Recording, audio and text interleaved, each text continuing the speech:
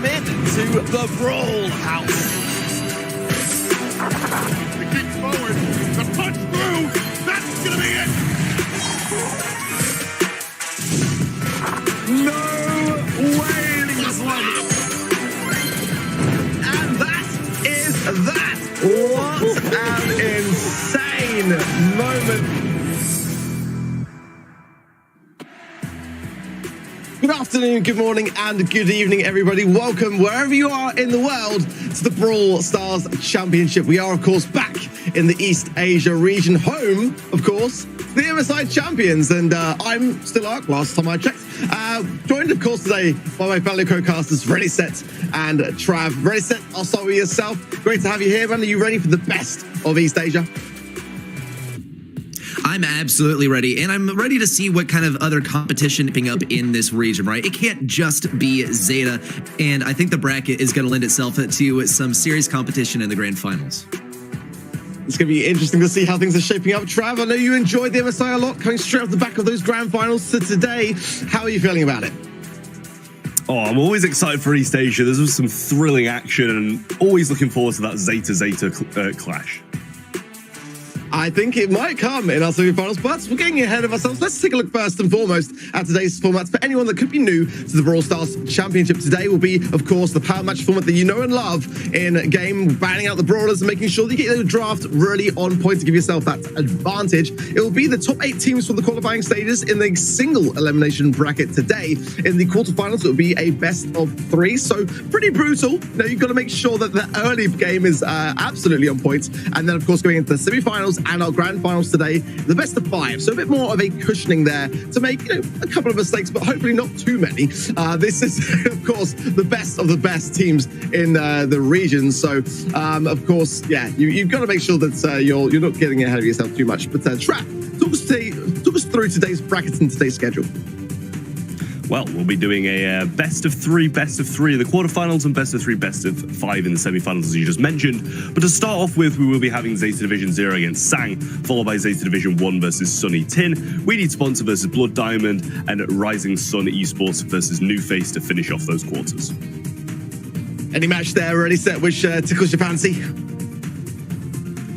I gotta say, We Need Sponsor versus Blood Diamond is going to be an interesting one because we've seen this quarterfinal match 3 times before, or rather, this will be the 3rd time out of 4 possible matchups. And we'll see if Blood Diamond can get the win this time, but We Need Sponsors looking kind of scary.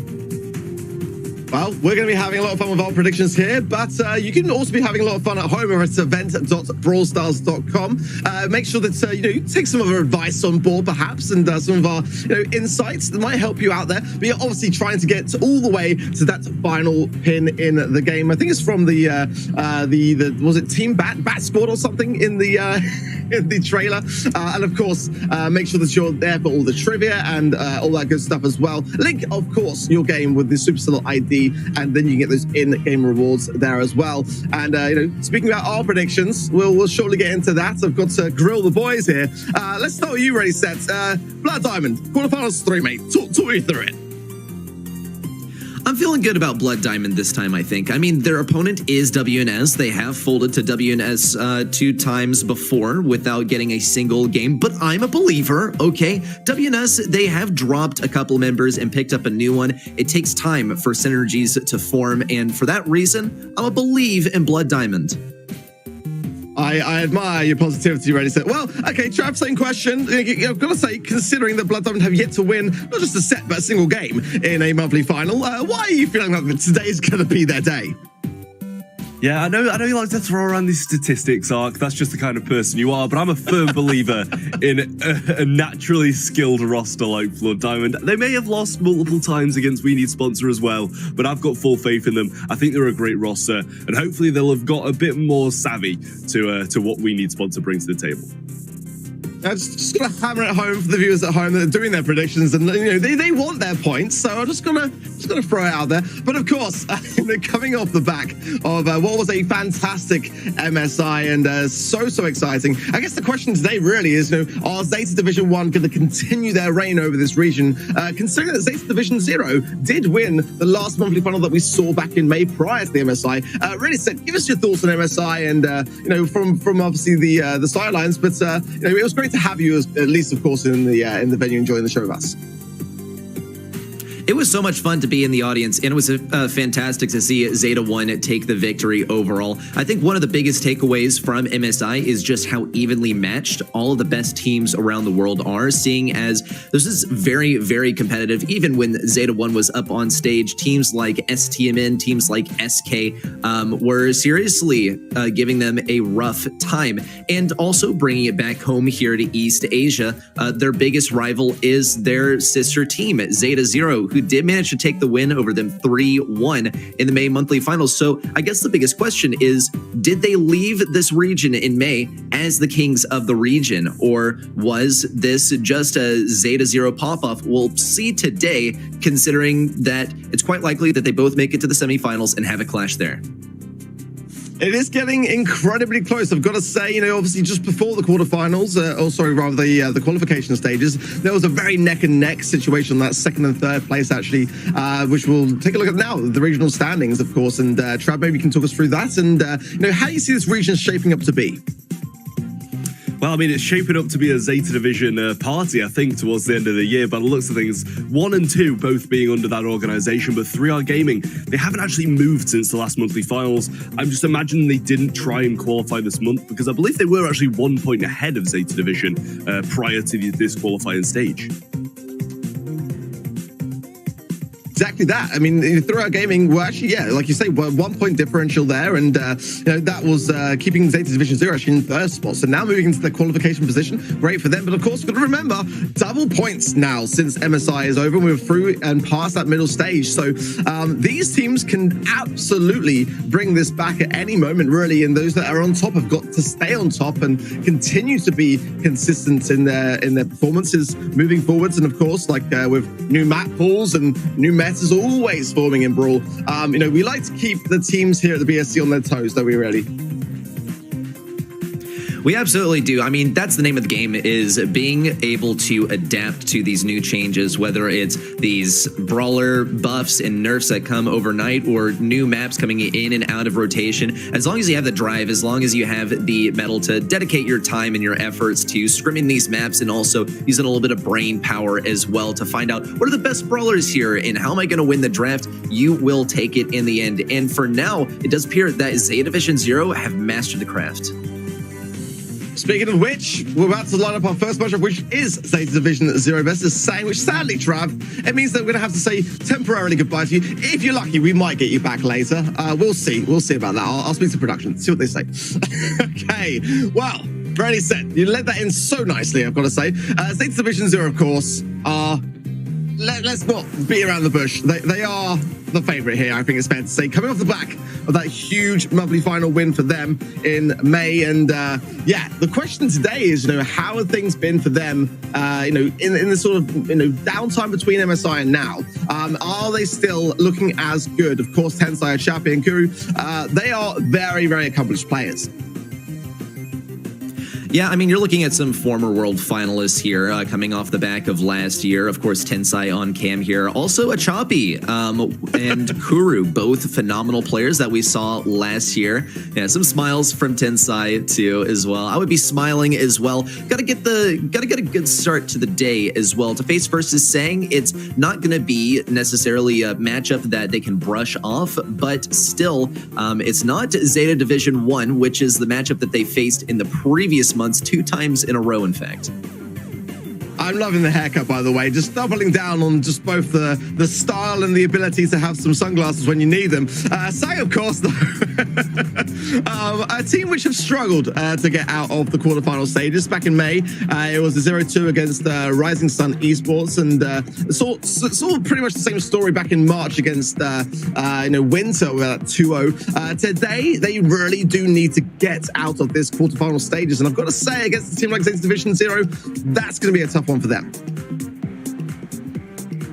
And hello to you too, DJ Goon, joined with his trusty Nita hat and Bear as well. Hopefully that's going to give them the power and the drive to get through this matchup, because it's not going to be an easy one. But in a best of three, that format kind of lends itself to a little bit of chaos. You only get 3 of the game modes out of the possible 5, or the entire 5 that we have in BSC. So if these game modes lend themselves a little bit more towards your specialty play style wise, then that's going to be a huge buff. Let's say it's Heist that you have coming in, then if you're an aggressive player, if you are very good as a team at that coordinated aggressive play, that's going to be a huge benefit for you. And that's why best of 3 can be a little bit stressful, but let's hope that it's pretty even for both of these teams as far as their skill sets and the maps. I think that, to be fair to Sang, like, if you're going to have any opportunity to really, like, you know, get your first win over Zeta Division Zero, this is probably the best place for it, in all honesty. But our first map and mode will be, of course, Gem Grab being the mode, Chill Space being the map, and well, that's quite, you know, constrictive in areas, so wall breaking could be a potential opportunity to consider here for teams, and definitely having a firm strategy going in would be a very important thing to consider, having a solid gem carrier. And you know, I do love the bow mid here, I've got to say, just simply because you're able to break open a lot. But look at this, the bans, everyone banning Penny. I think why is he so? Penny's in a very, very good place right now. Did receive also like a bit of an emergency nerf, and is still riding strong. First pick coming straight in is Janet, and I love that from Zeta Division Zero. Yeah, Janet's one of the best first picks that you can go for here, just because she's relatively easy to form a comp around, and she's a great brawler overall. We will see Sang, though, picking up the Carl, and who knows, this could be an omen. They'll manage to pick up a Bonnie as well. Not one that necessarily combos amazingly with Carl, but these are 2 great brawlers in and of themselves. And interesting stuff here on the left side. We'll get a little bit of word as to what exactly is going on. On the right side, though, I'm definitely liking the Carl in the stew so far. I really like these picks, I've got to say. Like, very, very good knowledge of the meta, quite clearly, with the Carl coming in, and you know, Stu as well, very, very aggressive. As of course, in terms of the bans, I think the Gene ban was quite smart as well on the side of Sang there, just to kind of eradicate potential gem carrier. But we'll tweak the background as well, just because of course there can't be duplicate brawlers in the draft to find out what those final picks may be. But again, you know, I think there's a lot of actual options here to consider. Again, bringing this to wall breaks wouldn't be the worst of ideas at all to consider here. Just kind of reshape the draft as you see it, and when the draft comes in, it's like, you know, one of those things where, you know, being able to take your opposition by surprise, I think, is one of those things that doesn't necessarily always affect some teams. I mean, Zeta Division Zero are a team which realistically are able to pretty much withstand anything that can be thrown at them. But there is, of course, that ability with a draft to be able to, you know, take teams in a position where they didn't expect. And I like the Ruffs, great for wall break, of course. And the Bonnie, I think, is one that we see banned out so frequently since her introduction to the game. So I think the picks on both sides are actually pretty decent. The Sandy here could be the thing that Sang needs to be able to bring back this mid. I think this is a beautiful draft to actually buy Zeta Zero. They pick up the Colonel Ruffs, they pick up the Stu. Stu was kind of up for grabs, I think, in a lot of ways, but Colonel Ruffs is a very coveted brawler when it comes to this map. We already see a super going down from a choppy, and he's breaking open that wall to his left, which is going to be amazing for dealing with Sandy. Sandy, probably one of my less favorite brawlers in the meta right now. I think he gets outranged a lot, and that is proving to be exactly the situation. In comes DJ Goon, though. Big kill, and a lot of gems topple the ground. A good opportunity for Nana to be able to push up, but without that wall, he is sort of going to be nerfed on this matchup. A good pinch between Tensai and the Choppy. On the left side, Kuru giving Ikaros a really hard time. So far, looking like a win for Zeta Zero as long as they can hold on to this position. Yeah, I really love the aggressiveness, and that's that damage turret there from Tensai in a lovely little place. But yeah, Sang is struggling to get out of their spawn right now, and I think it's absolutely right that Zeta Division really punished them for it. Carl going in here and just going to get some good damage. Just going to get forced gems potentially, but can he get out? No, Tensai says no, and the 8 gems go to his pockets. And I actually think that not splitting the gems and having them purely with him is actually just serving to their advantage here.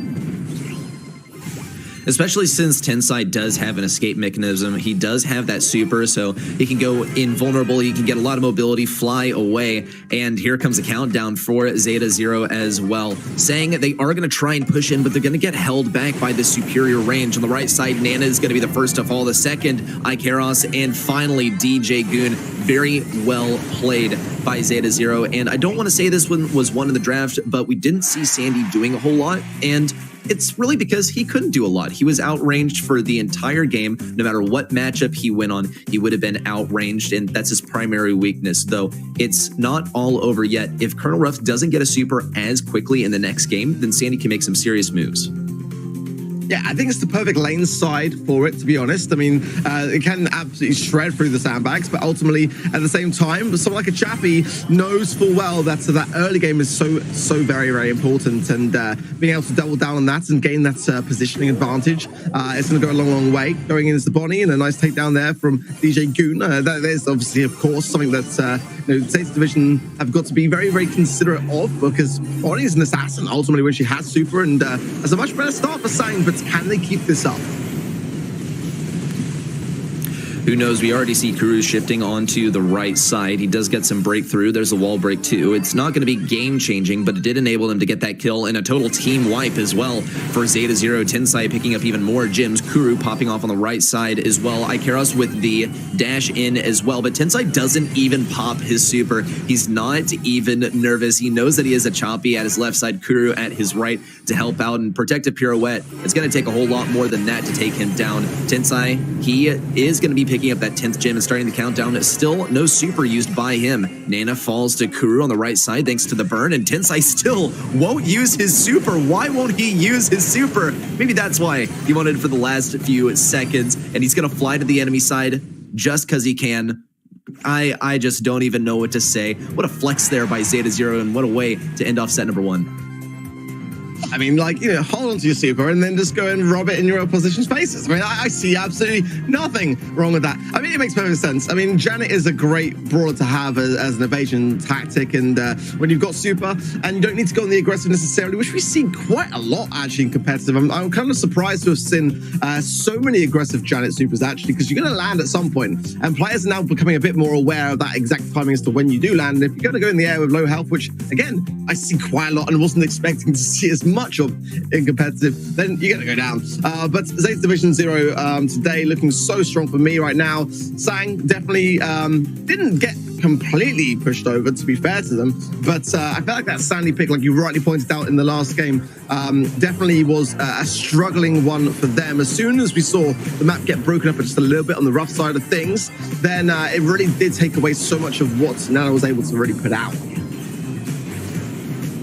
Yeah, once more, I mean, not to harp on it too much, but the Sandy, I don't think the mechanics were bad. I don't think the gameplay was bad. In fact, it was pretty good considering the matchups that it was faced versus, but the range was seriously lacking because of this brawler. And we can guess all day as to what exactly Sandy was there for. Was he there to stun out an enemy that would potentially get very aggressive, right? That's exactly what the counter pick is for. But the counter pick was on the side of Sang this time. I'm not really sure what happened there, but I hope this mistake isn't made again in the second set, because I think we can kind of call it for what it is. That wasn't that great of a pick, unfortunately, because it didn't work out for them. That said, though, this is Zeta Zero we're talking about, and they didn't even feel the need to like pop a Janet super until the very end of the game, and even then, it was just for a flex. These guys are simply on a different level, but you gotta outdraft them first in order to have a good chance of taking them down.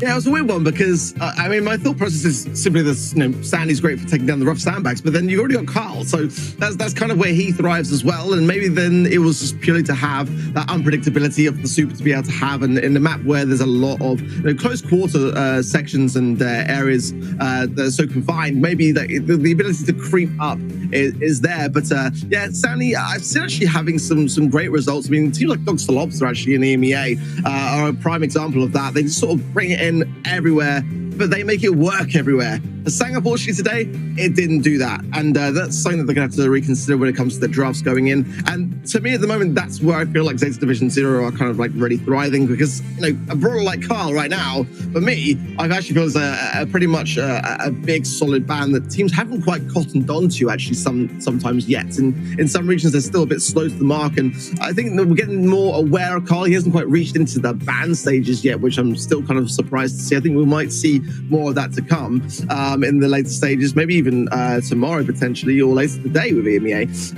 But at the same time, I feel like the win rates are so in favor of Carl right now, but even with it didn't quite help out Sang. So they're definitely going to have to pull out their socks again against a team like Zeta Division Zero. You don't want to be behind.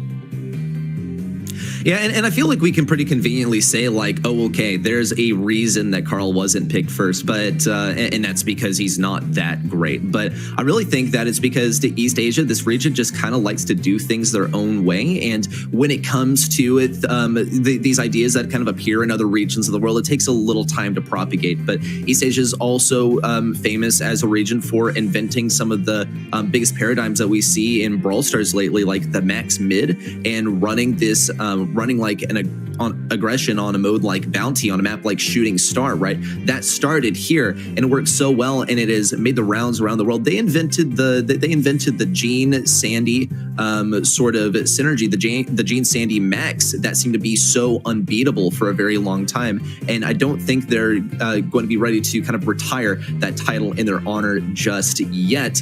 And also we saw that the Carl, it was not a win condition.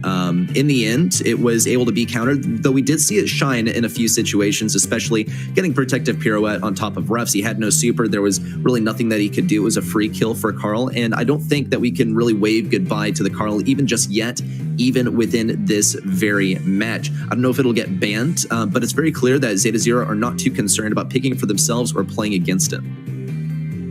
Yeah, I mean, for me, I do love the Carl conversation, to be completely honest, because simply for me, it's a brawler that I've always loved in competitiveness, now kind of like coming back since the recent buffs. And it just seemed like Zeta Division Zero didn't really and were not feared by it, because simply the only knockback there was the roughs. Normally what we tend to see now the regions, now the Carl's coming a bit more into the mix, is the big knockback counters. We didn't see that. There was no kind of response from Zeta Division Zero, so it just kind of didn't feel like they were threatened by the idea, and that's actually quite scary, because I know that a lot of players in other regions are taking Carl very seriously. They just felt clearly like they could handle no matter what Sang threw at them. And again, I think on the side of Sang, they're going to have to really up their aggression. But what Zeta Division Zero are so good at is capitalizing down on that over-aggressive stance, and they're able to get a very fine balance between the two. Whereas I feel like Sang, maybe with that lacking of experience, maybe overcommit sometimes and go in too aggressive and then just get taken out for it. So hopefully going into our next map mode, they kind of reassess themselves and just have a little bit of a team talk, because we're having a little bit of downtime anyway, to really consider their options here. It was always going to be an uphill struggle, a bit of a David and Goliath story, but it's not over yet. Sang have got a chance here, but yeah, Zeta Division Zero, they're already looking very scary. Yeah, once more, I mean, it's a statement in itself to not play against or around a Carl pick or ban, or in Carl pick by the enemy as well. But it's a completely different thing to be able to handle it so gracefully. And yes, there were like overcommitments by the Carl. There were free kills that were picked up by him as well. But it didn't even seem like Zeta Zero doesn't seem like they even really care that he just took down one of their teammates. They don't even really make an effort to play around him. They don't really shift away from him. They just see like, okay, so he's going to pop out of the super, and then that's a kill for us. And now we just fight a 2v2. They accept that they're not going to win versus Carl when he's in his super and they have no stun. And that's just something that they've accepted before they've even loaded into the game. And I think that's quite remarkable. And it just goes to show how deeply they understand the game and how comfortable they are with that knowledge that they have going in, that they can fall back on that, rely on that, not let the nerves, the reflexes get the best of them. Though for set number 2, it is going to move into layer cake and bring a bit of a different dynamic as well. We might see some throwers. I don't know if Carl is going to be as indispensable, though I would say this is a brawler that's worthy of a ban because the brawlers that are going to be great on layer cake are going to be countered very hard by Carl's protective pirouette that he has when he's using that super. And even then, if there are counters, he can simply play at long range. I think this is a ban for sure. And if Zeta Zero do have first pick, I feel like they probably should pick it first this time.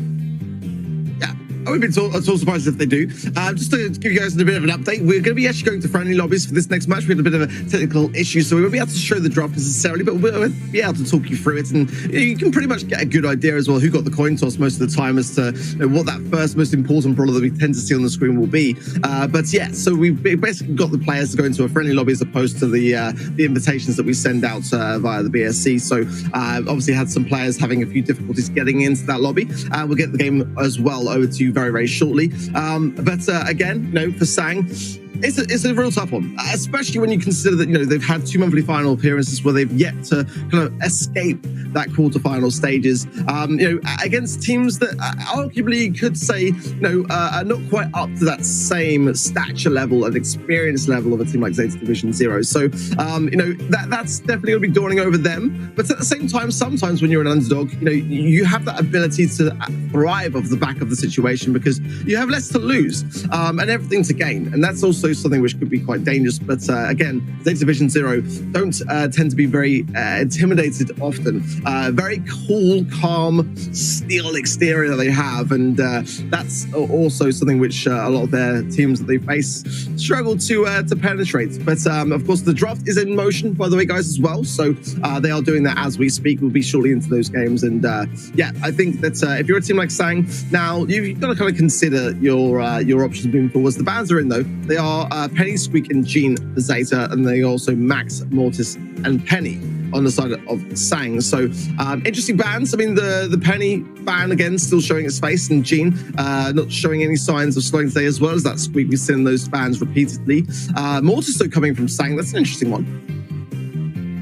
Yeah, and what that tells me is that they have first pick because they are banning out brawlers that would be great for a final pick. It is so easy to counter Mortis, but if he's the final pick, then unless you've brought preemptive counters, which a ban is the best way to do that, then you are going to have a very bad time up against Mortis. So I think this is actually pretty wisely banned. Now, maybe I'll have to eat my own words. Maybe we'll find some kind of indicator that they don't actually have to play into a counter pick, and that the Mort is actually a potential first pick from Zeta Zero, but still, I don't really think so. That said, though, that is going to open up the gates for a little bit of thrower play, and I think it's a little bit more likely that a thrower is picked as a final pick now because throwers, once again, pretty easy to catch. So unless you're picking like a tick first pick, you want to be cautious about picking up one of those brawlers because once more, it is going to get countered pretty hard. Moving into the game, though, we don't see any throwers, actually. Interesting stuff. Though, we will see the Carl pick once again, and just like last time, it's played by Ikaros on the right side. He's going to have to play carefully versus a Choppy because a Choppy is moving so quickly. He is playing a very fast brawler, and he's sticking in these bushes. Oh my gosh, the aggressive Janet play on the left side has been remarkable from Tensai. On the right side, a victory for a Choppy in the bushes, and Kuru setting up at mid. This is a spawn trap by Zeta Zero, unless we see some good play with the bow totem to make things happen and kick things off with a super for one of these brawlers. Yeah, I've got to say, I'm kind of surprised a little bit, to be honest, that Sang didn't ban out the Janet. It's simply because of how strong she is in the current meta. The fact that Zeta Division Zero got that pick in the last game, and definitely thrived off the back of it. Nice to see Byron as well making an appearance despite a small drop off, not a huge one. It's still very, very viable. I feel quite strong, but ultimately having that slightly decreased attack speed is so now more of a consideration, less of a straight go-to, and a little bit less in terms of the bans as well. But so far, it is just 1 star on the side of Sang, and that star was the blue star. So there's nothing to really shout and scream and write home about, let's say. Bonnie as well, coming in. Oh, actually, no, sorry, the Leon as well, doing a great job there, as Invisible can quite see. 18 stars to the 1. Sang really, really struggling, it seems, so far in Bounty. I feel like we could see a lot more out of the Carl play, but iCarlos, he went for Tensai first, and he had that super ready to go. Tensai, he just flew away. Didn't even really matter. iCarlos said, well, okay, I'll press my luck with going for Byron instead, but he had no super, and Byron just beams him down. Booster shots at that plus a super. This time, though, you can't compete versus a protective pirouette in close range, but the clock is also an asset that Zeta Zero are going to be using in their favor. That's going to be 18 to 11. Some pretty good movement on the right side towards the end of the game, but it was too little and too late. Still, though, I think that this is a pretty good opportunity to warm things up for the next game. Then again, it's a match point for Zeta Zero. We got to see a reverse sweep from now on. Otherwise, it's Zeta Zero moving on to the semis. That's the thing. And you know, when you look at that start, I mean, honestly, Zeta Division really got that early lead and that early value in, and Sang kind of, when we yet to see really much promise so far today from them. It's hard to feel like they're going to be able to make this reverse sweep happen. But ready, set. I mean, keep the dream alive, mate. I mean, I'm sure there's a world where this can happen. I just don't know whether it's today. Yeah, maybe not. Maybe so, though. Once more, my eyes are on iCarlos on the left side. He's getting great damage versus Tensai, who has no super. Good kill as well, but a fire bag from Achapi on the right side, taking down Nana. A super in from iCarlos, a free kill for him. Jumps right back out, and that is how you need to be playing Carl. But it just seems like every time Sang inches forward, Zeta Zero has a kill to inch themselves ahead a little bit further. Though, now we're starting to see something reminiscent of the last game, where Sang made some good moves towards the end of the game. The control has fallen back to mid. Zeta Zero is having to fall back as well. Shots bouncing between Kuru and his lollipop drop. He's certainly feeling the pressure. Achapi on the left side is also lane switched from the right. And Zeta Zero still hangs on to the lead, and it looks like actually they're getting quite cozy here, and Sang doesn't really have a point of entry just yet. Okay, well, it's a closer game, you can say for sure, but that might have just changed things. The Chappie, nice takedown, double takedown for a Chappie, then that's inside lane. It's only Nana there from the right, and definitely outnumbered and outranged as well. Chappie staying alive as well. The Visitor Hill coming in, and that's 7 stars in his head. And looks like Zeta Division Zero are going to end things in style and move forwards in to today's semi-finals. I don't think even with a team wipe there, there's enough stars to suffice. And Sang, despite all the attempts that they made, couldn't quite battle and take down the last monthly final champions of May. Zeta Division Zero move forwards in today's semi-finals. Well done by Zeta Zero. A complete clean sweep. Not a single game dropped in. Not a moment, really, where we thought it could go the other way. Potentially in the last game, but we saw some more calculated and some more careful Carl play towards the end. Still, that's 1 of 3 brawlers. And also, you're facing versus Zeta Zero. Achapi absolutely did amazing in dealing with the Carl. And in close range, yeah, there was a moment where he survived with just 76 health, which is almost a little lucky.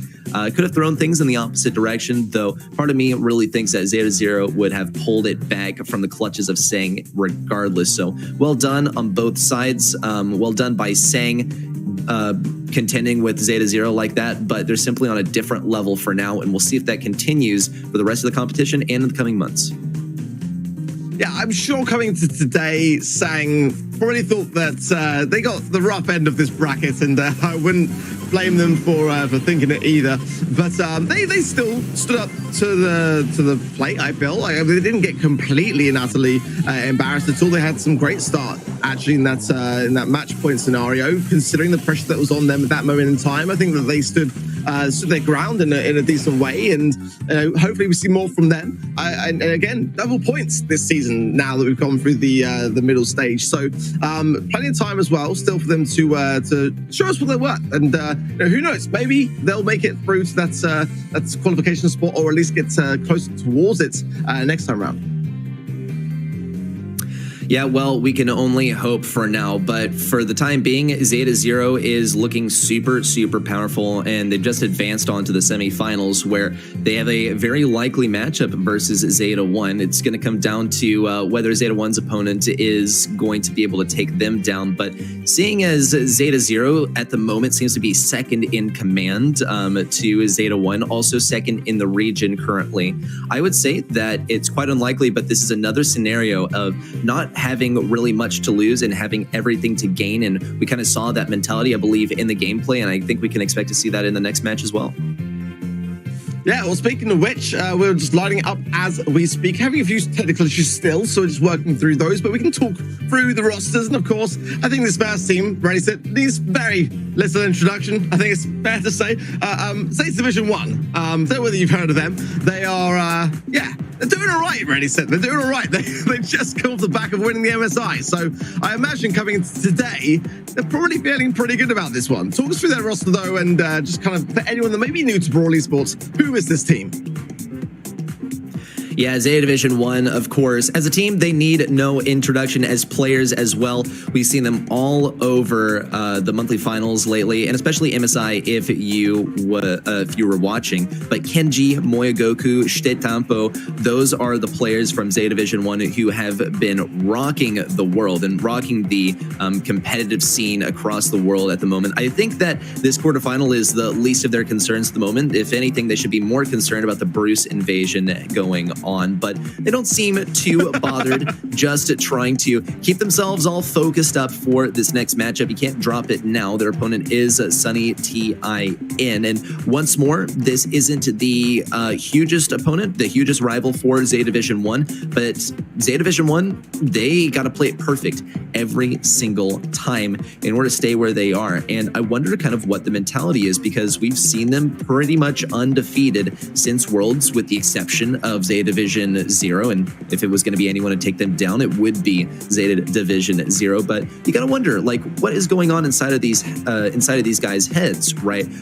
What is the mentality of someone who is expected to stay on top, and practically everyone's always rooting against them because everyone loves a good underdog win?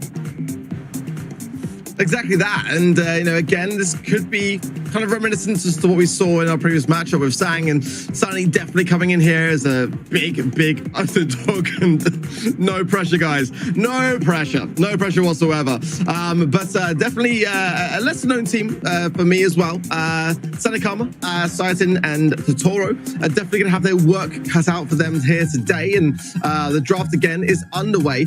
We can't show it at the moment, but it is happening in process. The teams are in. So it looks like they're in for the Pam, the Ruffs, and Carl. So Carl looks like it's going to be doing a ton of damage already. Look at that damage trickling down on the side there. Zeta Division 1, and I feel like already Sunny may have dropped the ball there and not realized the potential of Carl left on the safe. That's a dangerous thing, and 50% has already been dealt in the first 30 seconds.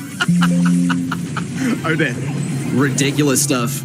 Carl is so fearsome when he's on that safe alone, and it used to be pretty much a win condition to be able to get Carl on the safe. Now, though, you do have Count on the field, but even then, they are not playing against Carl. They're primarily going for that safe, and it's going to happen again. Here comes the roll, and already destruction of Siotin on the right side, but big moves made on that safe. Here comes Shitetampo and the rest of the team as well. All three of them rolling up to the safe. We got to see a defense by two very short brawlers, and one that does have mid-range, and here comes the speed as well. Rolling by Totoro, and that is going to be a takedown as well. It's going to be very difficult for Sunny Tin to keep this fight at mid, and in a way, I don't think that's really what they're planning on. They just got to get in a little bit more destruction, but Shitetampo is going to go for the offense and try and take this down solo.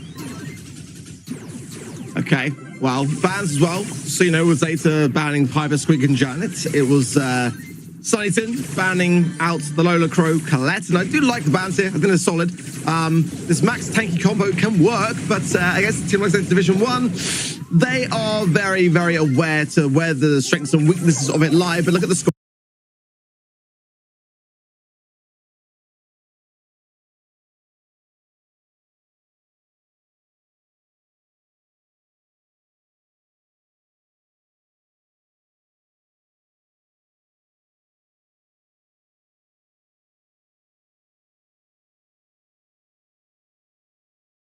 Scoreline. It's so close actually when you consider how it started, but now Zeta Division 1 cluster down and get that first up on the board. And considering the way it started, it didn't end in the same story. So maybe Sunny Tin have actually got a bit of an opportunity here to kind of, get Zeta Division 1 in that corner as early as possible. Try and ruffle some feathers here, because this one might not be as straightforward as it may first have seemed. I think this is actually really well drafted by Sunny Tin, because they do have 2 tanks, and you'd think like, well, why would you play 2 tanks? But the fact that they were able to get 2 tanks without getting countered too hard by the enemy is actually quite impressive. Typically, that's only you can only get 1 tank, and that's with the counter pick. But so far, still, Zeta 1 is in the lead, and they're gonna actually allow Carl to be on the safe solo once again. Totoro is gonna end up going down. It's just Yotin and Kama on top of the safe. Lots of damage rolling in, but they can't catch up with Shitetampo on the save. The damage keeps trickling in. Totoro's gonna put an end to it, but their save is already at 20%, and this is even more dominant than the last game. And seeing how the last one went as well, Sunny Tin, they got a lot of room to make up here, and it might not be possible versus an entire team that all have Colonel Ruff's powers. As well, the Carl pick. It was such a smart one, honestly, from Shitampo, and I think as Carl's been outside of the meta for so long that teams have almost forgotten just how much damage you can deal when you're on that safe on this particular map and just ricocheting your pickaxe against that back wall and just receiving it back so quickly. Yeah, well, as quick as the pickaxe came back, the match was over. That's the first set done and dusted, and it looks like Zeta Division 1 ready set came in today off the back of the MSI victory and said, yeah, we're not starting out. We're just going to carry on and punish the region for it, and they are looking dangerous. So fierce. Again, that first game, the closer of the two, I would say by far. But yeah, as soon as Zeta Division 1 smelled a bit of danger, they just responded with aggression. Yeah, and I think that this is also a case of Sunny Tin understanding the assignment. If you're going to take down Zeta 1, you can't play their game. You got to carve out a position for yourself. And also, you got to give them something that they haven't seen before, which is going to be challenging. But I think this might be one of the first times that Zeta 1 has seen something like this. Bull and Daryl are both very apt at taking damage down on the safe. And we saw they got some pretty good hits, and the problem is that Carl was left alone, and it was, of course, Shitetampo on the Carl. Who else to take the most aggressive role on the entire team? And he was suited for the job just as much. It was pretty much a 1v2 when it came to the base race, and still, Zeta 1, they pretty much won that with the draft of Carl. And I think this is actually also quite nice that Sunny Tin didn't lean into the Carl pick too much, didn't try to counter it too much, because that is pretty much it's pretty much a slippery slope when you try to counter out Carl. So in the end, we got to give them kudos, even though it was a 0-2 loss for them in set number 1. I mean, I've seen the kind of max idea with the tanks doubling down. It can work. It can work. It's a difficult one. But again, for a team that are kind of very accomplished and very able to stay calm and collected under that kind of pressure, like Zeta Division 1, it's not the most challenging of things to just to kind of hunker down, focus on your counters, and just like one by one eradicate them quickly. As long as you can eradicate them quickly, that's kind of like the key, and just not allow those respawns to continuate the aggressive attack. But our next map mode will be Knockouts Gold Arm Gulch coming in shortly as well. And again, that draft likely to be offline and not on our screens, but we will talk you through, of course, what the players decide to ban and pick along the way before we get into that game. Of course, this is arguably a much more important draft for Sunny Tin, who are behind at the moment, and they show some promise already. So I'm not completely sold on the idea that Zeta Division 1 will necessarily get a clean sweep on this one. There could be some resistance here, and especially in a game like Knockout, where you have an ability to bring down the pace of the game. And I always say that that is realistically the key when you have a team that have got some momentum moving forwards, is to try to slow them down, try to get inside their minds, and just give that little shred of doubt to try to bring back a win. Yeah, the focus on pretty much exploiting a knockout is going to be pretty much the name of the game here, I think, for Sunny 10. It's going to be their primary method of victory. And as we saw, Zeta 1, they're very ready to deal with a ton of aggression coming down at all times.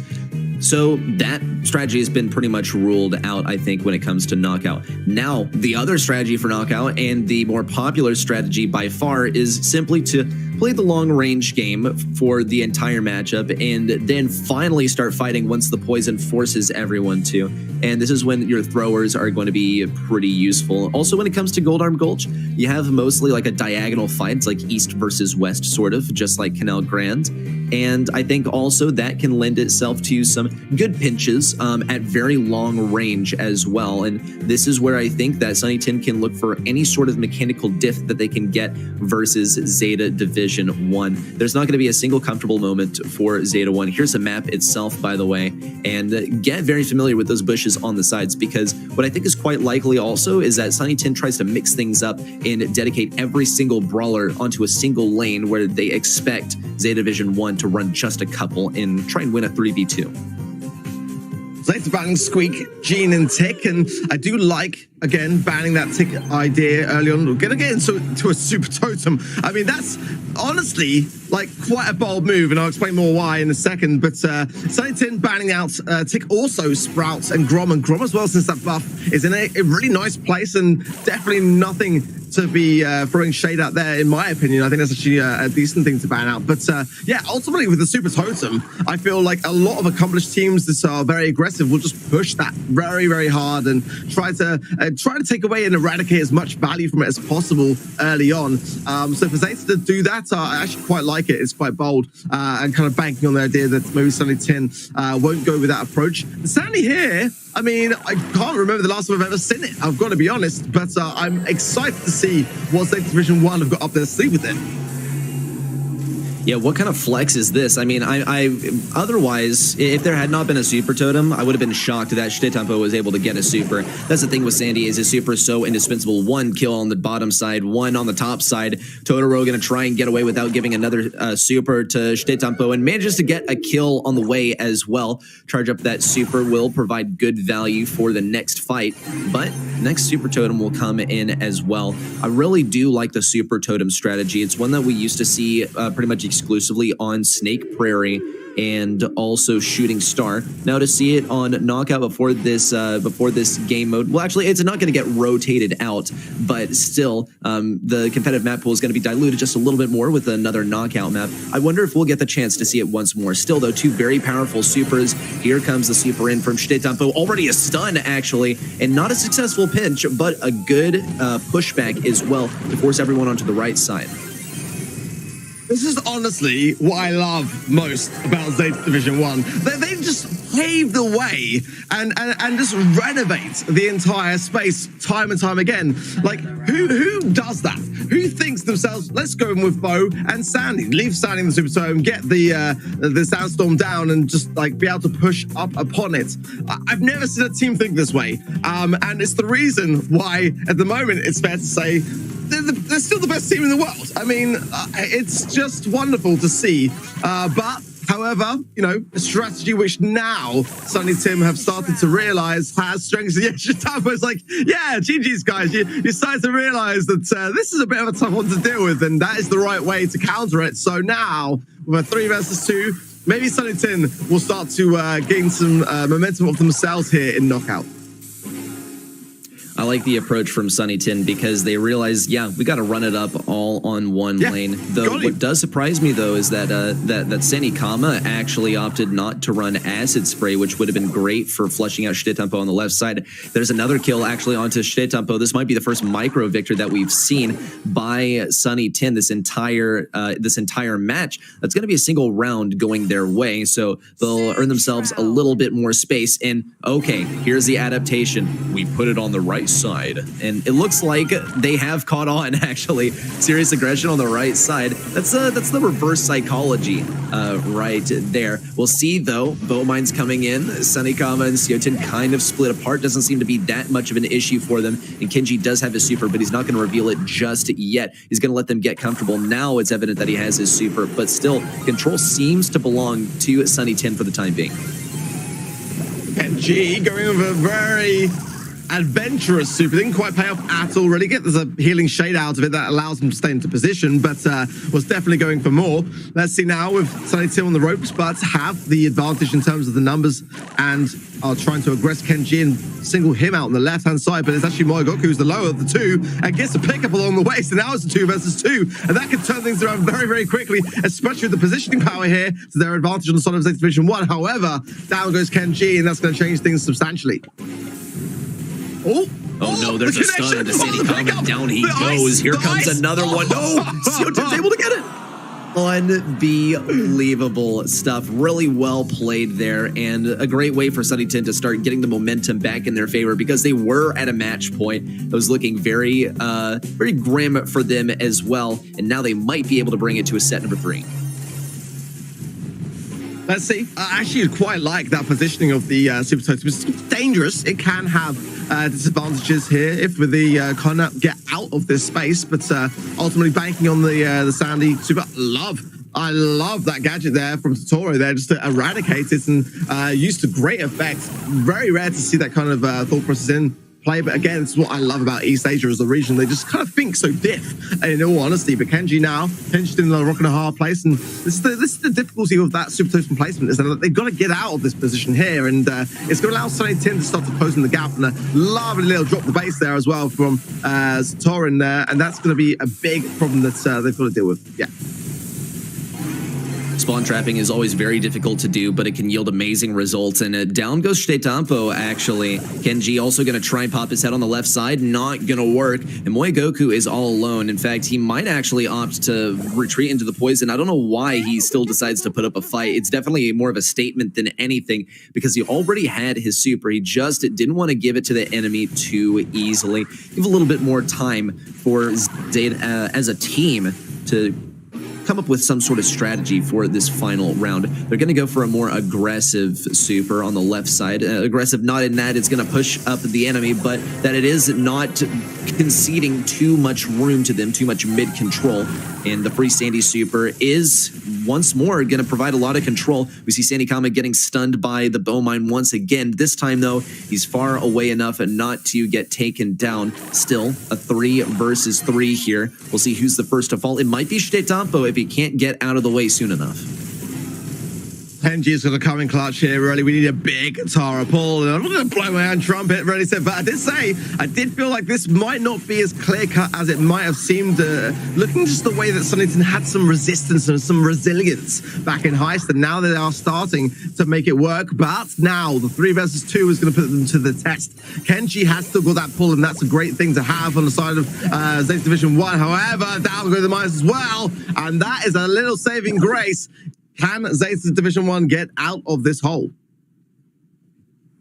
Mind you, we're still at match point, and now we're at like super match point because there's already been a round 1 by Zeta 1. They just have to get this next round victory, and they don't even need to pop down a bow totem because they already have the supers to make it happen. Tara's super active.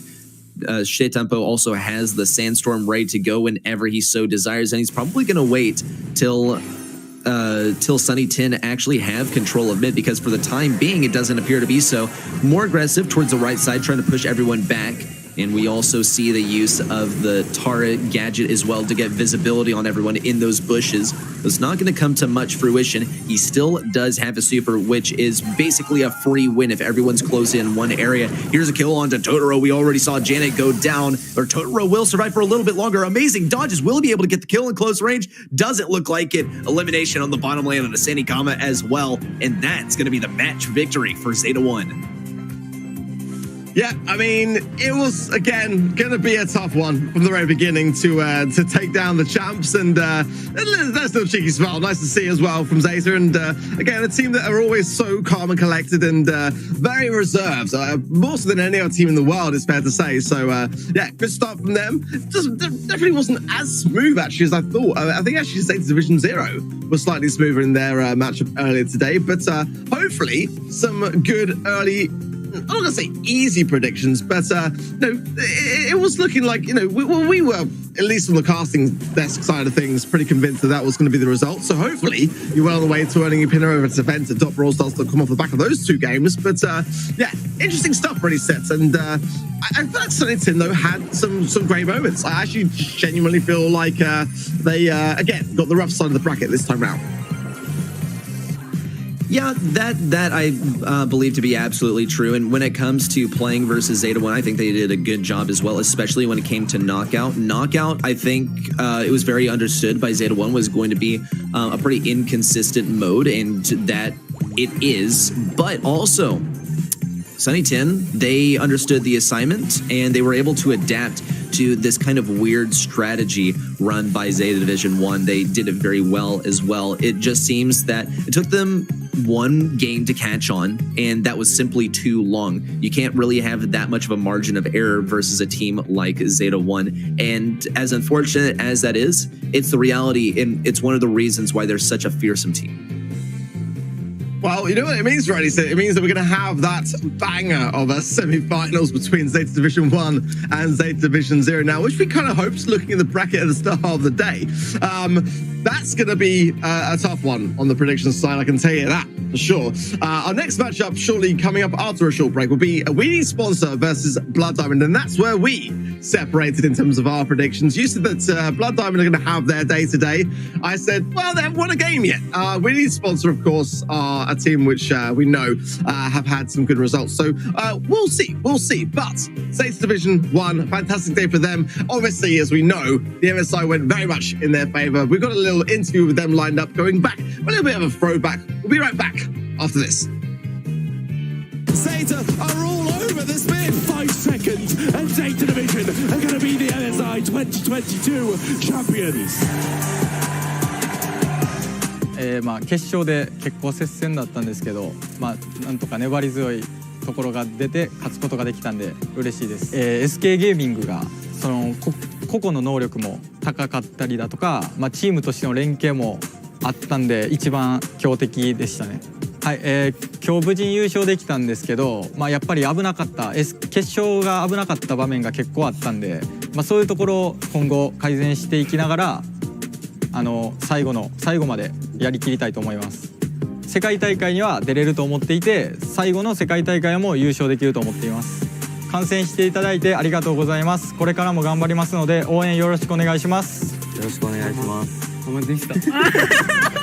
What a fantastic result for Zeta Division. They continue to reign supreme, our MSA champions, and deservedly so.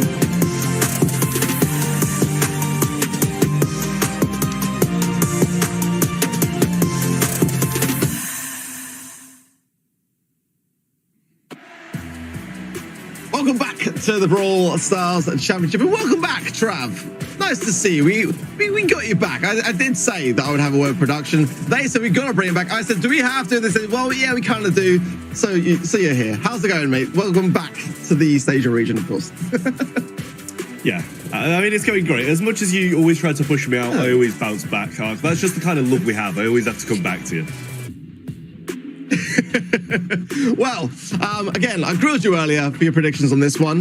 You went for Blood Diamond. I went for Winnie Sponsor. But of course, let's see how you guys get on at home over at event.brawlstars.com. Make sure that you get your predictions in now. I can already see them flying through. It's actually pretty close. I'm looking right now and it's got 52% on the side of Blood Diamond, 48% on the side of Winnie Sponsor Draft. So maybe, just maybe, in this small microcosm of hope, you might get your way today. I've got a feeling I will, and funnily enough, we're already engaged, so we'll get this up and running now. It's extremely fast. Dempsey going to use a gadget on the backside, break up the map, and I mean, it's not looking so good for BD so far as they are pinning Spawn. Yeah, not the best of positions for sure, but in terms of the draft, I do actually quite like the Blood Diamond draft here. There's obviously a lot of control from the Tick and the Russ over time will be able to soup up the entirety of the team, but it really is that Tick pick which is struggling on the side of Blood Diamond to get out of this position. But if they can just start to get some aggressiveness coming in and a Carl Super here, if Milkrow can just start to escape this clutch of the situation, then maybe they can start to bring back some momentum. It is just the one takedown, it must be said, on the side of Winnie Sponsor. So now they're starting to escape that spawn. With plenty of time left on the clock, Blood Diamond can make a comeback here. Yeah, Dempsey over this left-hand side now does eventually get the break. He did wait quite a long period of time to do that, Toby, and managing to still avoid some shots, get up into some close range, and managing to keep them in spawn still.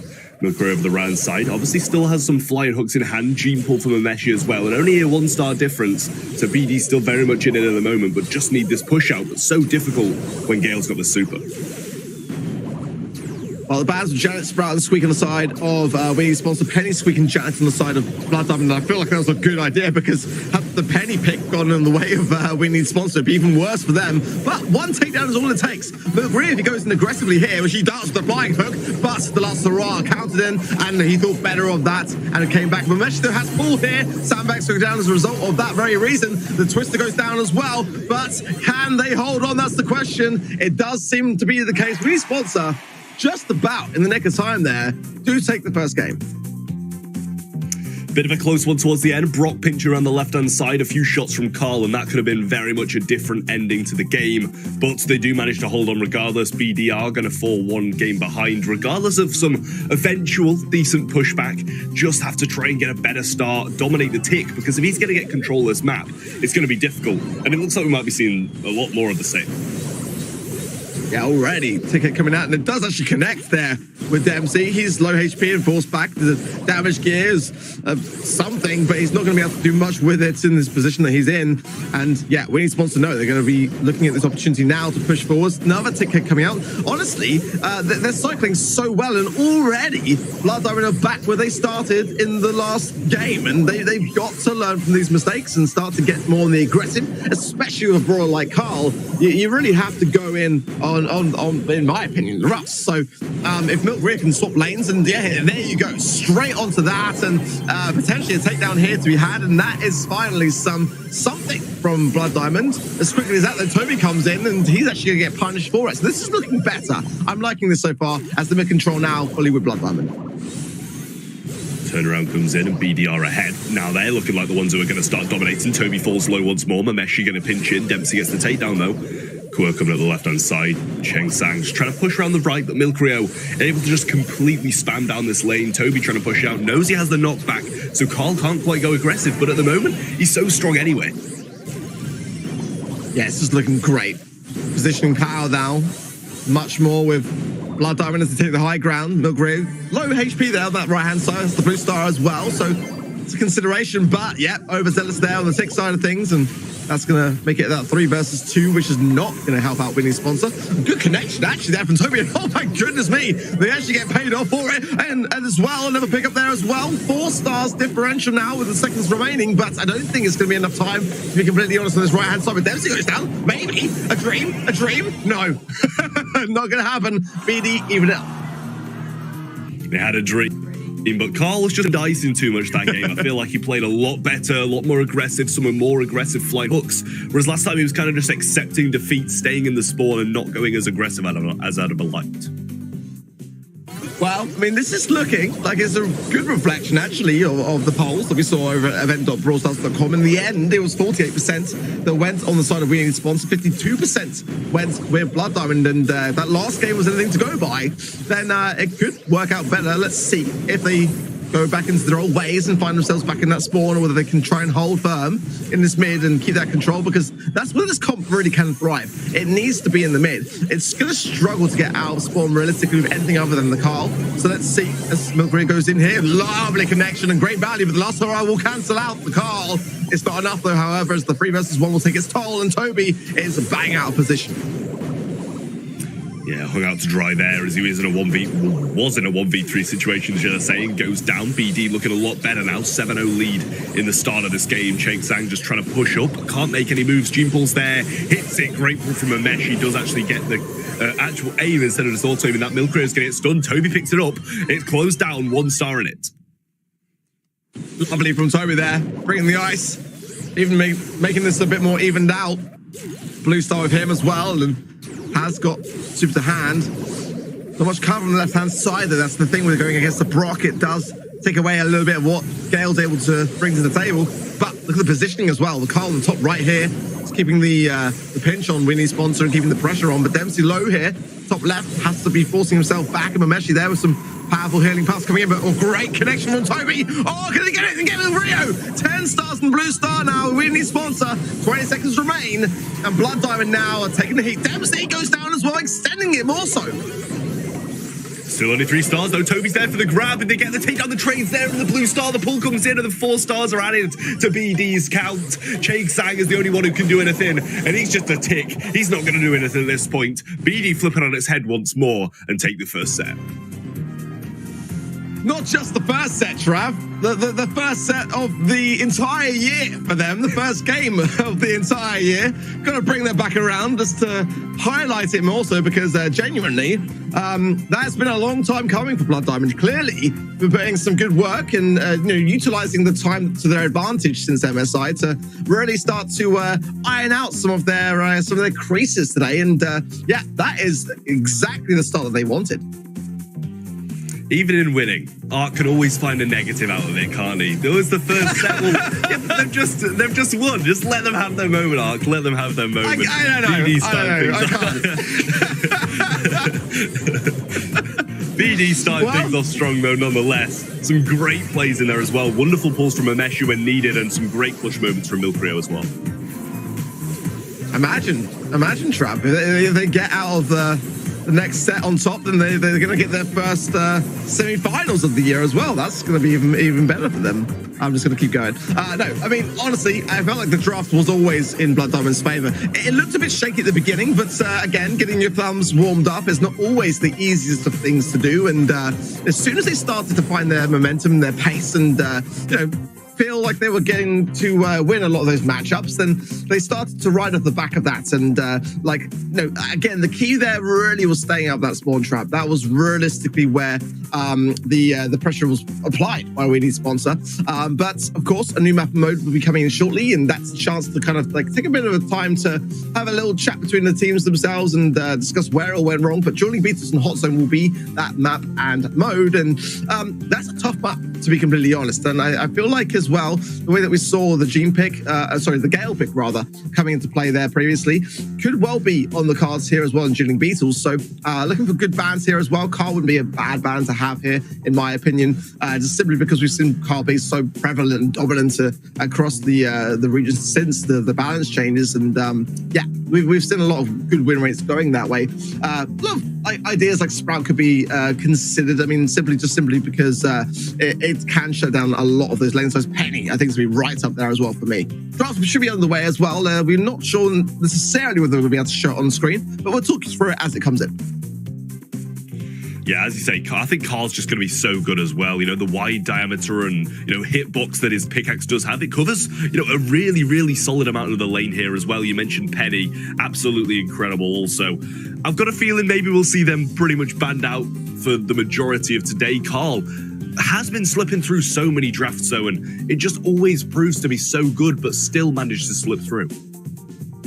I don't get it. I've got to be honest. I feel like it's simply because teams maybe haven't just seen the win rates shining through as strongly as they are. I mean, from what I've seen so far, like more often than not, Carl is reigning supreme on the regions, and I think also like we're seeing a lot of drop off of brawlers like Eve as a result of that. Not so much on the rough side, which is kind of interesting to me because I mean Carl's a great counter against roughs, but that brawler still seems to be shining through. The bans are through. We need sponsor banning out Bonnie, Janet, and Squeak, and I think that's pretty wise. I mean, Bonnie here as well will be a great mid choice, and one that can keep a lot of distance whilst staying aggressive, and then has the ability to go in even more so. So Blood Diamond banning out Penny, which again, with no surprises there here on joining Beatles map, perfect for her turret. Janet as well joining those bans, and Byron. And what are your thoughts on Byron? We mentioned like Eve dropping off a little bit since Carl being so dominant. What are your thoughts on Byron since the nerf, Trav? I think regardless of the nerf, he's still very much got a place in the meta. It was only, 0.3 seconds reload speed decrease. So I definitely think he's still got some place in the meta, especially on maps like this where you need to keep control of a hot zone. And you can just spam heals in a tank or something like a Carl's back who has a decent amount of HP. It's always going to be really, really strong. No matter how much you nerf it, he's got so many values that make him really, really good. Yeah, I agree. I feel like it's been reined in a little bit. We're kind of seeing a little bit less of Byron, but at the same time, just interesting to see that Blood Diamond value is still in terms of the bans. And I do agree with it as well. I feel like it would be a good choice to have here on this particular map. But let's see. I wouldn't mind seeing here a Stu myself. I still feel like the speed zone has got a big place on this particular map, or a Pam as well. It'd be a great thing to have to be able to really utilize those L wall shapes there and just kind of either have the turret on your side or go super aggressive and place it on your opposition side. And we don't see this do with the speed zone. Bell coming in is a great counter to the Lola here, so Dempsey's going to be cautious of that bow. Always a great thing to place those mines and version, eradicate that unpredictability. And Carl, yeah, I mean, we're still surprised to not see Carl being banned, but I think no surprises to see him being picked. Man, BD's comp again, I just feel like they've kind of just picking really, really well. They managed to get the Carl, and especially against this matchup versus the Ruffs on the left-hand side, he should be dominating this every day of the week, and it seems like they are. I know you love the Lola pick, I love it too in the mid as well. Dempsey, regardless of this Bell being here, he wants to try and force this 1v1 matchup in the mid. Yeah, Lola for me is always a good time, good brawler to have. All marked up there was Milk Rio and punished for it accordingly. Mines triggered nicely. Gotta be said by Winnie's sponsor, no one messing up that one. Great question there on the right hand side, and we're actually down to 12 HP as a result of it. Mid control though, still with Winnie's sponsor, but for how long now? 3 versus 1. Gotta say though, the Stu players are on point. Lola's ego goes down, and that is a saving grace for Blood Diamond. Blood Diamond are going to place down those mines on the right-hand side. Keep Toby out the mid as much as he can, just placing him down the right there. Mameshi trying to maintain control, very even in terms of percentages. Quirk coming up the mid once more, and he seems to be the star player so far in this set, getting a lot of that percentage and a lot of the control that came along with it as well. Milkrio having a real tough time actually hitting any shots onto him when he's got this mobility. Hey, well, lead still with Winnie's sponsor, but for how long here as now Blood Diamond take full control, and there's no bush, there's no cover, there's literally just an open platform, and that is going to give so much of an advantage here for Dempsey in that Lola pick as well, to be able to really just spray down on this opposition side here. But Winnie's sponsor somehow are actually pushing back, and they're actually almost now in a position to take the lead, but as quickly as that, lose the control. Good shots there from Toby onto Mameshi. Oh, and gets the pick up as well. Let's see now whether Milk Rio can stay on the speed, or Dempsey as well with the ego. Yeah, forced that one out, but there's Bell shots coming in clutch. Winnie's sponsor fighting back. The nest egg's really, and Mameshi's really not enjoying the nest eggs down here, only around 10% in it now. It's closing down quite quickly as well. Dempsey needs to make a push out. Cheng Chang is low down this right-hand side. In comes Milk Rio, the spins onto Quir, and Dempsey's there to finish off the zone. We're going to be seeing a match point to BD. I mean, I might be eating my words here. I feel like maybe, just maybe, you embraced it right. And I don't know how this has happened, guys. Gotta be honest. I mean, you know, when it comes to the stats, there was such a small possibility that this would even happen. But, no, it just goes to show, Trav, sometimes even I can be wrong, which is a rarity. I mean, who would have thought, right? Well, I mean, you might not be eating your words. I think me and Ready Set are going to be force-feeding you your words at this point. Because, I mean, this is just so good from BD at the moment. They're starting off strong again. Dempsey pushing up. Carl might have gone down, but Chase Sang and Toby quite firmly, quite low down this left-hand side. I always say, like, I'm always right. I'm going to have to change my my perspective on life now, it seems, which is a shame. But, I mean, let's see. Let's see at the moment. It's a great start. Got to be said from Blood Diamond. Dempsey is marked up, however. The positioning control being taken back nicely by winning sponsor. The mine's down, triggered, but that is going to buy some time as now Dempsey takes more of that mid-roll again. And I'm sure it's a matter of time before Mameshi will place more mines on that back right-hand pocket. Yeah, the stun there. Painfully so for winning sponsor who need to take back control. They've got to start to bring back the advantage in their favor. They want to stay in the competition, or it will be Blood Diamond going straight through to the semi-finals. Eventually, BD are going to be pushed off, though, and now we need sponsor are going to take control as mid, but Dempsey still lives. He's throwing down an ego. I think that might have been a little bit of a waste. Maybe could have used that a bit more effectively on respawn when he did come back in, but Milkrio, he's got a flying hook, he's got his super. This aggressive ability that he has now is going to put we need sponsor in a bit of a cautious position, but they still managed to keep hold of this zone. Mameshi just going to be playing for his mines down this right-hand side, waiting for this bow totem to give it to him. Yeah, I like the sandbags there from Chang Sang, and now the aggression as Mameshi forced away from the Super Totem, but now as the mines go down. But that could be a bad time to place them because Quirk can obviously just dash around them or to save the Super and not even bother with it, and allow Chang Sang there as well to trigger and Toby as well. So now nothing to worry about. As Blood Diamond come back to the spawn, this is the best opportunity that Winning Sponsor have had so far, and they are holding it firm. Flying hook not going to pay off as Dempsey now just ricochet shots between himself and Mameshi. Oh, I love it. Winning Sponsor keeping my prediction dream alive. Well, I mean, it's not far off now. You know, best of threes. One game in between evening things out now, considering this is like the most sacred point to both of these teams. It's either going to keep them alive or it's going to provide semi-finals to BD. Yeah, it really is now on that tipping point, and which way is it going to go? That's the question. Blood Diamond again. No. Just going to point out, struggled to get out of the quarterfinals, let's say, in previous months. But this month could very well be making their first semi-final, and that would be a huge result for them. Winning Sponsor, however, have had better promise, it's fair to say, across the months. But now, in a position which they really find themselves struggling a little bit. And let's see now whether they can hang on longer as Milk Rear now takes the mid-control, and shots now from Quirk coming in. Dempsey now as well low, but Milk Rio, double takedowns. The trade is there, but control still with Blood Diamond, and now it's just Dempsey. Will he be able to hold firm? He's doing pretty well so far. Marked up now by Toby. Chang Sang will help with the pickup, and now a chance to even out the scoreline. Mesh coming down the right side, and we need Sponsor to have control, but that was a great shot by Milk Rio. Falls up another one. Chang Sang survives on 1 HP, retreating now, but he basically might as well be respawning at this point because they're quite firmly in spawn. Mameshi is going to go down though, but Milk Rio taking some control of the right-hand side for him. We're pushing up, but sliced once more by Milk Rio. He's coming in with the spin. Doesn't go for it.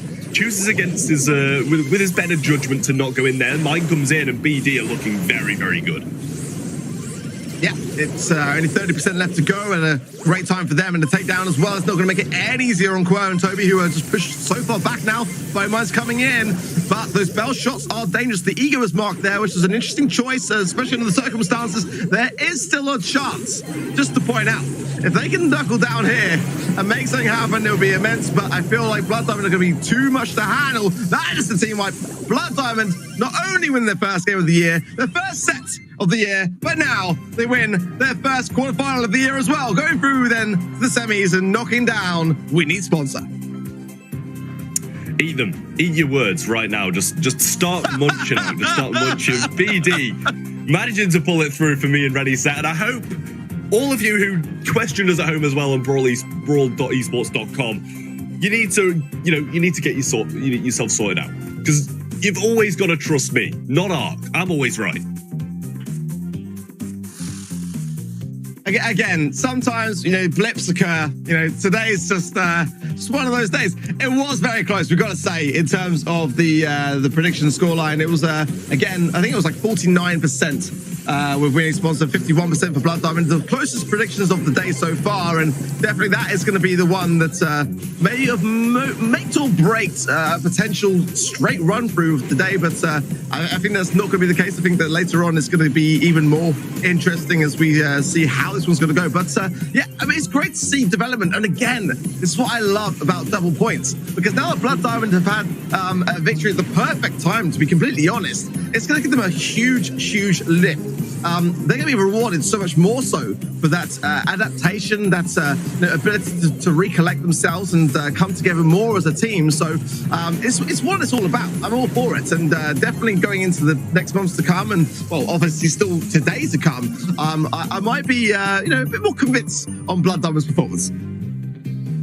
Yeah, we can't forget as well, these lower bracket teams are staying away from Zeta Division until the finals. So there's a big chance of making it even further if they're able to defeat a slightly different opponent from those two in the lower bracket semi-final. Well, not lower bracket, but the lower portion of the bracket.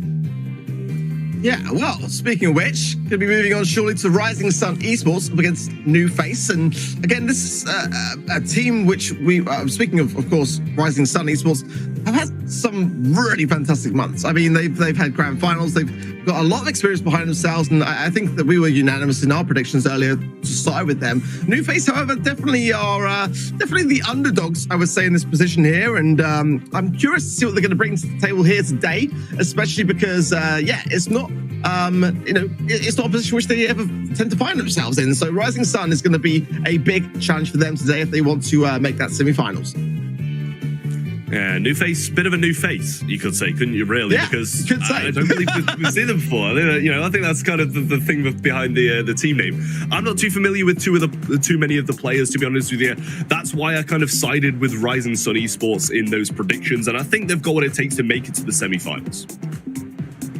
Yeah, it's, again, going to be one of those uphill struggles, I feel, as Rising Sun Esports definitely got the experience behind them. And, looking back at their performances, it was a bit of a rough month in May, to be fair, going out in the semis to Zeta Division 0. But again, they went on to win the entire thing. So I think if you're going to lose to anyone, probably best you lose to them. It's one of those teams which have got a lot of perseverance in all honesty. And the grand finals was probably their best performance so far in March, where they did get reverse swept actually by Zeta Division 1. We almost saw Zeta Division 1 not win that month. And ironically enough as well, they got the reverse sweep over Winnie's sponsor in the semis that same month. So it was kind of one of those maybe calmer moments, you could say. But let's see today, though, Rising Sun, as they get geared up to take on their opposition. I'm sure we'll not be, underestimating them by any means. I'm sure they'll be treating it like anyone else as a serious threat. The roster for New Face is Deft, Bono, and Cooney. So I'm looking to see from them, first and foremost, how they draft. Is this a team which come in with a firm strategy in mind? Are they kind of prepared and, for what's to come? And do they have a good knowledge and grasp on the meta for this region? Are they an aggressive team? I have so many questions. I'm looking forward to seeing the answers. Well, that's the thing. We have the questions. Rising Sun might also have those questions as well. They might start to question themselves, question their drafts, especially if, New Face are a bit more unorthodox than the majority of teams they're used to facing in these monthly finals, because they're not going to know too much about them, especially if we don't either. So it could come as a bit of a surprise and take them by storm. Yeah, I'm sure in the kind of deeper undergrounds of the community region, they're probably well aware of each other on some level, and maybe even come across each other in various tournaments. But I think some bans could be coming in now for the first game. We've got Rising Sun going to be banning out Colonel Ruff, Squeak, and Penny. On the other side of things, we have New Face banning out Penny, Gale, and Colonel Ruff. So both sides really valuing that Colonel Ruff's ban. And let's see how that one fares. The map, of course, and the mode, I can let you know also, as again, we probably can't be putting up on the screen just at the moment. We're having a few technical issues today if you are just joining the stream, but we are working through it as we go. So let's have a quick look here. We've got on the semi-finals, no, we're on the quarterfinals still. It's been a long weekend for me, Trav. I know that you noticed. Came back very late last night on the flights. And of course, Blood Diamond today have taken me by surprise. It's going to be, I think for set 1, it should be High Hot Potato. There we go, with the map flying through as well. So Killer Ruffs here would have been, again, a great option to have to be able to break things open. Not my personal go-to. As you know, Shrav, big fan of Rico here. But that was kind of a few metas back, to be fair. It has dropped off a little bit with Draft coming in and being able to have more of an impact here. Surge is a risky one, but one I love. Barley as well. Surprised to not see that one on the bans, to be fair. But no Rico to be seen. That makes me sad. Ark, we know you love Rico here. We know you love Rico everywhere. That's the thing. You'd play it on Shooting Star if you could. But nonetheless, we are in, and I'm liking what they're bringing to the table. I love the Barley. Colette's good as well, but Daryl easily got a breakaway with really no contest to start things off, and that's a quick 31%. Yeah, solid. Really solid. Nice rolling again. And Aaron has got damage gear, which is going to be doing a ton of damage, and I don't think that they've realized.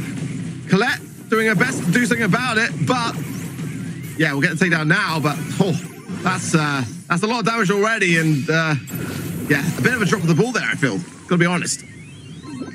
I mean, the knowledge of the metas is all there. They've got the Colette, they've got the Barley, but they're just letting them run through and get damage for absolutely no reason. Aaron down this right-hand side has been a real pest to them at the moment. Ryohei still sitting at level 2. Did have level 3, but went down, I think. Aaron now has his roll once more. Jumped through the mid. Crow's going to be left to defend once more. They've got a massive lead. Death doesn't even need to go down, to be honest. There's an aggressive push up top. Looks like they're going to finish it, and they do just that.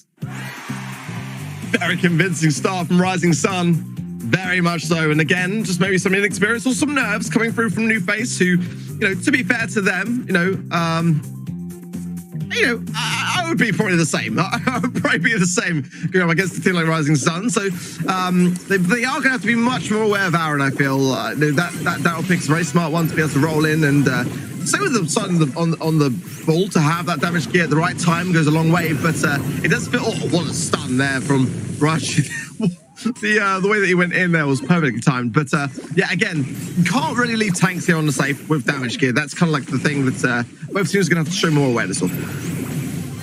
In comes the jump once more. He is level 4, but he gets another jump as well. This guy's avoiding everything, and he's doing everything as well. His teammates aren't really assisting too much until now, though. That level 4 going to get some good splash damage onto safe, hitting the opponents around it. Aaron as well has his roll, so he does have that offensive ability now that he's choosing not to use just yet. Flow comes in, roll as well, jump onto the Barley from Wyochi. Aaron's going to survive, damage gear activated, and Wyochi's there as one to support. Defense needed now as push coming in from Rising Sun is a good one, and the search stacks are there. That's a danger, and shooting now very, very low. Aaron has roll as well. This is a good, solid push, and there's a lot of low HP on the side of New Face here. And if he actually gets on this safe and jumps, it's going to be all. He's actually going to go in. He's going to stay back and reserve himself. He can probably jump over the top and try to get that last remaining damage. I think that's the play. He goes in now. Will he get the damage? That's the thing. It's a good defense so far from the Colette side of things, but no, it is enough. By the skin of their teeth, Rising Sun will storm the first set. I honestly think the teams have just agreed to do a monthly finals speed run today and just see how fast they can get a monthly finals done in, because these games are just rapid. It seems like half the time there's just no defense. They're just running at the safe in a lot of them. I'm not really sure what's going on today, but that is just complete domination from Rising Sun. And I said at the start of the game, they have knowledge of this meta. They know what they're doing, but they're just not being able to put it to practical use on the side of New Face. Yeah, I feel like the picks are decent. I mean, like, but you're right. It's a bit of a speed run today. It seems like Heist, especially as a game mode in East Asia, they really like to just move on past it, get to the next one. Why not? You got the weekend plans to go and see your friends and all that fun stuff. Yeah, I love the Surge pick here. Honestly, it's a risk one. We see it a lot in regions like LATAM South as well. And every time I see it, I kind of wonder how is this one going to go, because ultimately getting onto that max stack is so important, and that's where you're really able to double down on the value. But if you don't, then you're punished for it. So it's a high risk, high reward brawler to have in Hot Potato. But they just saw time and time again some just great time supers there, and yeah, getting some great value. I do love to see Surge when it works out in Hot Potato, but especially since like the rework of Surge, it's much more challenging to make it work. You can't just teleport through the map and at will do whatever you want anymore. You've got to realistically utilize your super and time it well, and that's what we saw there.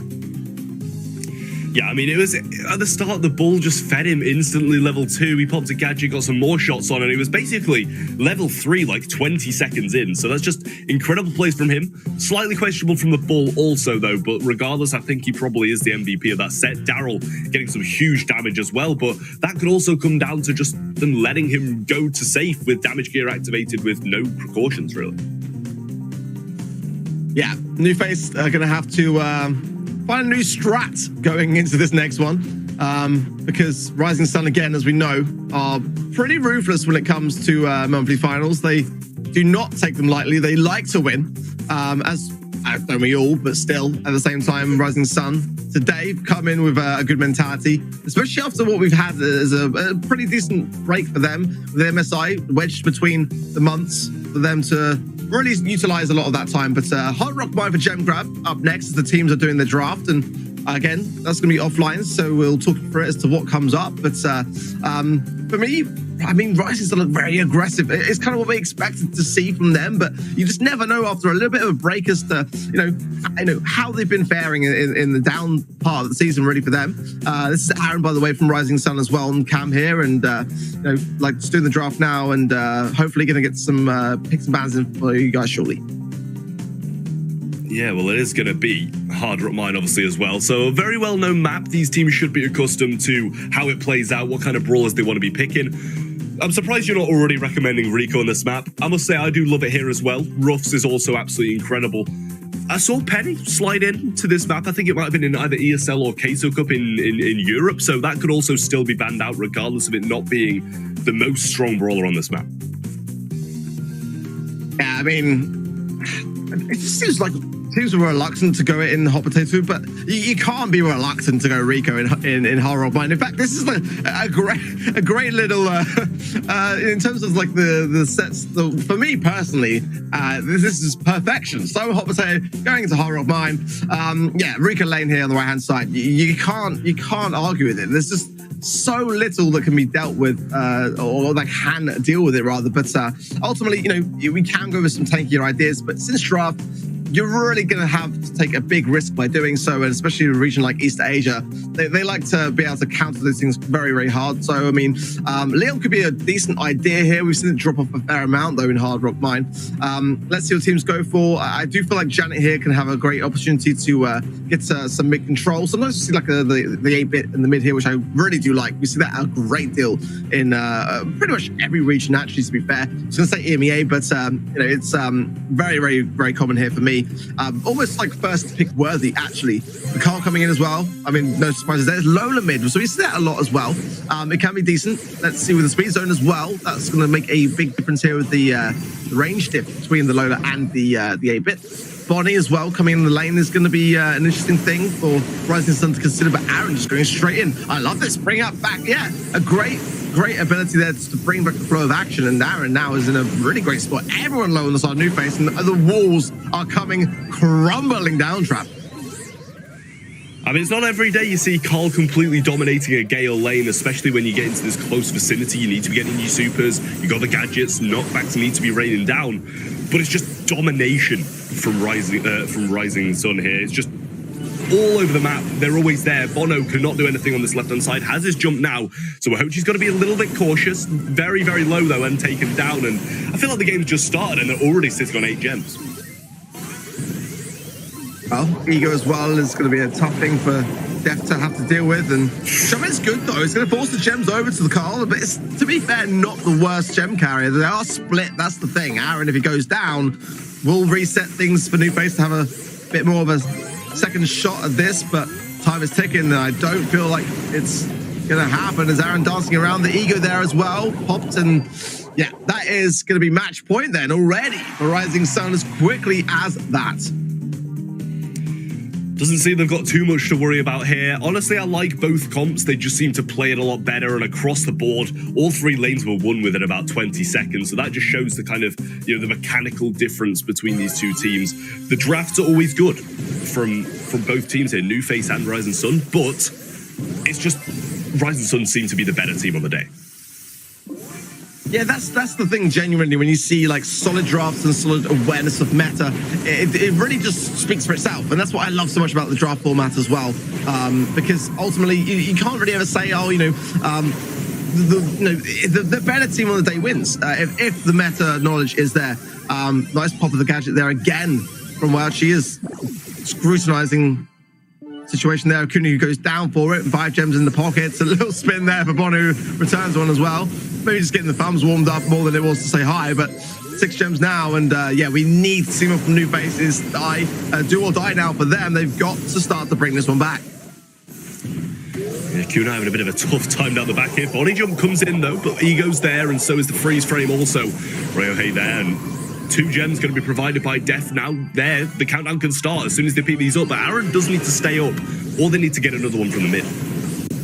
Yeah, special delivery, Rising Sun. We've got your order of gems. There you go, have a free countdown. New Face definitely starting to, crumble under the pressure, and that is going to be it, I feel. Rising Sun looking very, very strong. Not the reset there from the Bonnie jump. So, yeah, that is going to be them going through to today's semi-finals in style. Rising Sun looking extremely fierce today. Yeah, it looks so pleased about it as well. We got some smiles, some peace signs in chat. Love to see it. It's just great to see the happiness for this team to be moving forward, and thoroughly deserved demise as well. Even some congratulations from their opponents as well. They played great. Their drafts were amazing as well, I will say. Gameplay, I said they played great. They did just need some improvements, I think. I don't know if it's team play or individual mechanics, but they just seem to crumble under the pressure. Yeah, I think some experience there needed just to be able to handle those situations better. And, we see it time and time again from teams like SK and the EMEA and others where, under pressure, they're able to bring it back. Actually, more so sometimes than just kind of being able to, have their sort of like ability to just walk around the map and do their thing. I mean, for me, New Face, have got promise. Again, that's what I love about East Asia as a region. Most of the teams that don't make it through the semi-finals or the quarterfinals, really are still fantastic, and their knowledge is all there. It's simply that maybe they just need to find themselves in those positions more to be able to learn how to deal with them moving forwards. Yeah, I think so too. I mean, it's kind of, this pressure that makes or breaks a lot of the teams. Teams like Zeta, who are going to be absolutely thriving under it in this region, whereas teams who usually are the ones going out in these quarterfinals are the ones who can't handle it as well as a team like Zeta can do. And that's why these better teams do thrive. And that's why we see a lot of sweeps in this region in those early phases, because there are around about 4 very experienced teams, whereas the others do seem to struggle quite heavily. Yeah, it's definitely a tough thing, when you're in a region with not just the last year's World Championships, holders, but also the current MSI holders as well. I mean, we're going to be getting that matchup soon as well, and I'm very, very jealous of yourself and ready set for that one, because that could well be our grand final early today, I feel. But at the same time, I feel like on the other side of the bracket, Rising Sun looking very, very good as well. So, and Blood Diamond, of course, as you're rooting for. Let's see how that one fares coming up shortly, but. I mean, MSI was fantastic, of course, and we will shortly see the continuation as to whether the Zeta Division 1 can continue on to maybe get a win here today. But what was it like at MSI? What is a day in the life there? And we're going to have a little segment now with Zulan, who was doing just that from Tribe Gaming, of course, in NA. Let's take a look at that in our break.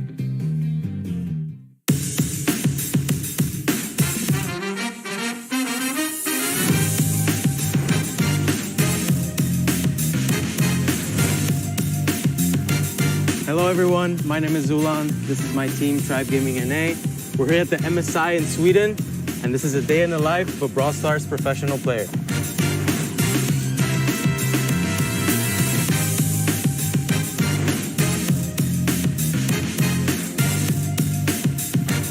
Alright everyone, so this would be the player lounge. I'm gonna give you guys a little tour. And here we got all the teams chilling. We got all the teams, we got screens here to watch the matches. And if we go around the corner there, here's Drake, by the way. What's up, man? And here's drinks, a lot of drinks.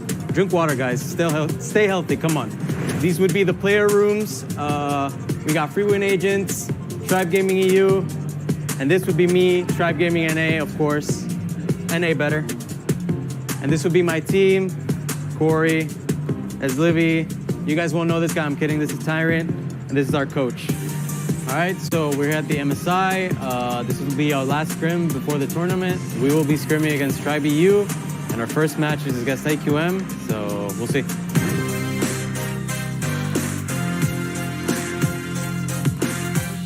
You see when I thought about Gene Max, that's why, because he's so fast. Hello and welcome to the 2022 Brawl Stars Mid-Season Invitational. We have 8 of the top, the most big, the most revered Brawl Stars teams who will qualify for this invitational by accumulating points at each monthly final. Hello, Bobby. Hello, Zulon. How are you? Good, how about you? I'm great. How do you feel about your match?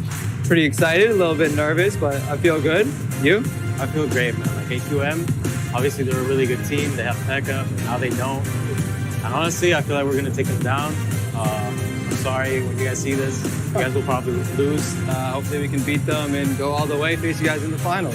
For sure. And A on top. Tribe Gaming EU up against STMN. And STMN take the first game. Oh, no. OG. Now they're pushing Bobby. Yo. They should. The end result is what matters most. We are tied up in this round. Bobby forces the ball in, and STMN win it all. Tribe EU unfortunately lost. It's time for the North American boys to maybe give Tribe some hopes up, and yeah, let's try to win. Good luck, guys. Thank you. Played OG. Your turn, guys. Well played, man. Thank you. We're about to play our match at the MSI versus AQM. Hope we can win. Who knows? Whatever happens, I just hope it'll be a good match. Let's go. This is Brawl Stars. Do everything we do. Scrims, NA. We play so good together. Next up, we got Tribe Gaming NA taking on AC Milan Clash. Let's see how they handle NA. Game is on P. There's no way to turn things around at this point, and that is going to be Tribe locking in that first game. Great pushback, Kaido coming in. It's a bit too little too late there. 13 stars to nothing. Tribe Gaming NA will secure the first set. That's surely going to be a game. It's the final jump there from Otep to seal the deal. AC Milan Clash bring one back on the board. 2% was all that AC Milan Clash could do. Damage that Tribe Gaming NA. AQM safe, and this is looking a whole lot like a Tribe Gaming NA victory. They'll be joining STMN in the semifinals as NA is starting things off strong. All right. Game 1. See if we can get the semis. Let's go. We're going to prepare and stuff, so we could get no cameras for now, because we're going to prepare the semis.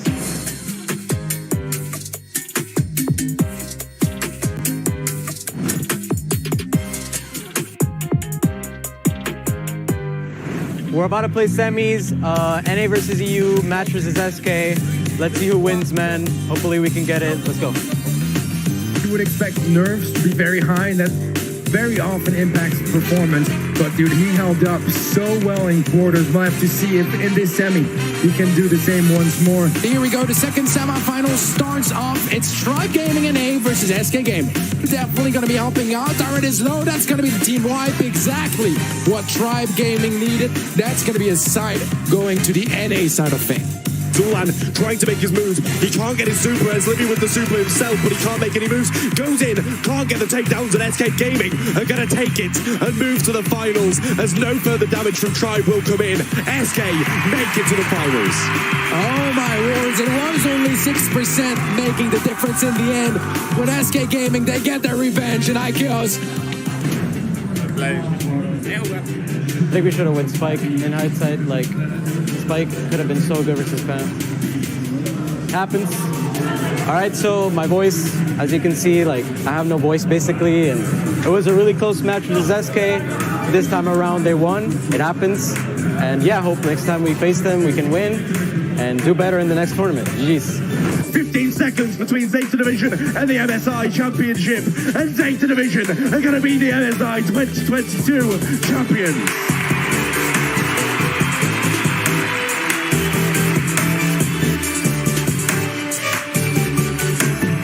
All right, everyone, that wraps up MSI. Didn't exactly go as we hoped for, but still had a lot of fun. GG's to SK, congratulations to Zeta. Thank you guys for following me throughout this amazing journey. Hope to see you guys next time. See ya.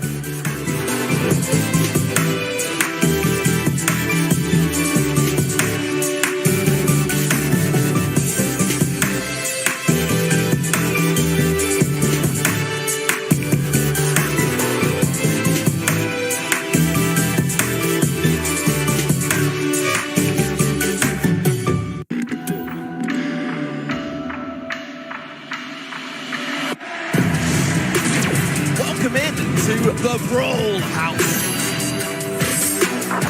The kick forward, the punch through, that's gonna be it! No way he was like it.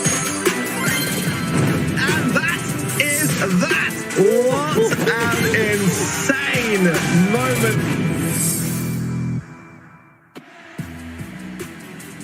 Welcome back, Brawlers, to the monthly finals here in East Asia. I'm ready, set, and joined at my side, Trav. Dude, we just got through some amazing quarterfinals, and we got some even better semis on the way. Oh, it doesn't get much better than this. Zeta versus Zeta. This is the game that could be classed as the grand final, to be honest. I feel like it's that caliber of a game, and I'm really looking forward to it. It's quite interesting, right? Because we've seen this before in the quarterfinals, and then we saw it in the grand finals in the previous month, and now we get to see it in the semis. But it's been an interesting development. 2 times in a row, it was a Zeta 1 victory, then a Zeta 0 victory as well. We'll see how it turns out this time, though. Already, the Brawler picks on the board, and we see the Carl pick has gone the way of Zeta 0, and the influence is there. 2 Carl counters on the enemy team. Kenji playing the Gene here in Shitetampo on the Gale, but they've also managed to pick up the Dog. I'm kind of liking the comp from both teams. It's hard to make a choice, but of course Tensai on the Sandy might be able to make a move here. Doesn't look like it quite yet. Ooh, unfortunate whiff there, but he's going to be able to make it in the end. Oh, gosh. I was just sat here and he misses the open goal, then gets knocked back. He grabs the ball but doesn't manage to clear it. That was a bit of back and forward there between these two teams. But looks like Zeta Division 0 are going to be off to a better start. The Ego's there as well. Not using freeze frame just yet, pushing the ball forward. Moyogaku grabs the ball, pushes it away. But in comes Chape, who gets that takedown.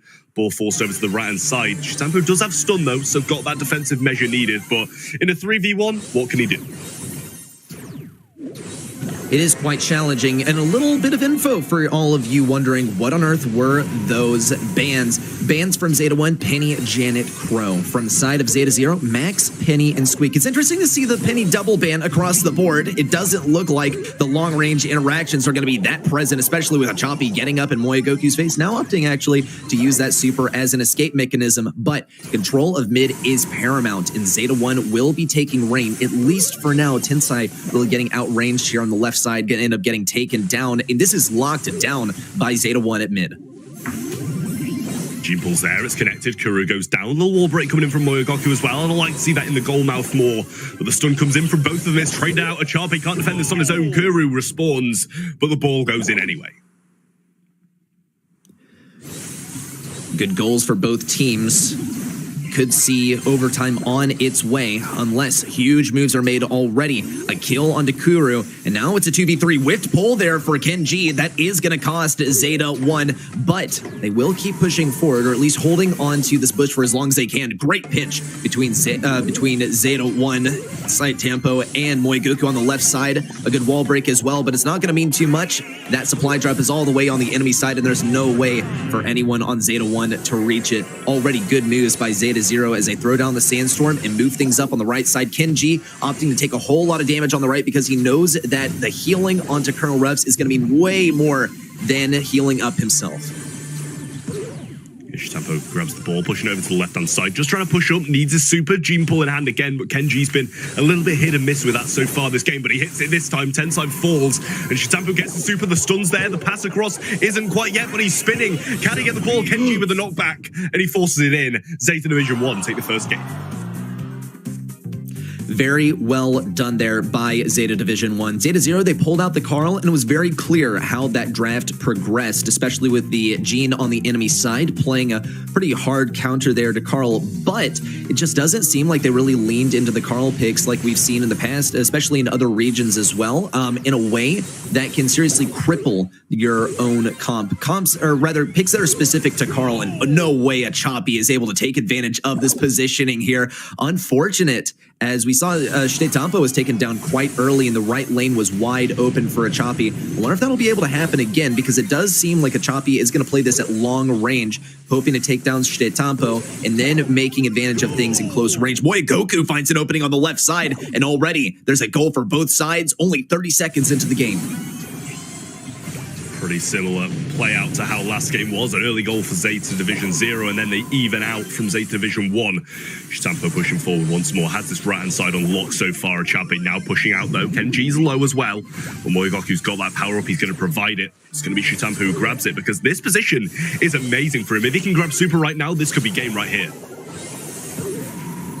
Well, let's see. Shitampo is no way. He's going to be able to do that all by himself. A one-man army, 160 health to his name at the end as well. The clutch up was there, and what an amazing opportunity as well. Well played is really all I got to say to Shitampo there, and a little representation. Got to show the pride as well. Even when you're fighting versus your sister team, you got to be confident and you got to keep that energy up. And it looks like things are cool, calm, and collected on the side of Z1. I mean, the starts for Zeta Division 0 were just so good as well. They got 2 early goals in both games, but their late game just really wasn't there. As soon as that gene pool connects, the deflation of control pretty much goes all the way, and they just can't do anything about it. Some highlights coming in now, the early goals from both. There's a massive choke here as well from Tensai. Misses the shot, the knockback's there, he picks up the ball, and just manages to force it in once more. But like Zeta Division 0, they're not out of this by any means. They played near enough pretty similar to how Zeta Division 1 did. They just took advantage of these opportunities a little bit more. I think that Zeta Division 1 has pretty much shown the world now how you play into Carl, because they've done it in the quarterfinal and they were really able to shut things down, and leave it to Zeta Division 0 also to play this brawler pretty much to the extent of its potential as well. Chape getting in close range versus Shitampo trying to make it happen, and it simply didn't work because you get stunned as Carl, and now your super doesn't mean a whole lot. I think this is pretty textbook Carl play, and the counters from the other side were just brilliant. They were absolutely perfect. If anything, it's going to come down to the ban phase to shape things more around this particular brawler. I wonder, though, if he'll be able to escape through the draft if the coin flip actually goes the way of Z1, or rather of Z0, because it looks like they value this brawler a lot. Don't really want to ban it out. They want to have it on their side. Yeah, it seems that way. I will say as well, I've just had note that the predictions from the public have come in on event.brawlstars.com, and there's actually 66% in favor of Zeta Division 1, which is just a wild statistic in my eyes. I was looking closer to 50-50, but that's blown near enough way out of proportion in my eyes. Same here. I mean, we're looking at Zeta Division 1, right? They just took the win in MSI, and they're looking very, very strong right now. Also continue on with some members that took the victory in the World Finals last year.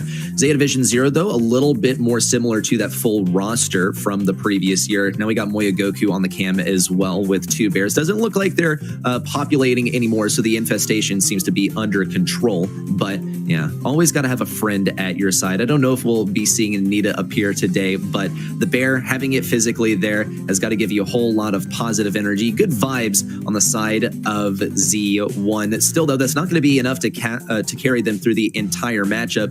Zeta 1 is still a very good roster. Zeta 0, just as good. I wonder how things are going to pan out in the second set, because we're going to be moving into double swoosh for some gem grab. I do love a bit of double swoosh gem grab, mainly because Tara used to be absolutely incredible here. It's kind of faded away quite heavily now. The bans are in, though, as well. The Bonnie, Bo, and Penny bans coming in from Zeta Division 0. Zeta 1 are going to get rid of the Janet, Stu, and Crow. Not every day you see a Stu ban, but I will say I do quite like it here. The mobility that these players and, you know, just in general as Stu you have is just absolutely incredible and so easy to avoid a lot of the different brawlers. Stu is definitely a brawler to be afraid of, particularly in East Asia, and particularly when you're playing versus Tensai, who seems to have mastered this craft. It can be very irritating to play versus him as well, and for that reason, it's actually quite tough to tell who gets first pick in this draft. The Bonnie ban, the Janet ban would typically be dead giveaways that you have second pick, but those are on opposite sides now, so it'll be quite interesting to see. Maybe we can tell by a Carl pick who has first or second pick.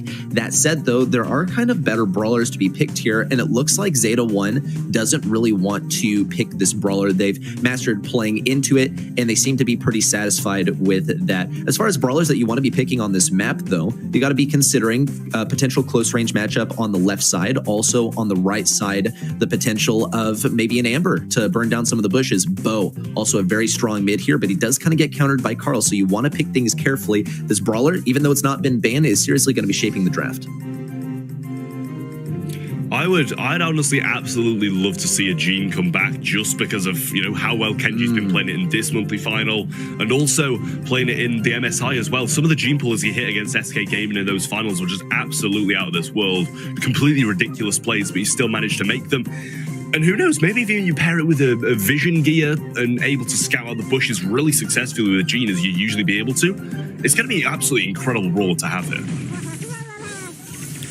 Well, let's see what the comps picked were. We do have Kenji on the Gene, but we also get a little bit of Kuru on the Amber, so I think we're both happy here. But final pick, it looks like, was Daryl because there's no counterplay on the side of Zeta Division 0. And this is how the draft typically starts to shape up. You have a Carl on the enemy team, pick a Gene, and go for a Daryl last pick, though it just doesn't look like Zeta Division 0 thought ahead necessarily to start countering out the Daryl. So we'll see Fair versus it, since Kuru is going to have a remarkably difficult time versus this brawler. Tensai, though, does have a speed. He's not going to use it quite yet. He's also going to have to budget those phase shifters very carefully since he is facing versus a Gene, and he needs to be able to go in and grab gems right at the end of the game without risking everything that he has currently over his head. Good kill on the right side, and we will see Kenji go down. Tensai now looking to accumulate a few more gems here, but he needs his bodyguard Kuro on the left side, swiftly taken down by Shitetampo. Achapi might be next. Shitampo is absolutely popping off, just sitting there in their spawn. The Gene Pool's available now as well, and this is firm control for Zeta 1. But Shitampo just doesn't have the range required to be able to keep this control, unless he rolls in on a Charpy like this, flying hook away, but he cycled it. He should get the takedown. He gets it. The gems are in his hands, but he's got two players standing in his way. Needs the support from his team, and it's not quite there. And it's not even quite an L in the end because Kenji was able to get some supercharge off of that, and now he has it all charged up. An aggressive super from Moya Goku as well is going to start pushing for the back line, and that's going to be absolutely important since, well, Tensai needs one more gem, and he has numerous enemies on the enemy team that can sap away his ammo, crowd control him as well, pull him even. We'll see Shitetampo go down on the left side. Kuru fills that position. Moya Goku also trying to make good use of the scrap sucker. Achapi getting stunned out of the super, but that's quite predictable. Now Kenji, oh no, he's gonna miss the pull, and he's all out of lamp blowouts as well. This is not looking good for Z1. Tempo's here, but he takes some damage rolling onto a Achapi. Can he get that takedown? He does. Not sure how much of a cycle he got in his super, but the takedowns are there. The pull's there as well. He can't hit the phase shifter to the left, and he misses it. Oh, Kenji. I was bigging up his Gene, but he misses that pull. Great phase shifter defensively, though, from Zeta Division 0. That was a phenomenal dodge. That might have been the best value and probably the most impressive phase shifter that I've personally seen of all time, because that took prediction right there. That was not a reaction right there. That was Tensai knowing his enemy, and Kenji simply getting out-predicted there. It might have even been a 50-50, though that said, we'll see if it happens once again this time. Shitetampo rolling in on the left side, taking down Achapi. Now it's Tensai all alone. He's going to have to go in deep on the enemy side, picking up 3 gems here. Shitetampo is this looming enemy within the bushes. A good dodge by Kuru. We'll see if he survives this push in. Achapi will get the super value, but Shitetampo rolls it back out. I gotta hand it to Shitetampo on the Daryl. He's been getting amazing value with every single roll, and he seems to be cycling these out like one after the other. Moegoku aggressing Kuru, now waiting for the pinch as well. Has that turret. Should fall, but he just does now to the Gene of Kenji. Has his pull. Achapi has his super as well, but if he goes in on Shitampo, he's going to be completely wiped off the map, so he needs to be cautious, pick his target. Good Pam turret, I like that. There's the pull, but the wall's gone from where the Pam turret was, and now that's opening up a little bit more room for Zeta Division 0, regardless of the takedown. Nonetheless, the range is going to be a huge asset to Zeta Division 1 as well. Achapi is going to try and play this long range on the right side. Shitetampo does have a super. He's going to be hanging on to it for just a moment here. Achapi is doing a great job of playing the long range game on the right side, but Shitetampo is able to heal right up. It's more or less chip damage when you have almost 8,000 health at your disposal. Achapi also on the right side, going to get a well-timed super. Shitetampo does get the kill, but he's very weakened. And Tensai, once more, all alone. He needs someone to bail him out here, but it looks like it won't come. Kuru doesn't really have the range to make it happen either. Moya Goku standing his ground. Achapi with a good kill, but Kenji has 12 gems, and he is way far behind. Unless Tensai somehow clutches this up, it's a win for Z1. Shitampo's got his roll of tar barrels there as well. Tensai gets slowed down 4 seconds and they're nowhere to be seen. Barely even see them on the screen. Zeta Division 1. They're one game away from taking this to 2 sets now, and a massive lead like 2 sets against a counterpart in Zeta Division 0 could be deadly. It could be the end of the game. Just one more set after that and momentum heavily in their favor. You've got to be scared if you're Zeta Division 0 right now. You absolutely have to be terrified, and if I'm in either team's position, I'm shaking in my boots, and really that is what sets these guys apart from the rest. They're just diff. They are on a different level with their mechanics and with their ability to keep their heads cool and keep their heads above the water as well. We'll see Tensai, though, once more getting a good start, 3 gems, but this is just kind of the warm-up phase, the preparation for Zeta Division 1 to start getting their supers up and then start getting a lot of pressure from there. A good double up on the left side, though. Tensai might be targeted by Shitampo. Looks like Shitampo kind of backed out at the last second. A roll in, Tensai is able to get away. There's a phase shifter use as well. A Choppy going to stay narrowly alive, and down goes Shitampo. Tensai also going to get some good value. Kenji with a pull, but he falls to that fire. Shitampo might come in just in time, and Tensai is able to hang on to a phase shifter throughout that interaction as well. He has 2 left, and he's really going to need them, as Kenji is probably close to a super as well. Zeta Division 0 looking great right now. Scrapsucker comes in and it's against a Carl. I'm not sure what you can really do against that. Here comes the pinch from the Amber though. Kenji's burned, he's going to fall. Moyogaku's low as well. Shitampo cleans up. Tensai needs 1 more for this countdown to start. Chappie's going to come in with a flying hook, and that should give them the control needed to pick up this last gem and take the countdown. Fight's still not over. Kenji's in these bushes. He has vision gear, and he has a pull at his disposal. Kenji might have one as well. There it goes down. Choppy is going to be able to get a kill off of this. Shitampo has to get good value off the roll, and Tensai takes so much damage, but the body block from Kuru is there. Another body block as well from that final super from Kenji, and this is set number 1, headed to Z0. Well, that makes it 1-1 now. Great set for Zeta Division 0, because that could have gone terribly wrong very, very fast for them if they had lost that set. If you go 2 sets down, your mental's going to be wavering, and you're not going to be feeling good about that next game. So it's a huge fact, a huge thing for them that they get the first set on them for the board and equalize things out.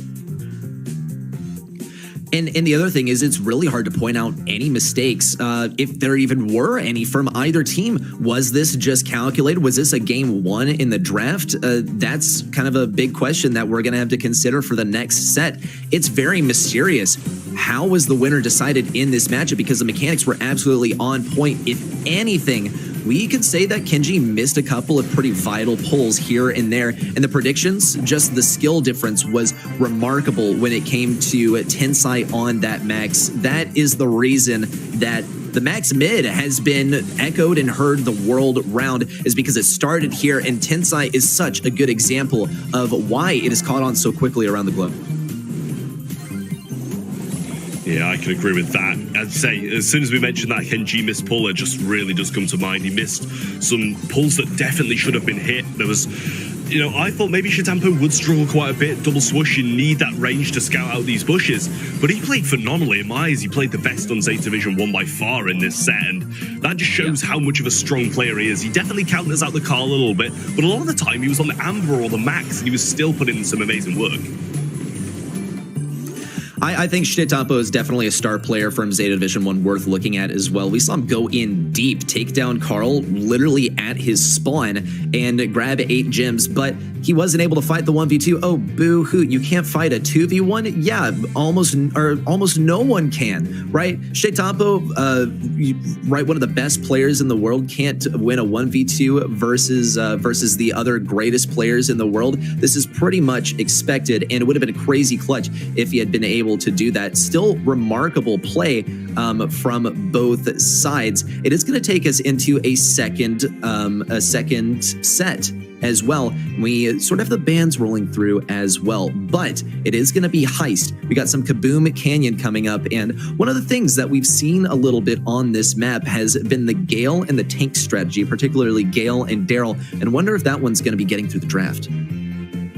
Yeah, I've seen Tribe NA play that a lot. They played it at MSI, they played it in ESL sometimes as well. They pair it with a nanny and it goes amazingly. Once you get those TPs and the rolls really lined up together and have that synergized play, the damage just starts to roll down no matter what. A Gale supported as well for defense, for offense, for some stuns, you name it, Gale's there to support you with it.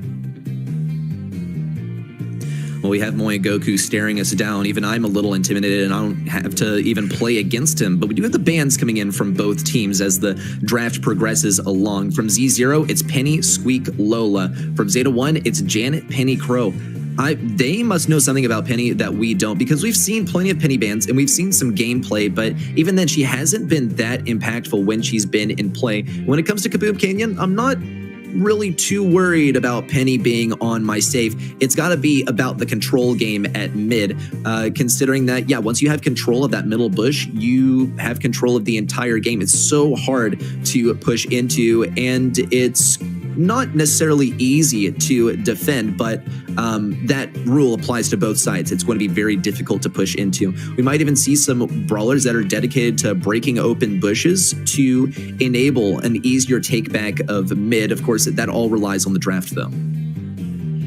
Yeah, I was gonna say, I think you might be forgetting about something there, Reddy. I would be scared if a Penny was on my save, because I think, you know, when it had that 100% splash star power, now it's been reduced to 75. I think it still takes down a safe in a pretty similar time as a Berserker Bull with that barrel placed and the splash through it.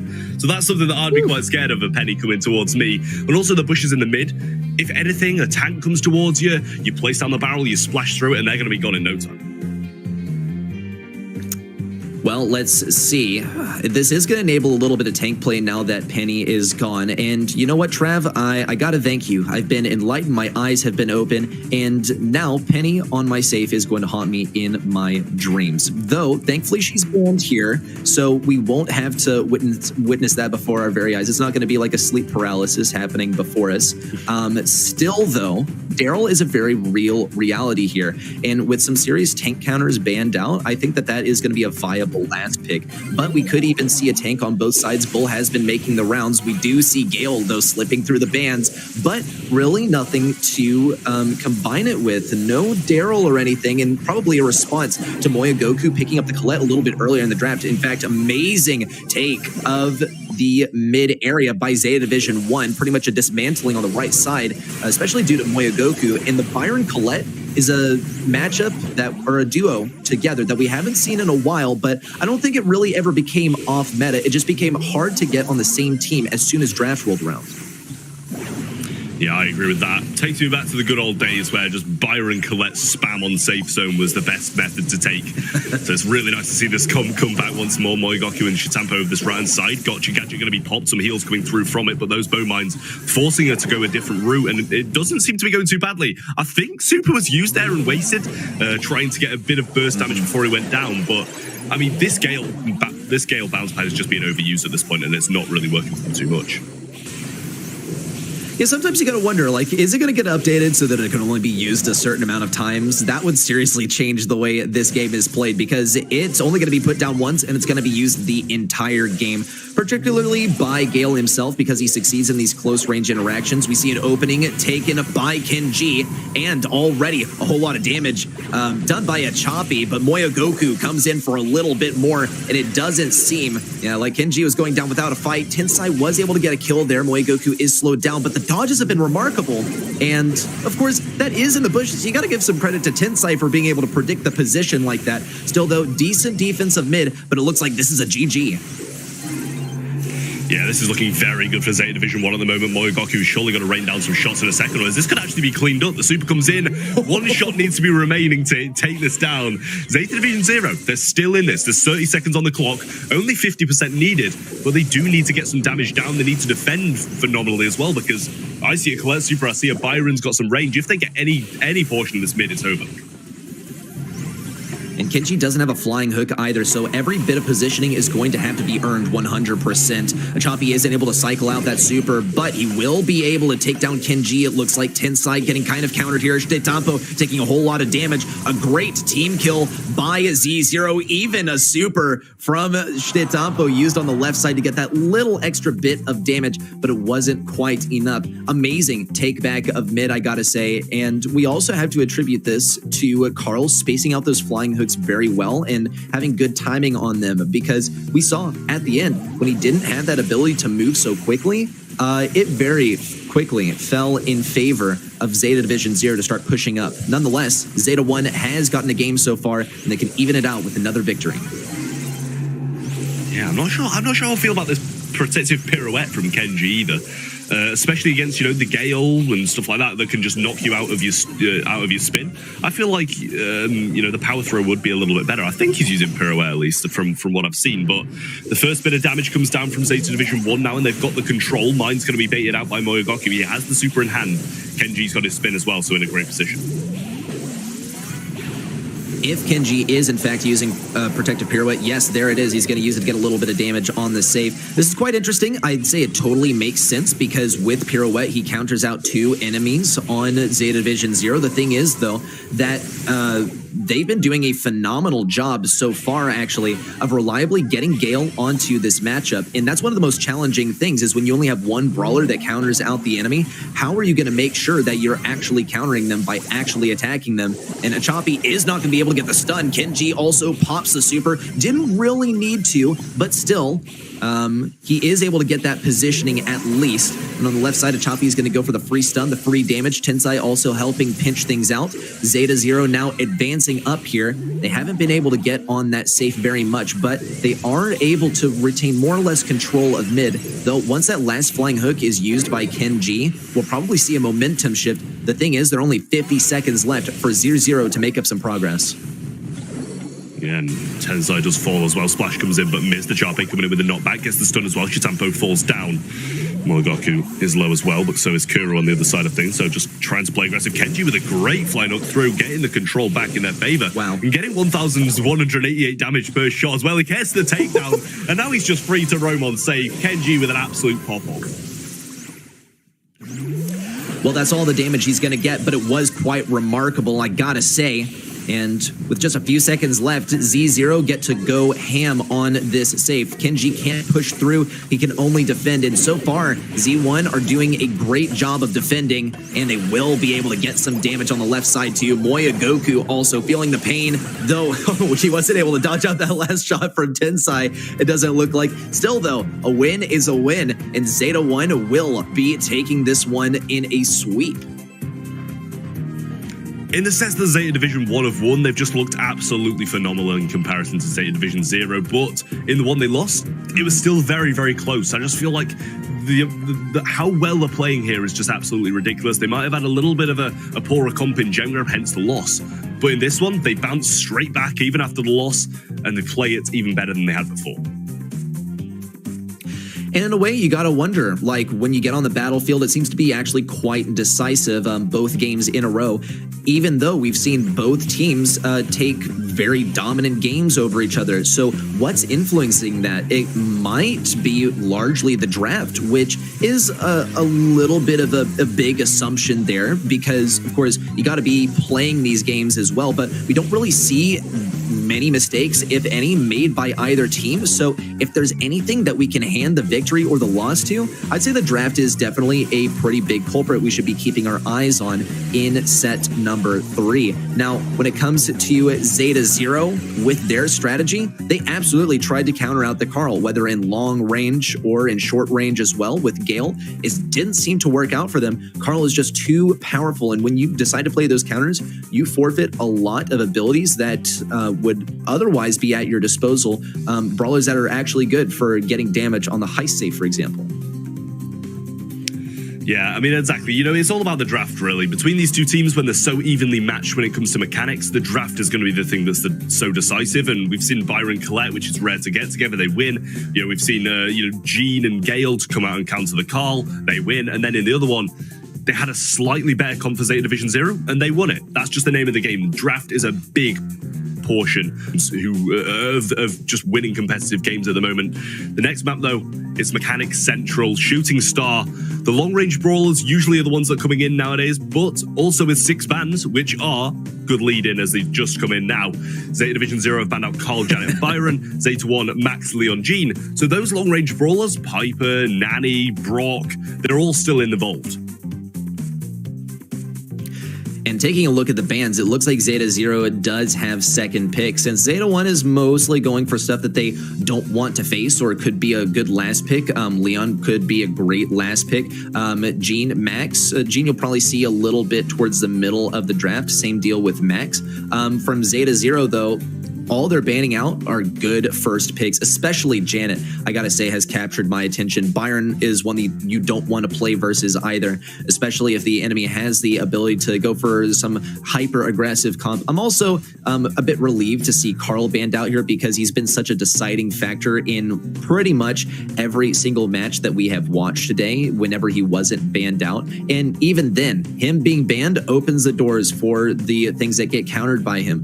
Bo, I think, is definitely a big one to bring up, but also things that are generally poor in close range. And since it's Shooting Star, it's pretty likely that we'll see a little bit of tick play here and maybe some thrower play for a final counter pick down the line. Yeah, I do really enjoy seeing, the ticks, the sprouts and stuff coming out in the mid. I think the main focus, though, is getting those pipers, those nannies that are so good down those lanes at the longer range. You can even take a Brock if your opposition manages to get a thrower that's just too good for you to handle and the other ones are banned out. It's just really diverse map when it comes to it. You can either play quite a closed-off comp, you can play speedy comps, assassin comps, but with the 6 bans that come in, it really does close it down, and I think the meta we're probably going to be seeing with these is more of that longer range with a little bit of a thrower in mid. And this is the traditional comp, right? Used to be like once upon a time when there were blind bans and you have 2 brawlers that basically sweep the meta. Those 2 get banned out, and every single time it's Piper, it's Tick, it's Nanny.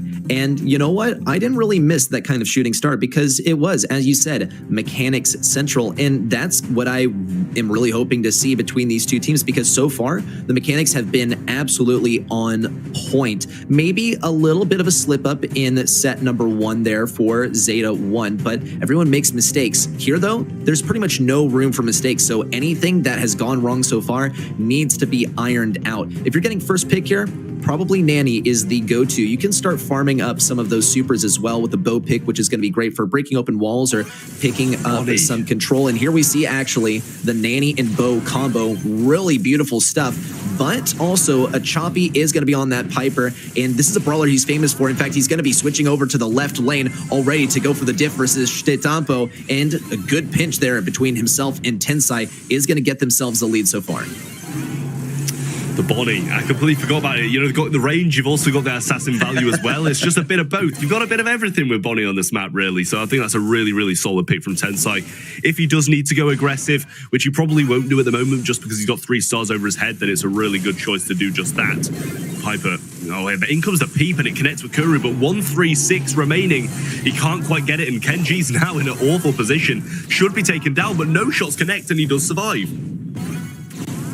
And that's the price you got to pay when you use your homemade recipes so early like a Choppy did. They really wanted that early lead and to be able to defend for the entire game. And it ended up costing a Choppy a kill potential there, one that totally would have swung the lead back in their favor. On the left side, though, we'll see a Choppy once more pursue this 1v1 versus Shtetampo, which is probably going to be his best bet as well. It does look like Shtetampo will be rotating more towards mid. Moyogoku now opting to take this 1v1 versus a Choppy. And though the terrain won't really lend itself well to the matchup, oh man, here comes the peep. It's going to go for a Choppy. Almost a kill. 4 health remaining. And that's actually quite lucky by a Choppy, but also quite unlucky by Moyogoku. He saw the prime opportunity since a Choppy didn't have a Piper super to get away. Nonetheless, Zeta Zero has done a great job of pushing up the backline so far. The clock is ticking down. 15 seconds remain for Zeta Zero to pick up a single kill. And odds are Tensai will probably go for something 5-5. Blue Star still in Zeta's favor. Tensai's going to have to go for something. Moyogoku is the lowest health target, but he can't be gone for. Zeta Zero picks up the 8 stars and doesn't let him go despite being very low on health. Well done there by Zeta Zero. The Bonnie super, in fact, provided so much pressure on the offensive, and that, I think, is a great example of how much of an asset Bonnie can be when she has her super.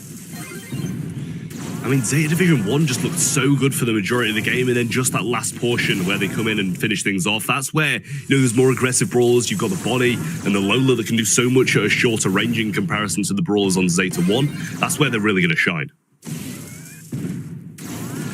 Well, Shtitampo on the right side is getting good value versus Achapi so far. Big tap there by Achapi, but he's not going to go for the homemade recipe quite yet. He doesn't want to risk too much, and we'll see the lane switch up as well. Achapi knows that he'll have his next chance once again, but he doesn't have a super, and it looks like the super is going to cycle over to Kuru. A big bump forward, but the emergency ego is able to tank enough damage for him, and they even get a kill off of it. A counter, though, as Tensai does go down. He had to tank quite a bit of damage for Kuru in order for him to stay alive, and he ended up having to pay the price himself. Still, not too much of a consequence there, as Tensai has farmed up his super along the way, and a whole lot of damage trickling into Zeta 1. They're backing up way earlier than they did in the last one, and this probably is Zeta Zero's chance to push this to a set number 5, as long as they keep up the pressure. Tensai split shot really doing a lot of work here. Shtitampo's going to go down, and that's 3 stars into the hands of Zeta Division 0 along with the blue star as well. They do take the lead now. Nanny Peep available also does have that turnaround capability. That should start coming in soon, or else they're going to be leaving it too late. 33 seconds on the clock now, and in it comes, but no super available from Kuru to tank it. It misses, and it connects with the wall. That is a nightmare for Zeta Division 1.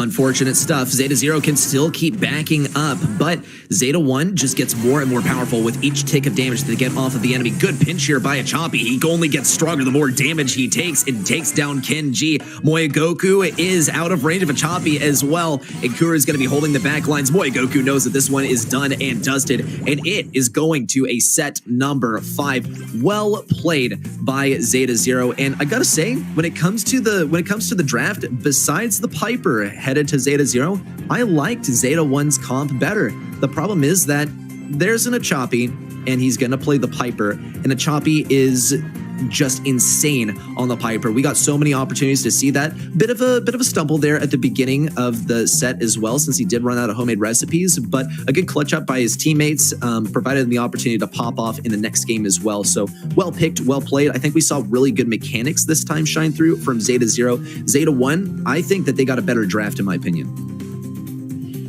Yeah, I mean, I can agree with that, to be fair. I think it was just, you know, that Bonnie that was actually kind of just so good at range. It was keeping them low with the split shot as well when it connected with the wall. It did a really, really solid job. But I mean, Zeta 1 were just, regardless of having a good comp, we can see here, they're just in spawn too early at different points of the game, and then they just get pinched in. In comes the Bonnie, some great pinching. Kuru is actually there who gets the takedown, but nothing is traded out. And that's the issue with Zeta 1, really. I feel like the trades weren't really there when Zeta Division 1 were in uncomfortable positions. And it raises some big questions, right? Zeta 1, they were they weren't too opposed to backing up and trying to get some control off of that, which is a pretty classic strategy when it comes to shooting star or bounty in general. You have the lead, why would you play aggressive? But the thing is that when you stay aggressive, you keep the back line basically, which would otherwise be the back of the map, at your backs, forcing you into unfortunate situations where you're cornered completely. You keep the back line a little bit more forward. You play control at mid. That's because it's basically the line of scrimmage for you. That's where the game is played. That's your defensive line. We saw it back up a little bit too early. They ran out of options for movement, and that's why Zeta 1 went down there, is because they got backed up so much. Now we're moving into a different game mode this time, but kills matter pretty much just as much. In fact, there'll probably be more kills during this set than there were during Bounty. We're moving into Knockout for Flaring Phoenix, and as far as Knockout maps go, this one's a little bit different in spirit and energy and playstyle. It's the one where we might actually see Fang appear. But Flaring Phoenix, talk us through, Trav. What are some picks you're expecting here? Flaring Phoenix, I love a long-range comp. I do love a long-range comp. When the map gets broken up and it's played, you know, with the Piper, and pretty similar meta to what we've just seen on Shooting Star, really. That's what I like to see. But also the throwers are just so good. You get a Sprout, you get a Tick. Absolutely incredible. Janet as well, with the ability to swoop in, get some takedowns, and then just have some exit routes as well. It's a really, really solid brawl to have. But I'd love to see Bonnie come out once more, because we haven't really seen it a lot, except from that last game, really. This is true, and I think the last game did a great job of explaining why we've seen this brawler banned so much. She's just so insanely good at long range, keeping up that damage, and she has a ton of health. She's not going to be easy to take down for a brawler like Nanny. You got to get like 3 perfect shots in a row to take her down. Meanwhile, Piper can 2-tap you if she has damage gear active. So this is going to be a brawler that's fantastic as a first pick, no matter what the map is. And Flaring Phoenix, since it lends itself to long-range brawlers like you mentioned, is going to be one of those. As far as throwers, though, I love seeing throwers on this map, particularly Tick, since he can function pretty well if the walls are broken down. But I think in A in particular, people love to play the Brock on this map to break open the walls for free, and that seriously hurts the throwers. You can also use Rocket Fuel with Brock to break open some of the bushes, and for that same reason, Amber tends to be a pretty popular pick on this map. And it makes it more difficult to play Jean, since you can't really get good value off of the vision gear, especially when you're backed up all the way into your own bushes. We'll see if those brawlers appear, though. I think one that we didn't see in the last set that is really worth talking about as well is going to be Carl, but also kind of his arch nemesis, Daryl. Well, sadly, you won't be seeing any Tick or any Carl because they are banned out. Zeta Division 1 have banned Janet, Bo, and Tick. Zeta Division 0 have banned Carl, Jean, and Squeak. So some solid bans all round, really. And I feel like Zeta Division 0 are actually getting quite scared of Kenji's Jean still. Even though we saw a few misplays in Gem Grab, they've chosen to ban it out in Flare and Phoenix, which is a map where occasionally it tends to sneak in, but it's not like a front-running, amazing, prominent brawler. Yeah, and I would say one of the largest reasons is that Jean, he takes a while to get his super, and it's pretty obvious when he does have his super as well.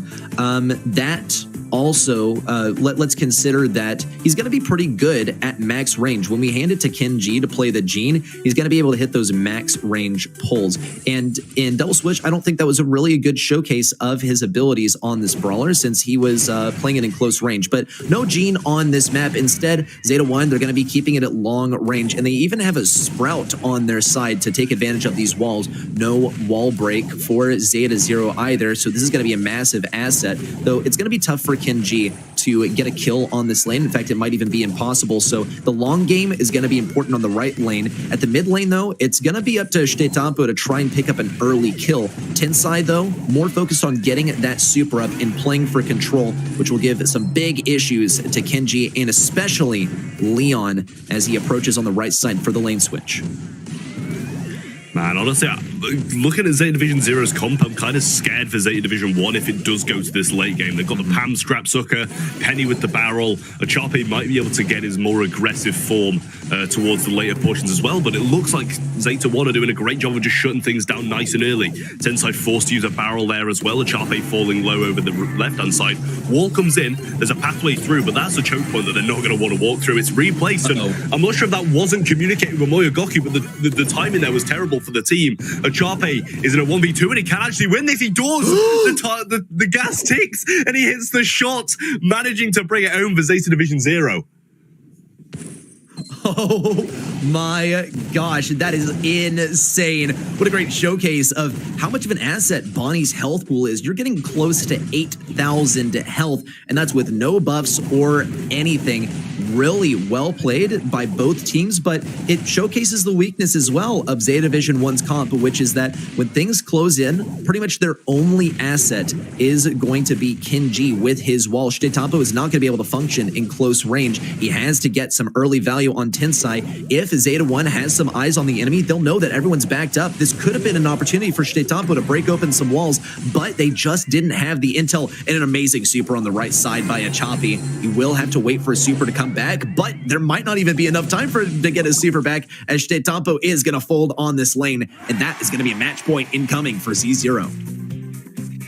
Well, I mean, as viewers and casters, we could see that Bonnie play coming at a mile away, but Kenji caught off guard because he wasn't far enough the map to see the rotate. He just gets jumped on and taken down instantly, and that is the power of Bonnie. Managing to winning in the tank form in the first and taking massive strides to help Zeta Division 0 win that game in his squishier, more aggressive form in the second. Well, different positioning this time, and no one's going to be able to take care of that lollipop drop on the right side, which is going to force Kuru to back up, actually. I would say this is a much more optimal matchup for Piper this time. Kenji's going to circle over to the right to try and get a free super as well. Chetampo sitting in this position. He won't be able to get the pinch on Kuru, and Achapi's actually going to force him out as well. So much damage on Moya Goku and nearly an early kill, but Tensai is able to farm up this super, and this could even be a win condition for Zeta Zero in the first round. It looks like Tensai is going to have those close range capabilities with his gadget as well. There's pretty much no angle for Zeta 1 to approach. They just got to start focusing on getting a super for Moya Goku, maybe even cut their losses and head into the next round. Shots coming from Chetampo, though, so not getting the losses just yet. Wall break as well. Choosing to break it up, uses super. Does go down to the gas there, I believe. Moya Goku using his super as well, and it seems like they're actually trying to win this, but there's just not a chance they're going to. Penny Torre gets the final shot, and one round between Zeta Division 0 and those grand finals. Insane stuff. Zeta Zero, they managed to take down Zeta 1 in the grand finals a couple of months ago in May, and now history might repeat itself. So much has happened in the downtime with Zeta 1 taking the victory in SI, and now Zeta Division 0 seems to be the final boss for the final boss. It's the post-end game here for Zeta 1, and it looks like Zeta Zero has some buffs ready as well. Kuru is going to actually get completely stopped on the right side. Tensai positions his turret on the right as well, which could perhaps be taken down by Sprout, but since Kuru's pushed up so much and he has a super, it looks like it's going to be totally inaccessible even to Overgrowth with that expanded radius, and a little damage taken by Sprout, it looks like, as well. So much value on the left side for Achapi too, and that poison is going to start closing in pretty soon. Zeta 1 needs to amp up everything, send everything into overdrive, and make good use of these lane switches before it's too late.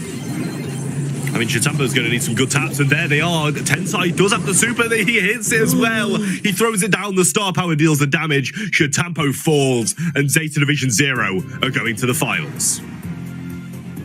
It's always a tragedy to see these guys face before the grand finals because it really feels like it ought to be a bit later on. Well done, Tensai, and congratulations. Well played by the entire team. And I gotta say, Tensai, a star player in my eyes, but some other players that stole the spotlight for me too. Gotta hand it to Achapi for the killer Piper play when it came to shooting star, and so many other moments that we could spend pretty much an entire day highlighting as well if we roll back the footage.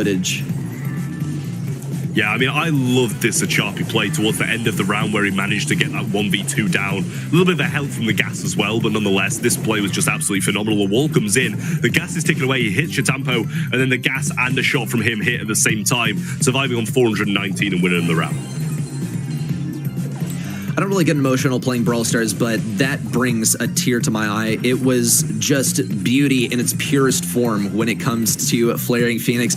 We're going to miss you, Flaring Phoenix. We'll get to see a little bit of it later today, but with the map pool updating, we got to wait so long to it, at least for now. So goodbye, Flaring Phoenix. It was a good run, and Zeta Zero, man, they sure figured out this map when it comes down to the draft.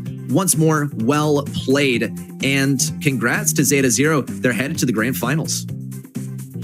Yeah, I mean, it's very commendable performance from Zeta Division 1 as well. Coming off the back of an MSI win, they probably will have been in a great state of mind going into this one, which just proves how good Zeta Division 0 are playing at the moment. Because they're only coming off the back of the win from a previous monthly final, and it's been like 2 months plus since then. So they've had a lot of time to rest, think about it. And clearly in this time they've had off, they've been really thinking about how to defeat Zeta Division 1 again. And it worked.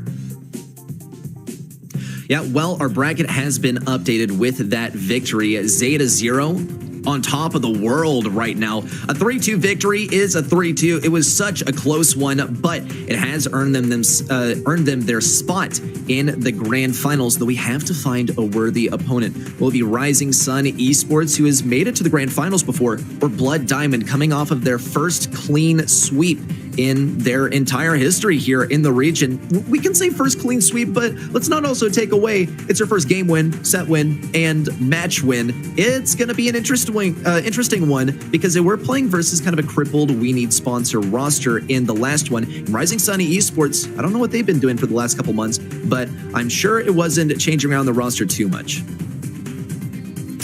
Yeah, I mean, this next matchup is going to be an explosive one, just as the previous one was as well. Blood Diamond versus Rising Sun. It's just such a great matchup as well. I feel like they're two fairly evenly matched teams, just as we saw in that last game. Blood Diamond, I know Ark likes to absolutely roast them, saying they hadn't won anything, but they're looking very, very good at the moment. I will say, you know, Mameshi joining that roster has just been so good for them. And then Rising Sun as well, they looked on top of the game as well. So it's just going to be an absolutely explosive game, and I cannot wait to see who comes out on top.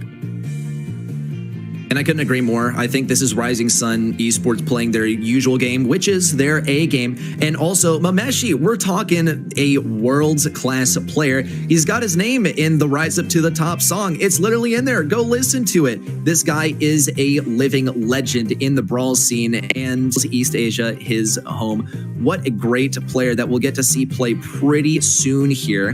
Blood Diamond, also fun trivia for you. It's coached by Hagego, Hage God, as some people might know him. Departed the brawl scene just a moment ago, but now his legacy lives on as he coaches these phenomenal players. Once more, to reiterate and kind of reinforce what you have, this is going to be a very furious matchup. We're looking at a rejuvenated, renewed Blood Diamond and Rising Sun Esports playing as amazing as they ever have. Remind yourselves that they got to the grand finals before, and I am sure they got their eyes set on that QF2 spot once again. Well, I mean, I can't blame them, to be honest, because I would have my eyes on that spot as well. As you said, the rejuvenated Blood Diamond roster have just been looking so good, though. With Mameshi coming in, it's really given them a lease of life that I'm not sure Ark even realized, to be honest with you, because, you know, that name really strikes fear in the enemies, because he's just so good at the game. His mechanics, his team play, they're all kind of working together at this point, and Blood Diamond have looked better than they ever have.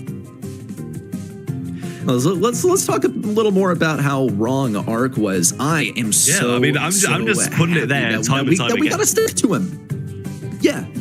It feels good. It feels good. Okay, but let's get into the games and see if Blood Diamond can take it even a little bit further from there. Let's go, Blood Diamond.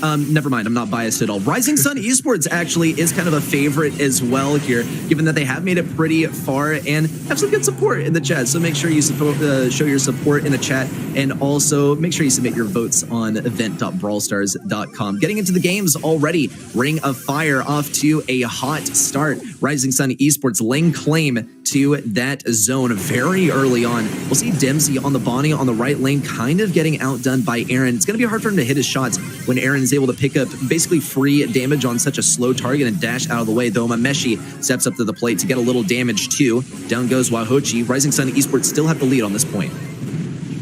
Is it me, or am I seeing what could be like three mid brawlers played on the same roster here? Like Byron, Byron Bonnie, and Pam. They could all be played through mid, so I'm not sure about the drafting process for this one, but their comeback seems to be going quite strong at the moment. Wahochi and Aaron over this left-hand side, quite low, so having to heal up. Mameshi sitting in the mid, full health with his Pam turret down as well, and now they're going to be taking the lead.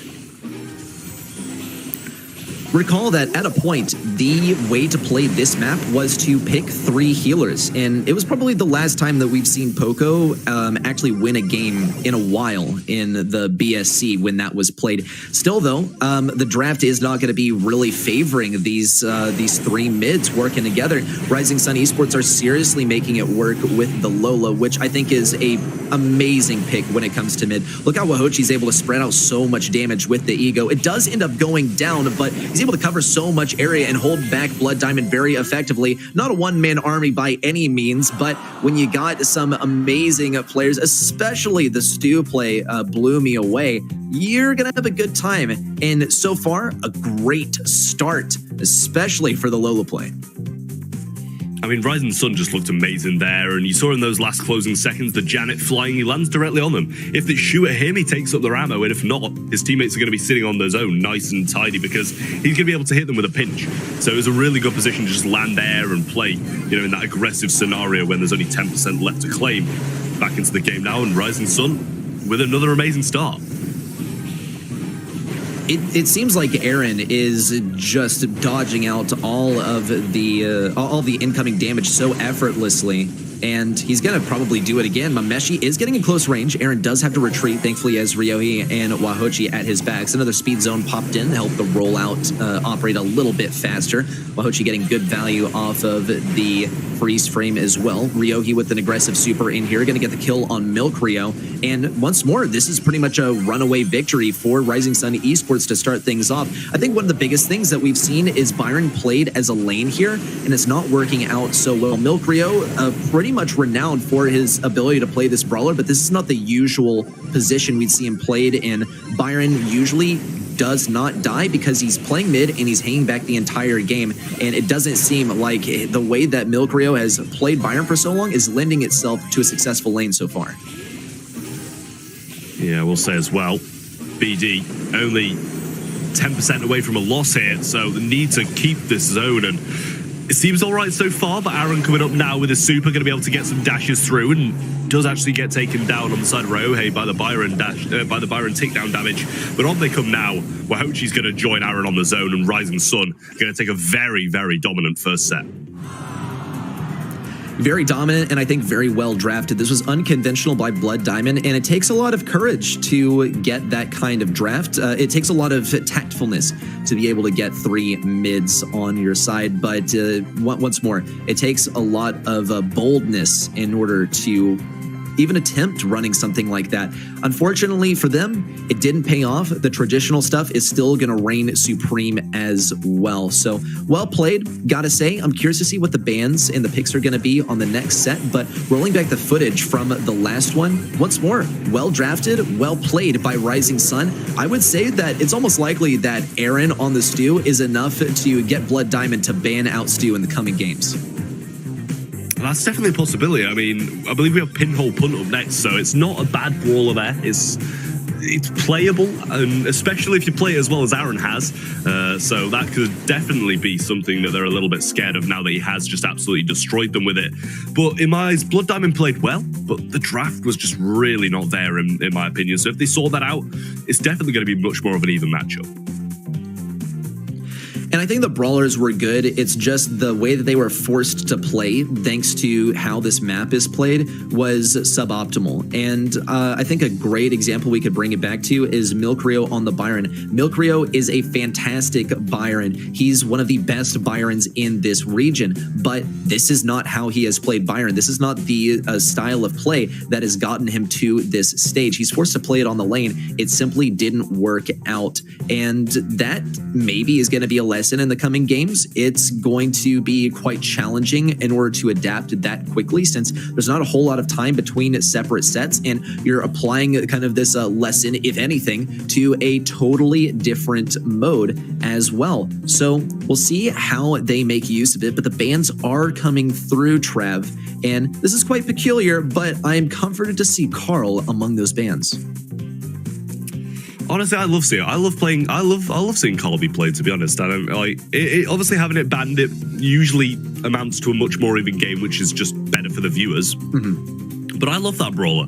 It's just so good. The maneuverability, super as well, and just be able to slice and dice like he does as of recent, at least with this projectile speed buff. He's doing really, really well.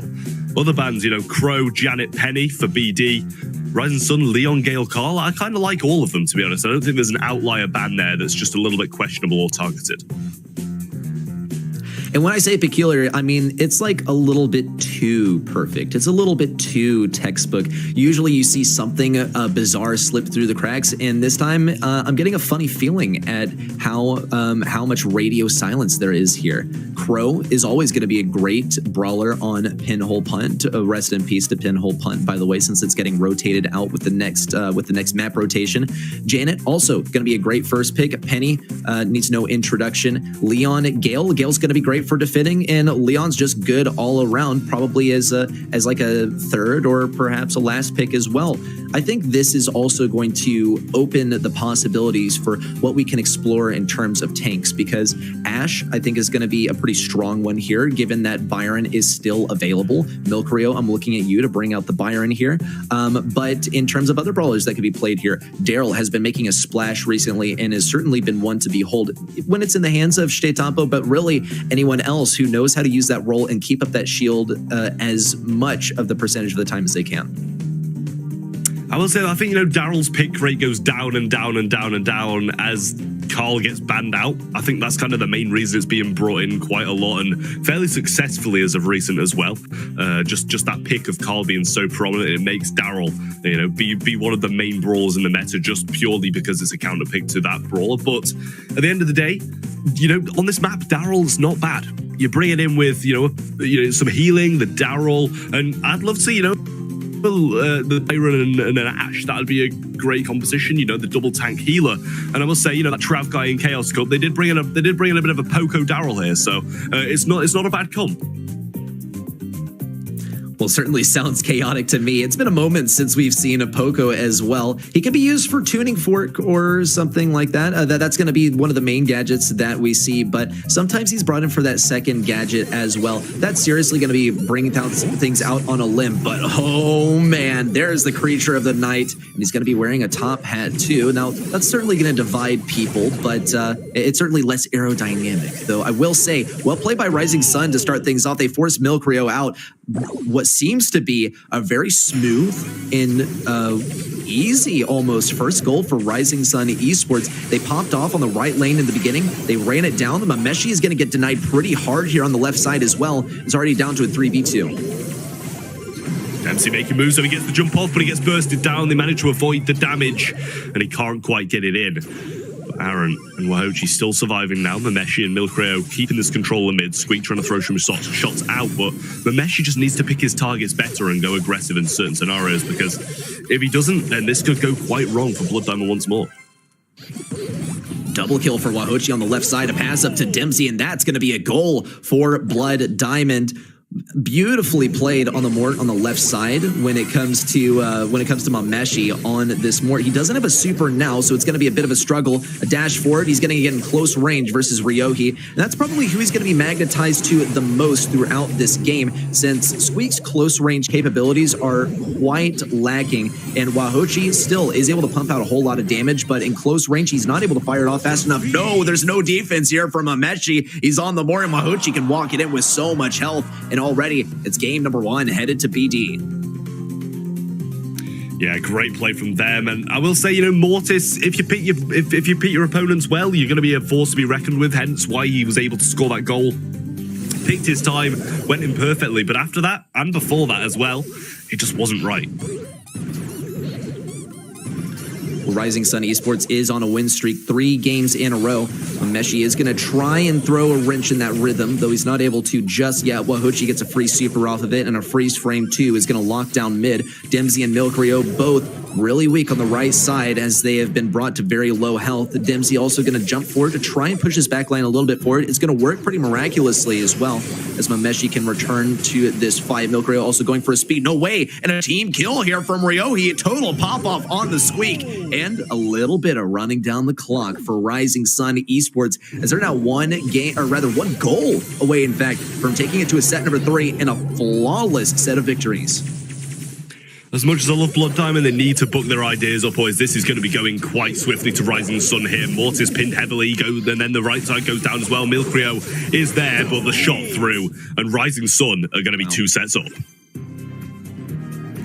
And that has to be the most dominating game that we've seen yet today. Rising Sun Esports slotting in one after the other, not even letting that game go to a minute in. Such domination, and you can see the gears turning on the side of BD with the Mortis pick, but it ended up getting countered out pretty hard. Colonel Ruff's in close range. Same goes for Lola, especially at mid-range as well. She pumps out so much damage. And the other thing you got to consider when you're a tank, or as much of a tank as Mortis is, but when you're a source of super, I guess you could say, a battery for an enemy super, you're going to be handing it to the enemy whenever you charge straight into their face. And we actually did see a double kill by Mameshi here, which was kind of his saving grace, but it's only 1 goal, and his teammates were doing phenomenal at the same time as well, which opened up that possibility for a great play. That said, Rising Sun Esports, I think that they were prepared for a tank to arrive, and this Mortis pick was just a little ambitious.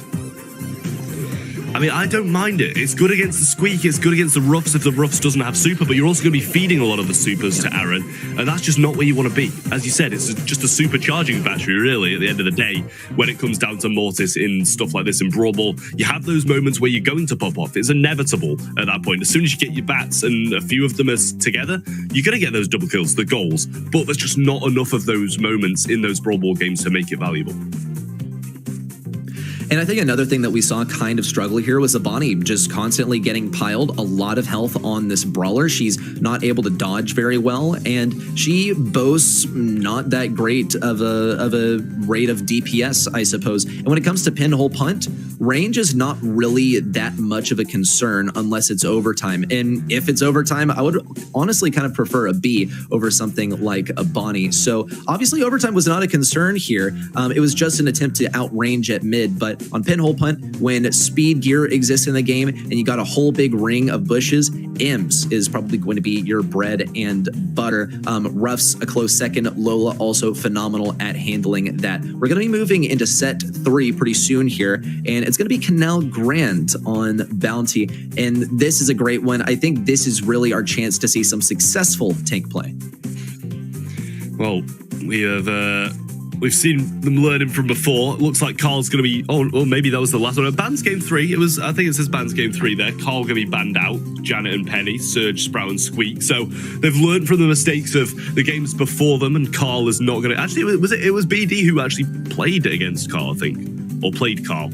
Yes. So learning from mistakes. Ryzen and Sun do not want to have that same treatment. They get Carl out of the way along with Janet and Penny. BD gets Surge, Sprout, and Squeak out of the way. So that's solid as well. Clearly, to see with the Surge ban, they were searching for that Carl as well.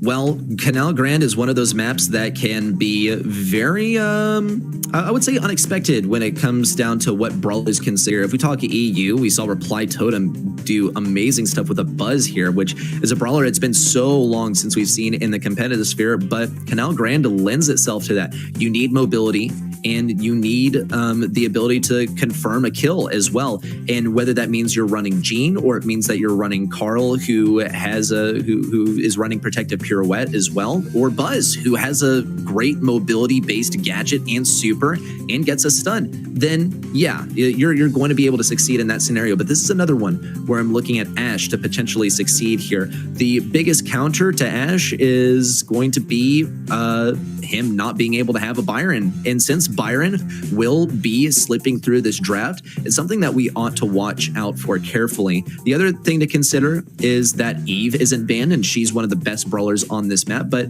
she gets countered out pretty hard by Carl. Now that he's banned, I think we'll see an Eve first pick.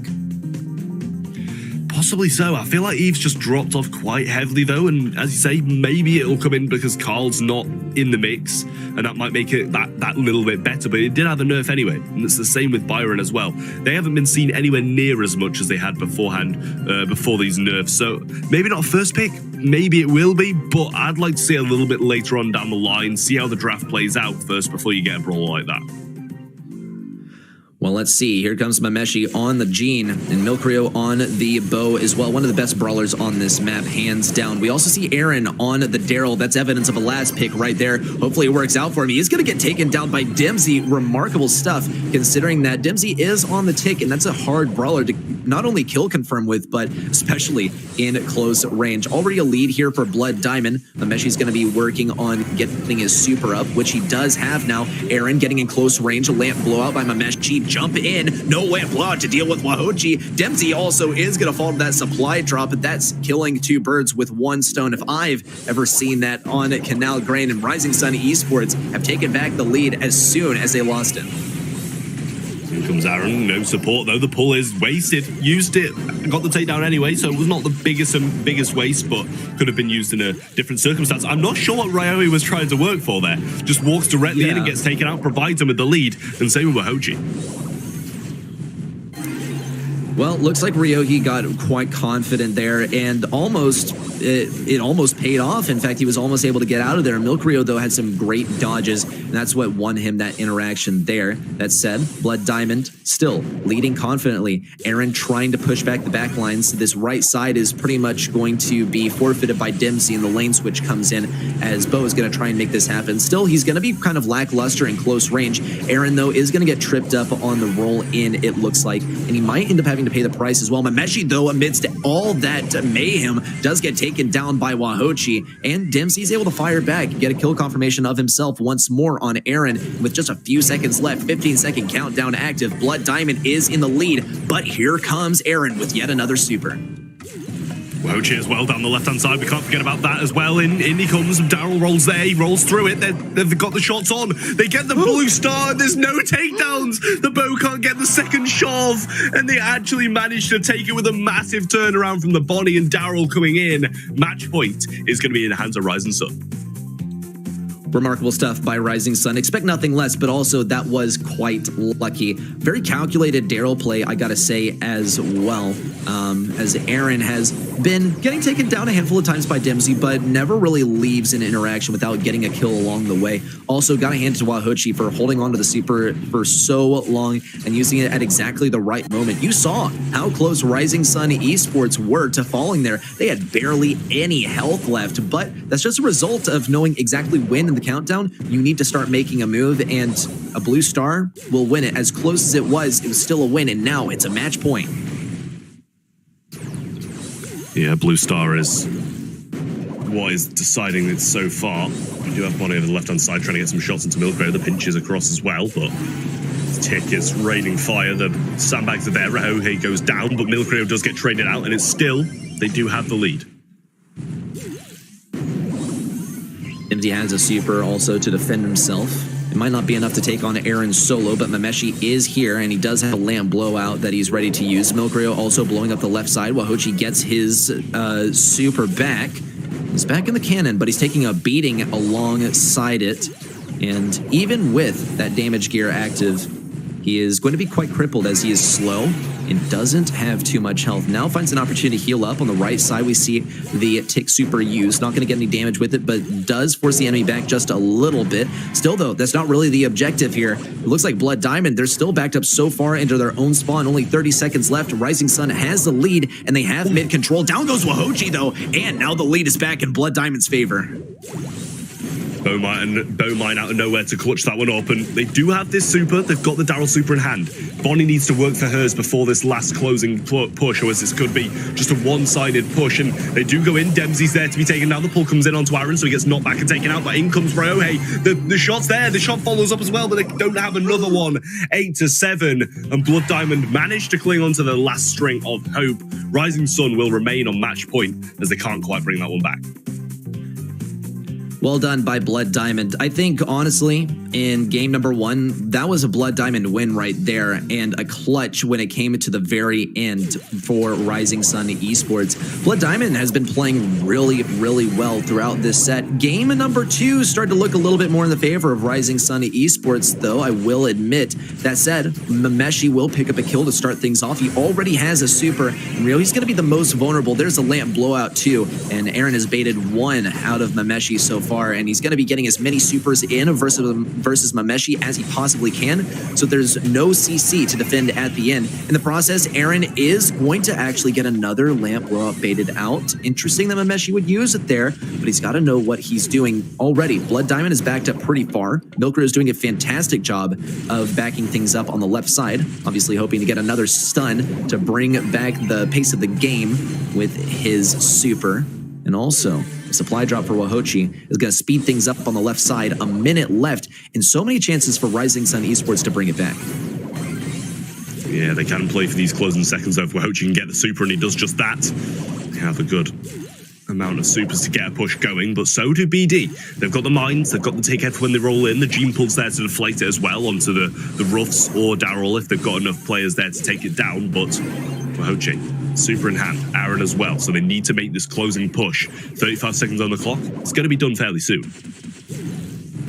It doesn't look really like Aaron minds not rolling in yet because he has his roll, he has exactly what he wants, and he's been powered up so much so far by Ryohi, even getting some field promotions. And give a little bit of field promotion, show a little bit of love to Wahochi as well. He's nearing the 10,000 health mark, and he'll be able to jump in with a whole lot of power as well. He'll be hanging on to that supply drop. Very powerful Rising Sun Esports push in here. That last lamp blowout. No way, it's going to be their saving grace. On the left side, Milkrio goes down, but it was a necessary sacrifice. Wahochi all the way locked in, and the kill comes in as well. Blood Diamond sends us to another set. Set number 4 on the way with a win under the belts of Blood Diamond. Yeah, it was a good roll into the gene pool to tank a lot of the shots coming in, so he got the shield and he got to the same position he wanted to anyway, but the lamp blowout straight back into those bow mines was just nasty. Get him out of the way and make it a 3v2, and, you know, with Bonnie jumping in, he might be able to get the bow, but any of the other ones, the range is just too short after jumping in. Yeah, it is a little bit unfortunate. I mean, look, the thinking was clearly there. The reason was very clearly there as well. Just got to hand it to Gene for spacing out the lamp blowouts like he did. It was well played throughout this entire set by Mameshi. I think in a large way held the pacing of the match together. Also got to give kudos to Milkrio for facing off in the 1v1 versus Bonnie the entire game. And only a few times slipped and stumbled a little bit. Here comes that clutch by Rising Sun Esports. What a beautiful way to start off this set. But Blood Diamond showing that they are stone cold. They do not falter under pressure. Bring them to a match point after kind of a clutch, and they'll still play very cool and calculated throughout the remaining games. They need to as well, because there's definitely, you know, a bit of turnaround capability here for Blood Diamond. They have a chance to bring this back now. It's just 2 consecutive sets. I know that's a lot to ask, but if you think about it, they only need to win 2, and Rising Sun still need to win 1. So, you know, it's not that bad. The odds aren't terrible. They've just got to get another 2 in the bag. But if this reverse sweep does happen, I mean, I love Blood Diamond, but I'm not sure if I can see it happening for 2 in a row.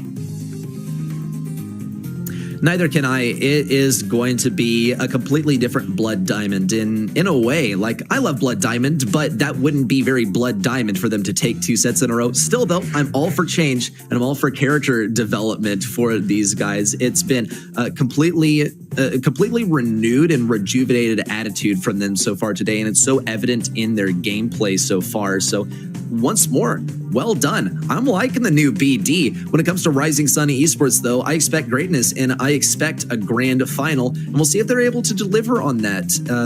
Does seem like they, once more, were bringing just about the same energy and the same fire in the last set, but this time, Blood Diamond simply had more. Yeah, we know what R could say if he was here. He'd say, how do you expect Blood Diamond to win 2 sets in a row when until today they hadn't even won a set at all? And then he'd do some bellowing laugh like he always does and just laugh at Blood Diamond. But in reality, you know, there's a chance. There's always a chance of a Blood Diamond comeback in my eyes. And as much as I doubt it'll happen, it's always going to be there. Rising Sun as well. But they're just playing so well. I think, honestly, they should have taken those games with the amount of control they had. It just seems like, how weren't they able to do it?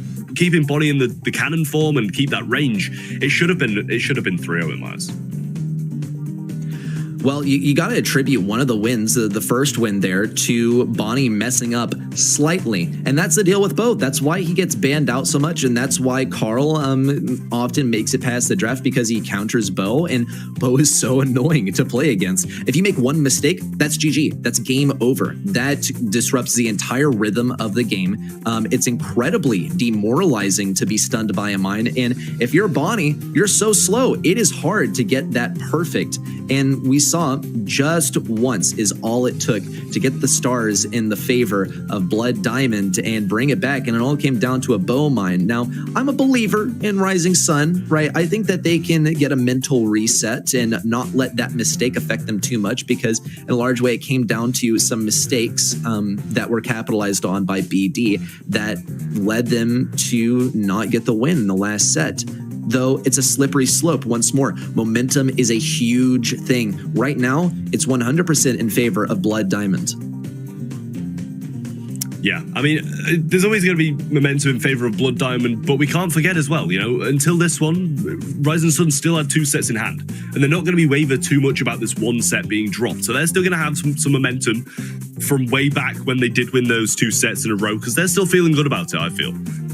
You know, in my eyes, I said it probably should have been a 3-0, so they're still confident, I feel, and still got very much of a big chance to be able to take it. We do have Harder at Mine, though, and I believe the bans are in. We've got Colonel Ruff, Squeak, and Carl, Janet, Bonnie, and Penny are going to be the bans as well. Well done. I'm liking the band so far, though. Carl, I'm going to miss him just a little bit. Though, another brawler that I think, once more, okay, he counters out Carl in a large way. Carl is responsible for why he has not appeared. But Daryl, I wonder if we'll see some close-range brawler play. It looks like Ryohei will be picking up the stew. So you know what? I think that satisfies my aggro itch. And he'll have to still dodge out the damage from Mameshi, who can change the way that he strafes in order to get a wider spread on that attack, a higher likelihood of hitting Ryohei. Already a huge aggression by Ryohei as he heads this charge. Aaron also pretty much standing in the same area as usual, just picking up these gems, trying to farm up a super. Great destruction of the lollipop drop as well, with a pinch between Wahochi and Aaron as well. With that speed zone down, it's going to be pretty easy for Aaron to dip in and out, but it doesn't have much bearing on control since he's able to make a quick retreat, that's for sure, but it doesn't mean that he's going to have as much space and influence as he likes. Yeah, Paul going to be missed from Aaron as well, and I'd have loved to see him on the stew once more, to be honest, with how well he played that. It would have been great to see him on it once more, but Dempsey surviving. Now Aaron comes in, and the lollipop drop does tank a shot as well, survives once more. Milkrio on a slither of HP, but Ryohei trying to make a move towards Mameshi. Does get a couple of shots connecting. Bow mines down again. They're looking to deactivate them just now. Ryohei has disarmed all of those mines, now making an offensive on the right side. He's very low on health. Thankfully, Aaron is by his side with some magic pus. Ryohei gets really chipped down, and he will end up falling to a pinch between Mameshi and Milgrio, who now gets taken down as well. Wahochi taking all of these gems. Aaron also trying to back up just a little bit. The more pressure that these guys can maintain, the better. But Aaron and Wahochi are so far backed up that neither of them will be taken down. It's not even necessary to have 10 gems on either side, and this is going to be Rising Sun Esports once more pushing it to a match point. Match point for Rising Sun then. Blood Diamond, they definitely had a part in that game. They weren't fully out of it. They weren't fully in it either, though, because, you know, a few of those crow jumps, great positioning, the Stu going aggressive as well, and I just don't think they've got enough defense around their gem carrier to really get too much done. But the Rising Sun, on the other hand, they were looking great. The aggression paired with some really nice gem carrying from Aaron, and not being, you know, one of those unreliable gem carriers you get on ladder. Already from Blood Diamond, a bit of an improvement in the gameplay, I think.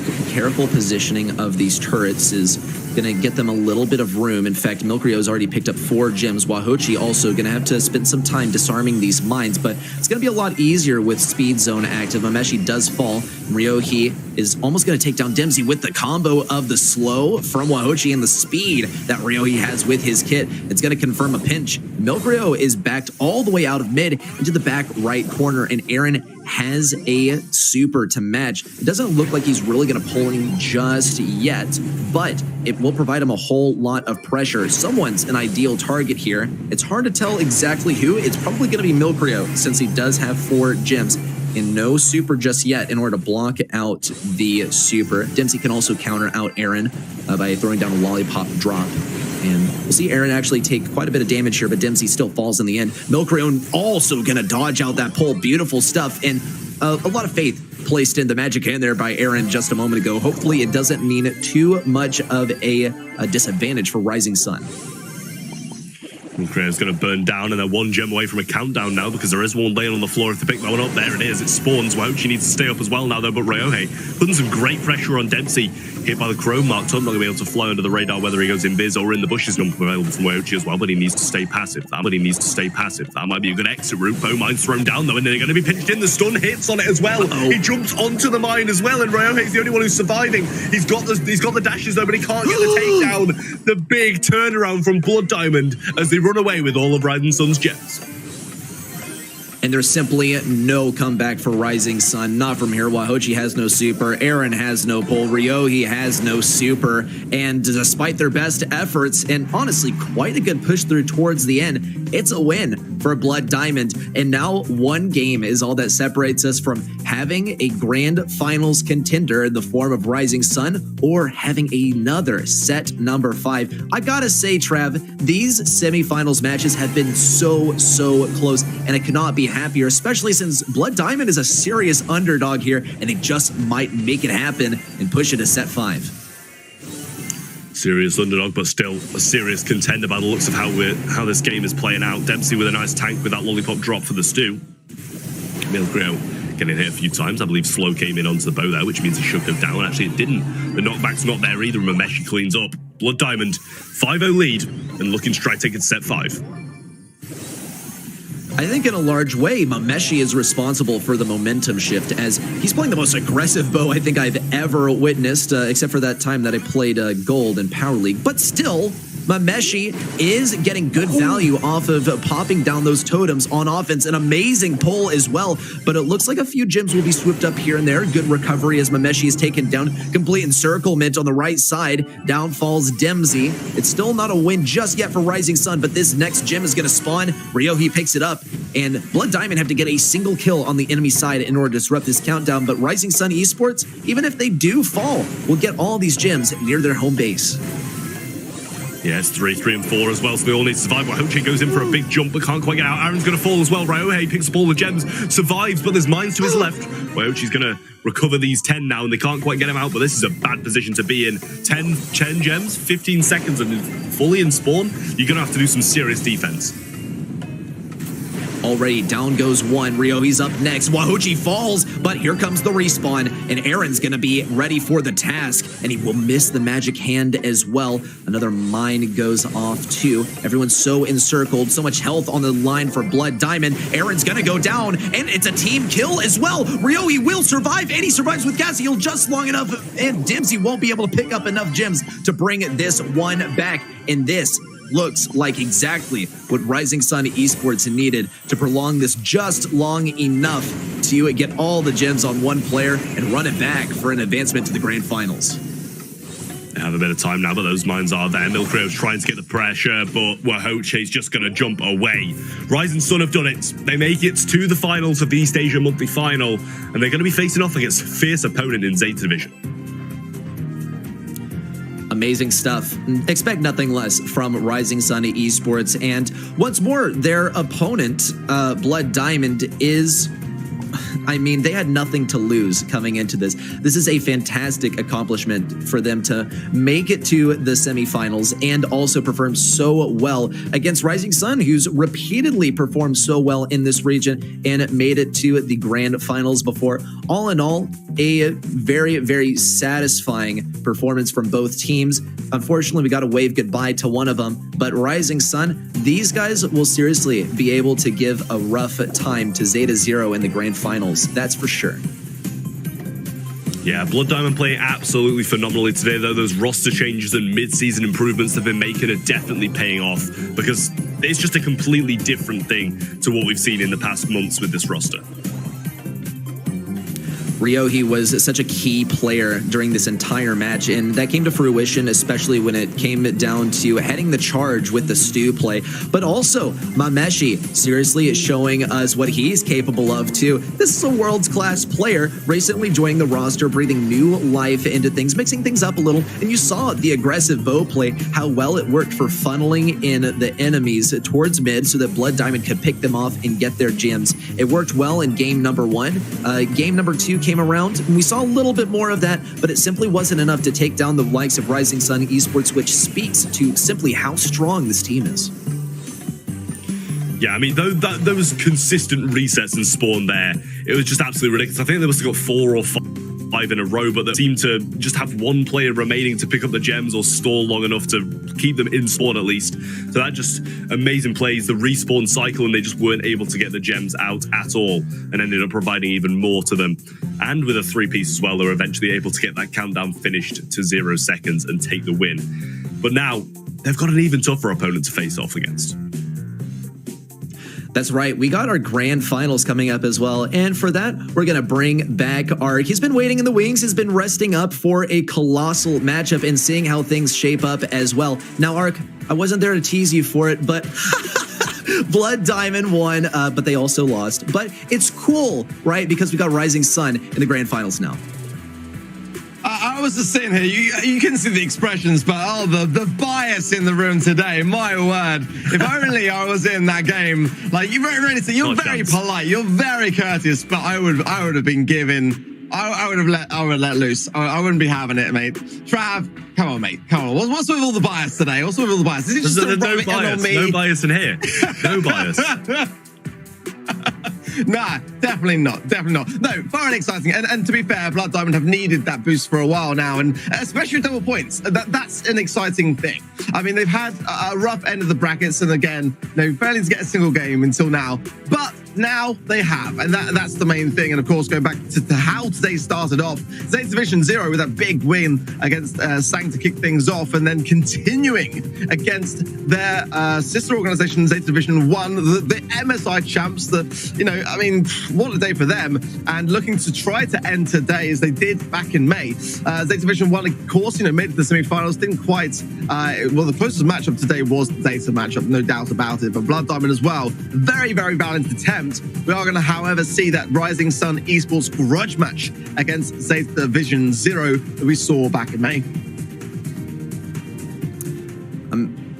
Amazing matchup that we have in the grand finals. I gotta say, Zeta Division 0, I was a bit of a believer in them, and they were able to take down Zeta Division 1. I mean, we've had so many bangers throughout the day, and what a way to finish things off. We can see Zeta Division 0 ascend to that #1 spot, or we could see Rising Sun have a real run for that #2 spot, with Zeta 1 eliminated a little bit earlier on.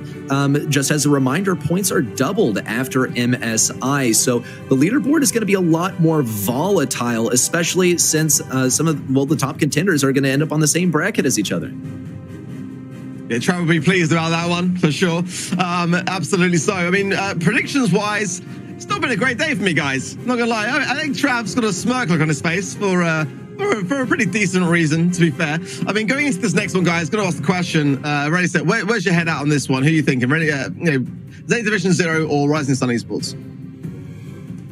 This is 100% Zeta Division 0. I'm sorry, I want to put some faith in Rising Sun Esports, but Zeta Division 0 are simply on a different level, and we saw how close it went versus Zeta Division 1 as well. Both of those teams are remarkable. You're talking the MSI winners versus their sister team, and their sister team takes them down. This is the final boss of the world right now, and if Rising Sun are going to be challenging Zeta Division 0 in a realistic sense, they're going to be challenging the entire globe of Brawl Stars.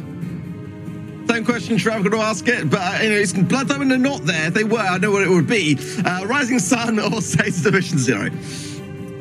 I'm going to go for Rising Sun. I think. Honestly, I'll take a bit of a wild card pick here. I'm all about my wild cards today, as you know, guys. But honestly, they've been playing so well.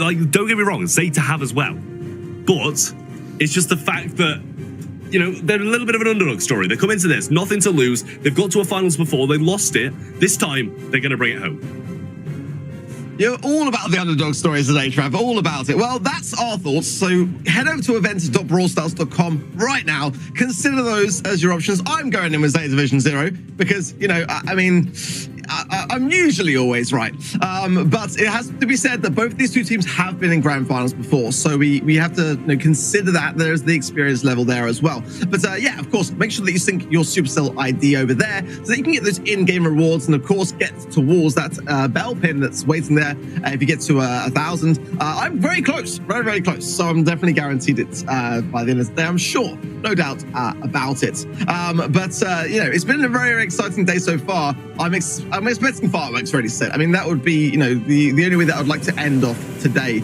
personally. But there's been so many amazing moments so far today. Yeah, we can start off with Zeta Zero's journey to the top versus first Sang, then their sister team Z1 pulling off a nice victory over them, even if it was 3-2 and some killer moments throughout there, finding openings, just big brain gameplay throughout the day. And now they have to face versus Rising Sun. Now, there's an argument to be made. How does this size up versus the match versus Z1? We'll leave that to the coming months in case we see that matchup once again. again, but there is no doubt in my mind that this is going to be a very interesting match that will reveal to us a lot of what the inner workings of East Asia have looked like in the offseason while MSI has been going on. Absolutely. Well, Trav, Rising Sun Esports did have a clash with Zeta Division 0 back in May in the semi-finals. It was a sweep. 0 took it 3-0. Does that kind of like, sway you at all away? I mean, you're very, very passionately predicting Rising Sun. But, as we said earlier today, we kind of like discussed already that Blood Diamond were in a very similar position. Does that sway you in any way? I mean, obviously, there's some thoughts of, they swept them last time, but they're just looking really strong. What can I say? They're looking strong. I've got faith in them, and I'm going to stick with it. I think they've still got it in the bag because, Zeta Division, they've been looking incredibly good. But, sometimes you've got to take the underdog, and maybe it's just my support that will give them that extra boost needed to beat Zeta Division. Well, I admire your perseverance, Trevor. I admire your passion and your dedication towards the cause. The first map is going to be up. It's going to be Double Swoosh. Ready, set. In terms of the drafts and stuff. What do you want to see here? Like, kind of what brawlers do you want to see banned, and what do you want to see in terms of the picks?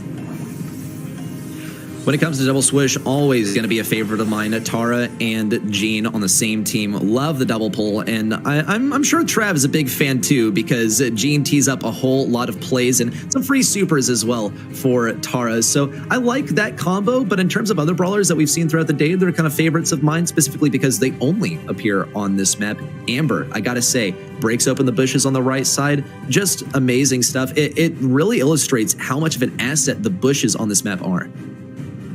I've heard Trav's semi-decent Tara. I mean, you may have got an incredible, super off in the MSI, and I may have had that as one of my proudest moments, actually, of MSI. What do you think of the Tara picks, Trav? Are you down for that double swoosh? Like, what else do you want to see picked and banned? I mean, I'm always down for a Tara, to be honest. I'm always down for a Tara, but to be honest, I don't know if it's really that good in the meta at the moment. Support from Beyond's just going to get sliced by Carl, to be honest, so that's just absolutely nothing in there. And it's the same with any of the pets she's going to spawn. Tara pull can be good against Carl, yes, but I don't think he's really going to super towards her and feed that kind of stuff.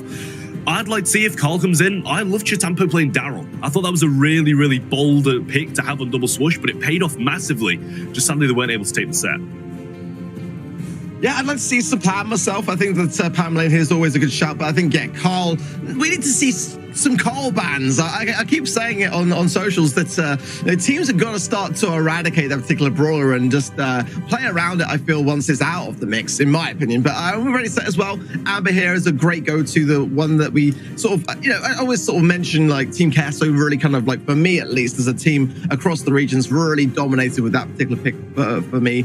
But mid, obviously, is very, very important. We see a bit of a drop off of Byron, actually, so I'm not necessarily sure we'll see that. Jean's starting to make a little bit of a comeback in the mid control area side of things too. So there's a lot of options actually in Double Swoosh. Many aggressive brawlers as well to be able to push up upon the situation. Stu as well, as we saw actually, Zeta playing in MSI, having that Stu mid, I thought was a really interesting thing to have alongside that spin zone gadget. Yeah, many options here, ready set, and again, this is what makes this region so exciting, is that we see so many twitchy movements, so many great abilities to juke around the situation, and that's what makes East Asia so exciting for me, at least.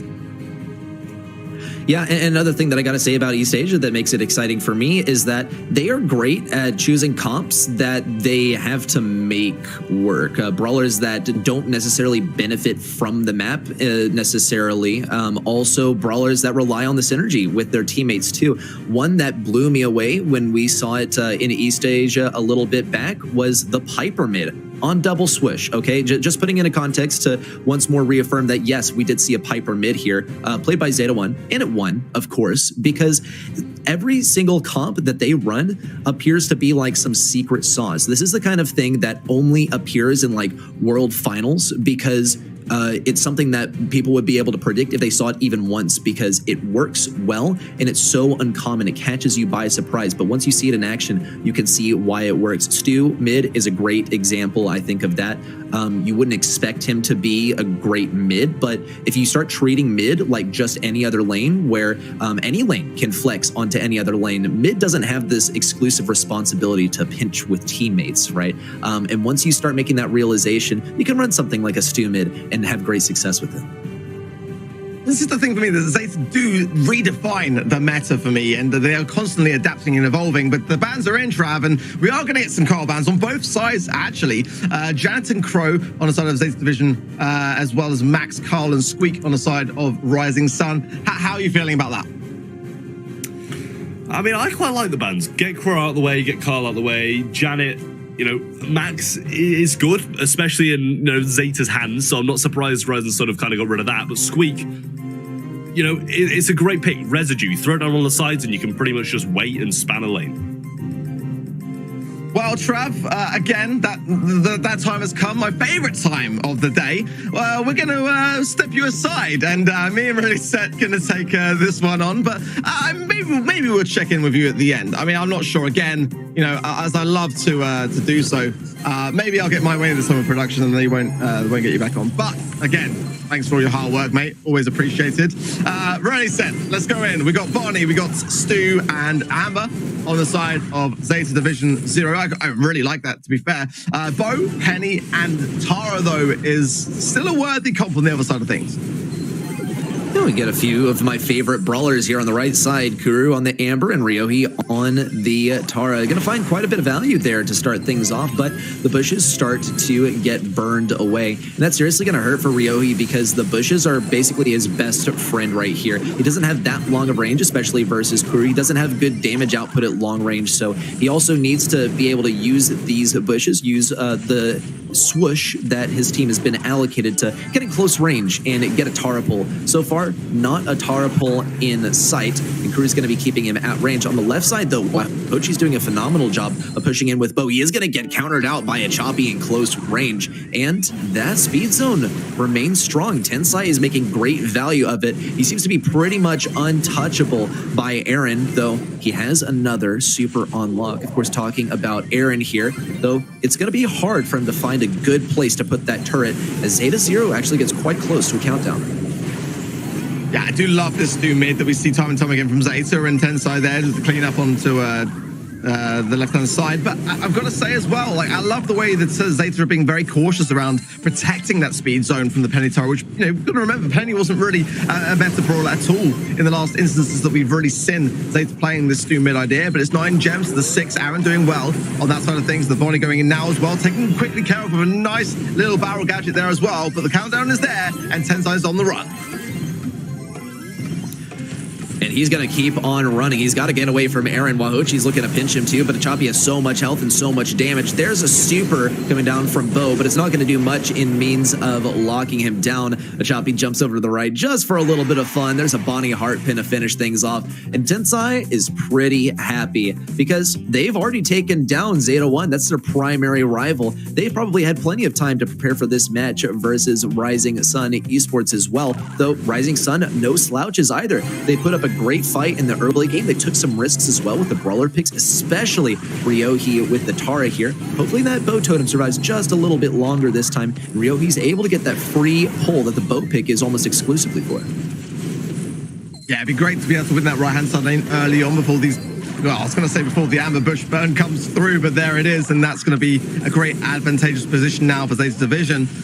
Good pressure from the side. Kuru just pushing everything over and herding the sheep accordingly, but a very important takedown there onto a Chappy, and that's going to change the flow of things. Now, the question is, can we see this Tara connection on the right-hand side? Can Ryoshi just start to win this lane side to be able to bring Rising Sun into a better position to the mid? And Kuru, though, being very, very aware of it, and that's the thing now. I need to see more on this right-hand side lane from this Tara side. We've got to see an aggressive stance being taken, but again, with more bush burn, there's less places to hide. That's the issue.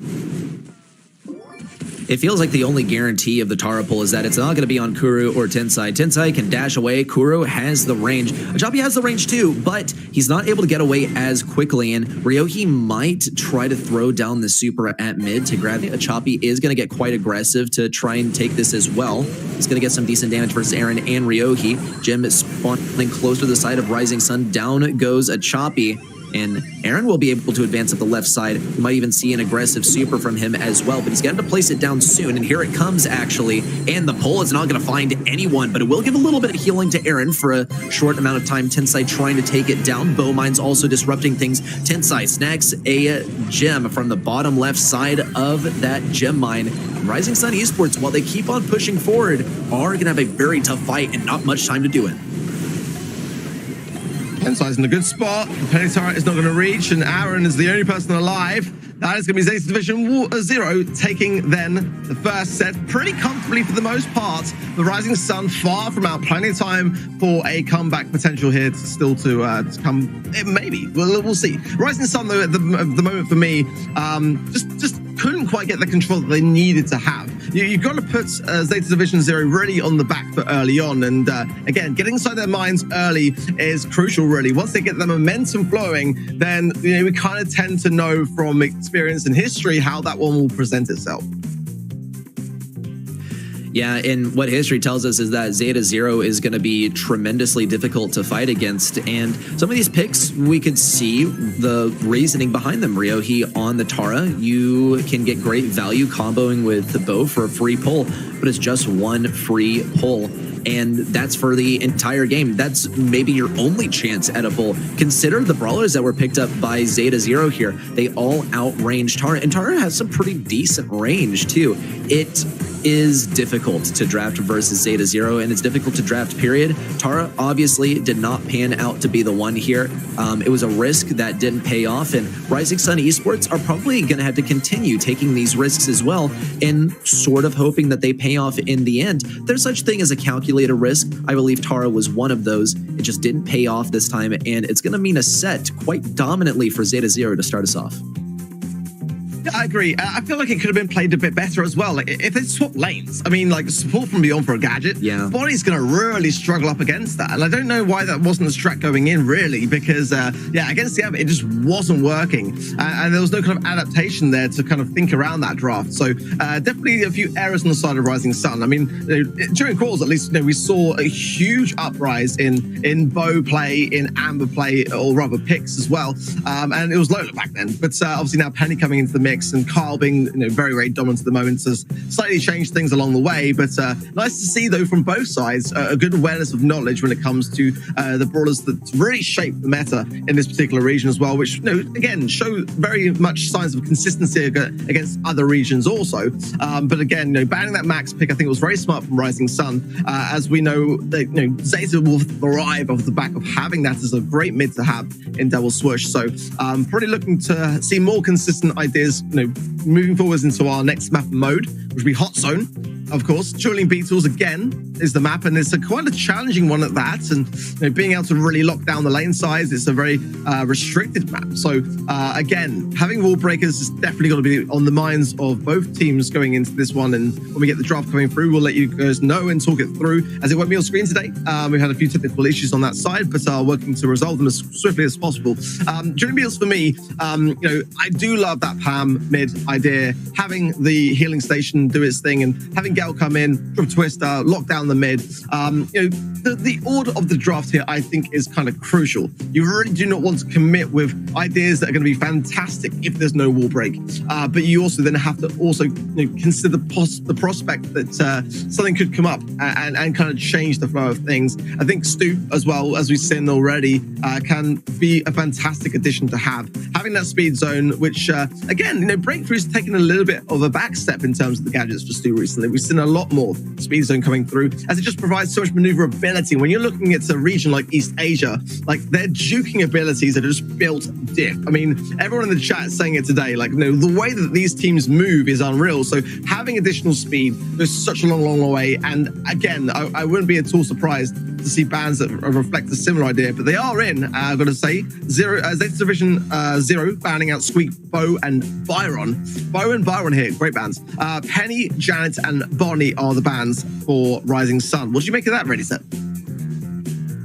Well, Squeak won't be making it past the ban phase, but Max will be squeaking through, and I think that's going to be a pretty good asset for Zeta Zero, since they do have Tensai on their side. And even though Max isn't like a I would say iconic brawler for this map, I think it can work very well here, given that Tensai plays this brawler well as a support, but also as a DPS, consistently hitting those shots, having remarkable movement as well, which is something that you just mentioned and is one of the most defining factors of this region, is their insane movement. I would also recommend watching some of their YouTube videos as well, and just seeing how the joysticks move. It is insane how quickly these guys are at dodging, but also just the way they're always spamming the movement of the joysticks, and then still somehow finding some rhyme and rhythm to the stuff. But from a spectator's perspective, Tensai's Max is just insane. So since it's made its way through the draft, this might be a rough one for Rising Sun unless they plan on picking it up themselves. That said, also, Crow has not been banned out, and that's pretty much a direct counter to the brawler. There's a lot of depth to this draft on this map, I gotta say. Yeah, I fully agree, by the way. I think Max could definitely show its face. It's, again, like you say, not necessarily a go-to here, but in this particular region, we'll be all surprised to see it. It'll be Carl Lola as well. I like the Lola mid here, really do, but it's actually going to be Tensai taking the mid for that early control. Gale coming through as well on the Bell, Sprout as well. So that was probably a final pick then from Rising Sun, because with little wall break potential here, Carl's going to thrive, but also Sprout is going to be able to lock things down as the Gale. I think it's actually a very strong comp here from Rising Sun Esports, who have played the draft very, very well, and they start to push forwards now, take the more authoritative position. Tensai can't quite connect here as well. An early wall from Aaron, a great wall at that, and it's also going to eradicate a lot of that bush. So a fantastic flying start here for Rising Sun. I honestly wouldn't be shocked if Rising Sun and Zeta Zero pulled a prank on us and just all name changed in the middle of this, because it feels like their gameplay is completely reversed. This is Rising Sun in the lead by far. And also, look at Aaron popping down the Sprout wall to break open some of the bushes. He's going to do it again to shut down Tensai. This looks, on the surface, like an outdraft by Rising Sun Esports. And these are all brawlers being played by Zeta Zero that they're comfortable with, but it's not paying off at all. And another brawler that I want to point out, not just from how he's been placing the supers, but how he's aiming these shots, is Aaron. It has been remarkable watching him play, but here comes the jump in by a Choppy, and Zeta Zero absolutely have to clutch up here. It's looking quite unlikely, especially as Ryohei marches in. He has a super ready to go. There is a super available to Sprout too, but Zeta Zero pushed up very, very far. Just a single kill though will put down the entire push, and if he can force Tensai back, that'll do it too. But health is going to be a vital resource to Rising Sun Esports, and it looks like they got it on lock. I love that Carl voice line from Tensai there. Couldn't have been more fitting. Oh, no. I mean, it's very rare, let's be honest, to see Zeta Division 0 with almost 0 on the zone, but now they are recollecting themselves. I mean, if they can bring this back, it would be absolutely insane, but I'm sure with a bit of push potential here, Rising Sun can do it. But at the moment, the way that Zeta Division 0 are playing this, it's pitch perfect. They are locking everything down so tight, and Rising Sun's going to push as a team, which now they are with that pushback there from the Gale, finishing things off very nicely done. But yeah, I feel like the draft was very, very good here for Rising Sun, and if they continue on with that same amount of control and that flying start which they had, I think this could well be a set going their way. It looks like what lent the victory to Rising Sun there was their ability to so quickly lock down mid off the beginning of the game.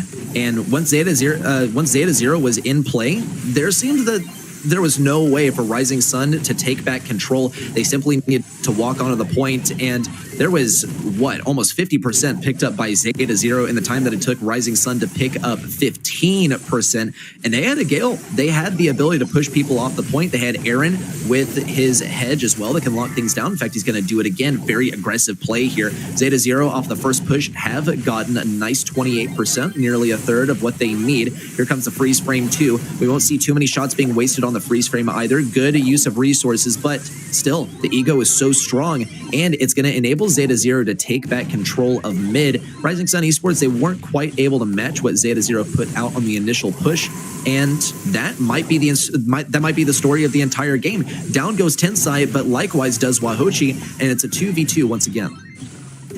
Yeah, absolutely beautiful ego. And look at how much momentum that shifted over to Zeta Division Zero now. Tensai in a good spot, but he is outnumbered. He can go for the Sprout here with Aaron, but ultimately, you know, Wachi is absolutely waiting and ready for it. But now everyone on the side of Rising Sun very, very low here. The Gale coming in clutch though. Is there going to be a gadget potential? Not going to happen, but so low here. Look at this left-hand side lane. Roshi and Kuro just trying their best, but not going to happen. It looks like, for me, that Zeta Division Zero might be able to bring this one back, and that's going to make things very, very interesting going into this next game. Surely now just going to wrap things up and try to just suppress things further. If Rising Sun can bring this back, it'll be phenomenal, got to say. It would be remarkable. It's going to come down to whether Tensai can lead the charge or Kuru can get a super. Choppy might be able to get a super himself, but he's going to be locked into this right side for a little bit. He's going to get the slow as well. And Aaron can sit on this point for a little bit longer, but he's one-man army. He'll be able to push off Tensai for just a little bit longer, but the health pool is just too much for Wahochi to be able to deal with. The Choppy now marches in too. 99 to 76. That's a lot closer than I thought the scoreline was going to be after seeing such an explosive start by Zeta Zero, but it took them a little bit of time to warm up in the last game, and Rising Sun proved that they're not a one-trick pony. They're not just the guys that rush in at the beginning and hold on to control. They can take it back too, and they can shut down the Carl, even though a couple of their brawlers are pretty hard countered by it. We'll see what the approach is for this time from Zeta Zero. Already a rush in by Tensai. He's going to get pinched if he's not careful. Aaron picks up the kill. Kuro with the bat cap too. Wahochi all the way slowed down. Almost a free kill by a Choppy, but he's able to retreat just soon enough. Still, he remains on very low health. Here comes Tensai once again to lock down the lane, get a little damage around the wall if possible. Aaron needs good value off of this super, and he won't be able to lock anyone back into those bushes, but he will cover the retreat for Zeta Division Zero. Tensai, yeah, he's going to come back from that. But before then, he was flying, and I was surprised he was able to survive as long as he did. Now, Kuru, and we're actually just trying to duel it out, and it's going to be Kuru who takes it. 61, 63 now % on the zone, and pushing forwards now. Freeze frame surely coming in here. Well, the Gale knockback will just serve to some avail, but it is Rising Sun that are very much on the back foot now. So much work to be done, and the comp that started things off with such a strong draft now looking to show some of the cracks within it as, yeah, Zeta Division Zero under that start just turn it around so convincingly, and that's going to be another set going their way. 2-0 now. What a big blow. That's gonna feel deep for Rising Sun. In the same line of logic, we can apply that in the reverse direction. Tensai, look how he wasn't smiling so much anymore. That was actually quite a challenging set for Zeta Division Zero, and Rising Sun knew exactly where to hammer down those pain points as well. It seemed like they did such a good job of pretty much thinking ahead and always staying one step ahead of Zeta Division Zero in that first game. In fact, they deconstructed their entire rollout within just a few seconds and got themselves to 85% just off of that initial push. Rolling back the footage too, you can see Rising Sun Esports, they're feeling pretty confident about this one. 1% acquired by Zeta Division Zero. They did a phenomenal job of denying the supers to Kuru as well. Tensai was able to get good value off of the free gadgets and did get a handful of nice supers in there as well. But I gotta say, the Bell play, I think, really got the opportunity to shine through in game number one and never really impressed us beyond then. The reason being that Zeta Division Zero did a good job of getting pinches and not leaving Kuru alone on this matchup where he's outranged. Yeah, it was a phenomenal start for Rising Sun. They just got so much value early on, but it just seemed like Zeta Division Zero, that flying hook going in early, just realized that was the potential weakness to the idea and just slowing the pace down. Rising Sun then were just struggling, I feel, a lot of the time to be able to push out the spawn areas as a team. And that was something which they were able to exploit quite successfully too. Moving on then to our next map, it's going to be Sneaky Fields for Brawl Ball. One that I feel like the fans are going to be crucial for Rising Sun here if they want to to hang on to things and, ban the Carl, ban the Max. I mean, you kind of got to start there. Squeak here as well. I feel like it's going to be right up there in terms of those bans. And at the same time, though, there could be some interesting ideas from both teams here when it comes to maybe trying to eradicate some of the bushy areas. That's going to be quite key here. But I feel like aggression, speed, all these things combined here in Sneaky Fields is going to be the way to victory. And in terms of bans as well, let's not forget Ems, an amazing first pick that is going to be a great asset to whatever team is able to pick it up. Not just as a first pick, but also as a second pick too. It all depends on whether Carl is able to make it through the draft alive.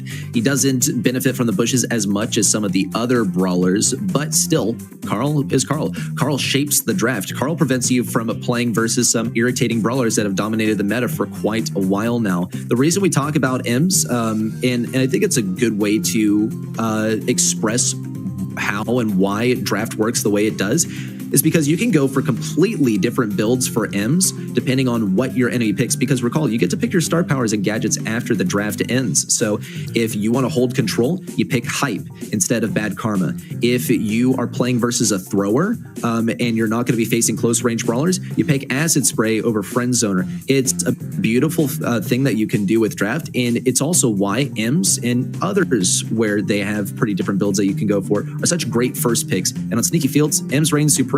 She can use speed gear and be all over those bushes.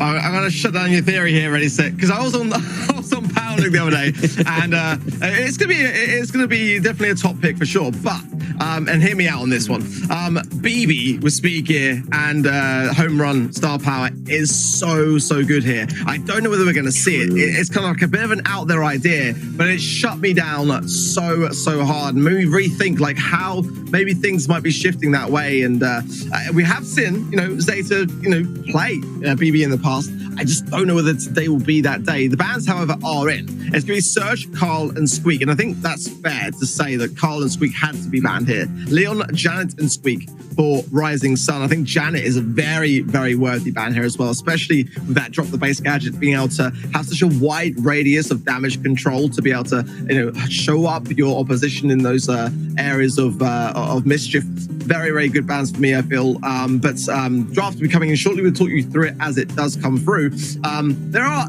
a great deal of options here, I feel, for both sides, though. I think that especially with the amount of bushy area that is in the map, having things that can really kind of juke their way forwards and place that aggression. Again, we did see a great deal of brawlers that can really additionally add to those tankier ideas with the healing side. I just don't know whether we're going to see it. It's a very daring idea to go at here, BB, but if you're watching the stream and you're just kind of wanting some ideas for Power League, if you've got an Ems in that early pick station, go for the BB. It's so good here. But I think we'll probably see it more so on the side of something like STMN and EMEA, that Skyrex would absolutely go for it here. But the Surge ban as well, I really vouch for. I think Surge can be a very dominant force, and especially when you're able to basically instantly gain that stack just by capturing someone unawares. Ban so far to me looking very good. Yeah, Surge here is going to be one that would pose a lot of issues were he in play. The reason being, you can pop the gadget, walk in, tank a shot, 1, 2, 3, instantly. You have your first stage, and as long as you're running speed gear, which you should, by the way, then you're going to have so much speed, and you can dominate a lane simply by walking back and forth and timing your shots carefully, and also playing against your enemies, or I guess playing kind of with your enemy's rhythm as well, trying to catch them at the points where they're at the edge of their range, because you can afford to take some damage. Your super means absolutely everything, and then once you get in close range, you stomp on them with it. Obviously not going to be in play, but it's not just a Carl counter, and I think that Carl ban in tandem with the Surge ban could raise some eyebrows, because typically he's nowadays only played as a counter to that particular brawler. No, I totally side with it. And Arc, I am a fellow BB enjoyer as well. Love that brawler, always have. She's had some rough spots in the meta in, I suppose, the past couple of years, but with the shield, she's proven to be an amazing asset, and Zeta in particular showed us how it worked, and now we've seen it around the globe. People emulate Zeta because they simply define the meta. Here we have the Ems play on the right side, though. And that is going to be slowing things down versus a Choppy. Just playing for control here, playing with a whole lot of speed too. On the left side though, Tensai gets an amazing start. Already 1-2 shots on Aaron. A third one is all he needs to potentially lock this brawler out. And here's the pass up to the right side. Choppy is going to be able to walk almost right. No way he's able to throw that through Wahochi. That has got to be the best pass through an enemy I've ever seen. So clutch. So tight to get that angle, but this is what Zeta Division Zero do so well. Let's see on this right-hand side, Chappie is knocked back by the friend zone, but does actually pick up the positioning power and the takedown. Pass from Kira could be good here, and it does connect with Chappie. Can he get it? He's got it. It's as simple as that. We're already we're already at match point as quickly as that. Completely forgot about the roughs, by the way. Fantastic brawler to have here, and being able to time things so successfully to break through, but it wasn't even needed. That's the thing. Like, they didn't even need to break the cover because Zeta Division Zero just, I mean, it was just over before you could blink.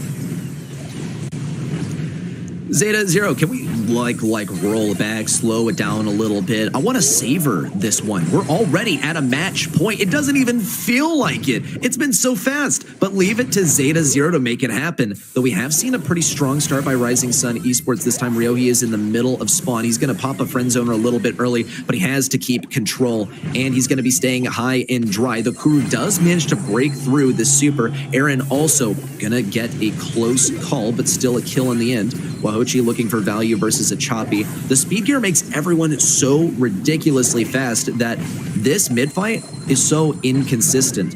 As long as a Choppy is careful about which walls he breaks open, no way, Aaron finds an opening. That's going to be the first goal for Rising Sun, and remarkable stuff. I gotta say, Rising Sun Esports are playing a lot more aggressive this time, and it's lending itself to a whole lot of profit. Really unsure about that turret there. Baron, though, just went down instantly. And let's see now whether Kura can defend. I do like the fact he's running Fertilize. Actually, we got some great value from it when he was under pressure from the M's.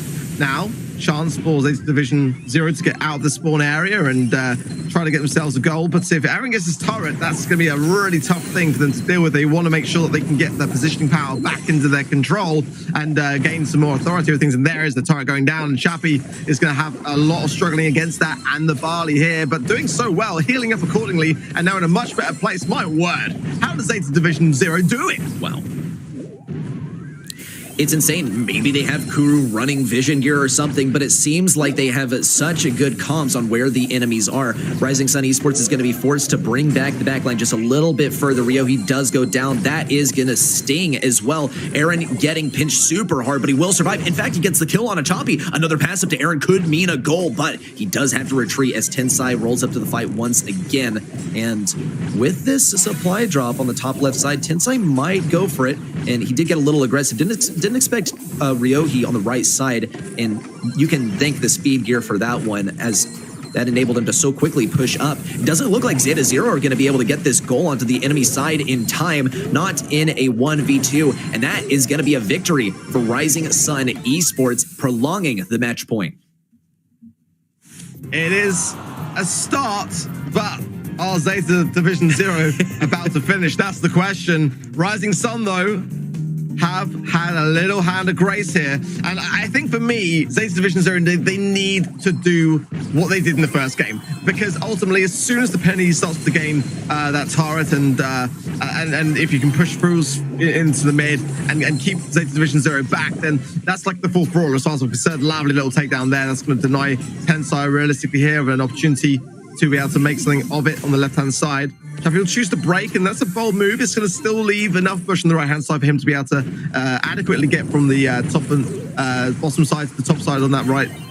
But let's see here. Chappie pressurizing the situation. Ball, though, in a bit of a paralyzed position. If they can really get this pinch on here, Zeta Division Zero could have a fantastic shot on the goal, and the cover's now broken. I feel like Rising Sun here, despite having that penny turret in a good spot, are under a lot of pressure. Well, they'll finally get to corner the ball. It was about 20 seconds dedicated to just trying to corner the ball, and Achapi alone was holding back Aaron and Ryohei, but they have managed to do it. In the process, they have lost a lot of boxes, and there goes the last healing herbal tonic from Wahochi too, which generally acts as a free push, and this time they were all used on defense. Another super down from Achapi, and this left side is going to be the only side that Wahochi can operate on, and the entire time he's going to be facing versus Tensai, who is always going to diff him in this matchup. Down goes Wahochi. Tensai going on the greatest flank of all time. A jump over as Achapi looks to clear the way for a goal. A pass to Kuru is going to be enough to tank the damage. And Zeta Zero will get their first goal with a minute on the clock. Wow, now the pressure really is on, and can Rising Sun bring this back? It's a decent amount of time to do so, but so much pressure. They've been in grand finals before. They know how this goes. Haven't got a win at one yet, though. That's the only thing. As everyone approaches now, Kuru, full HP, has got a bit of an advantage, but Barley Super as well. Last call going in. Ball is now pocketed. 30 seconds on the clock. Not much time now, as now State Division 0 starts to push forwards. The team wipe is there, and all that control, all that mid space to work with. Rising Sun are going to have to really do a lot of work to get this ball out. I just don't see it happening. Ready, set. It's going to be almost impossible, but Rising Sun Esports are going to try and do it. They're already trying to take down the final boss of the entire Brawl Stars world right now. Down goes Achapi, but likewise does Aaron. That ball is inaccessible. Tensai jumps into Rio. He throws him some sunglasses too, and that is going to be the victory for Zeta Division 0. Zeta Zero are your monthly finals champions here in East Asia. Congratulations. And Tensai, now he's going to take a deep breath and he's going to watch the sunrise. I don't know if he's posing or he's just, this is just another day in the life of Tensai. I wouldn't be shocked at either. Looking calm as a cucumber, as we say in the UK. But you'd expect nothing less from a team like Zeta. They are just honestly so humble, so calm and collected, so, so unable to be stirred, I think is the best way to put it, especially like in a LAN environment when you see a lot of teams that kind of like, will give it a lot of talk and a lot of noise. Zeta Division just stay humble, stay quiet, and just get the job done. Great from them today, and the question was, I think for me at least coming in today, was whether it was going to be Zeta Division 0 or 1. Not to rule anyone else out, but so far that is pretty much the titans of this region, it's fair to say, and I love this. I absolutely love this now, because Zeta Division 0, especially with double points to consider, they may be now in first place. I'm not too sure, we'll have to wait and see, but they are flying through at the moment, and no matter what way you look at it, closing the gap on their own organization. But a great day for them, and they'll be very, very proud of their performance, I'm sure. Once more, just want to say this is insane gameplay from every single team that has played today. We've seen so many stories develop, so many teams improve during the downtime, and Zeta Division 0 more than anyone has risen to the challenge. So congratulations once more to them, and welcome back, Trav. It's been a phenomenal day, and what a finale. Oh, I'm pleased to be joining you guys again, but I'm just awaiting this absolute roast that I'm going to be getting right now. Rising Sun, you let me down. Come on. I'm sorry, Trav. I mean, almost as sorry as seeing you, back on the screen. I tried, but it wasn't to be. But yeah, a flying grand finals for sure, and we're gonna have the player of the day in shortly as well. And Ready Set, maybe you can talk us through this one. It was an absolutely insane moment to watch, and one that I thoroughly enjoyed. But talk us through it. It was wonderful stuff. We saw Blood Diamond carefully defending here. A great pull on Ryohei almost seemed to seal the deal, but the last minute takedowns from Rising Sun Esports let them win by simply a blue star. And timing was absolutely everything on this. Yeah, there's always going to be a little bit of luck involved in things, but Rising Sun Esports knew exactly when they needed to roll in. Took a little bit of damage right as Milk Rio respawned as well. Roll back just for a third time, so you can see the minutia, because there was no room for error for Rising Sun Esports here. Aaron and Wahochi seriously clutched this one up over Blood Diamond, and seriously showed them up as well. We saw Blood Diamond start to come back afterwards, but Rising Sun Esports, man, what a show they put on for us today. There's a reason why I threw it to you there, Ready Set, because I know that Trevor would have found some way to make it out like Blood Diamond did some phenomenal play. Did lose it after that, but it was such an incredibly clutch moment as well. The bracket for today, looking back through it, Zeta Division 0 obviously were the story of the day. What a day and what a breeze it was for them, except of course that semi-final stage where Zeta Division 1 gave it all they had. And I felt like it could have genuinely gone either way going into that fifth and final set. But I still really gave a lot amount of promise moving forwards to Sunny and New Face. I feel like they had some great drafts and some great awareness of the meta, but sadly didn't quite come out on top against Rising Sun and Zeta. But Blood Diamond Trav, what a day for them, right? I mean, it wasn't bad. It wasn't bad. It was better than you expected, I'll tell you that. They got to the semi-finals, losing against Rising Sun. Rising Sun played great today, just not really reflected it in that final scoreline, losing 3-0 against Zeta Division 0. But nonetheless, I think they played absolutely wonderful today. Same with Blood Diamond and same with all the rest of the teams who did get defeated. Regardless, it's tough to place up against a team like Zeta. Yeah, to be fair, it's always going to be a tough one. Zeta are just the giants of this region, and again with double points now, yes, there is that opportunity for teams that are falling behind to be able to catch up, and a great day for Blood Diamond in that respect as well. But for those that are on top, that are able to continue to stay on top, I do worry a little bit, because Zeta Division 0 and Zeta Division 1, as Ready Set pointed out earlier today, have just continuously faced off against each other. Every single month we've seen a Zeta v Zeta match, and it's becoming more and more that case of which of the Zetas is going to take it. And since MSI, I think many of us maybe coming in today felt like, surely Zeta Division 1 going to continue that momentum after that huge MSI win and take it. But this competition is now neck and neck. We've had 2 monthly final wins for Zeta Division 0 and 2 monthly final wins for Zeta Division 1. So it's getting close. But, let's take a look at the leaderboards to see as well how things are shaping up to be, in this region. And wow. Zeta Division 1, 3 points. Only, though, 3 points ahead now of Zeta Division 0.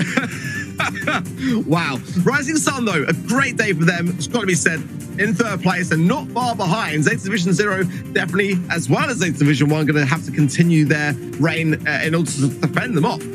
Blood Diamond, though, Trav, look at that. 4th place. That's not bad, is it? We're moving.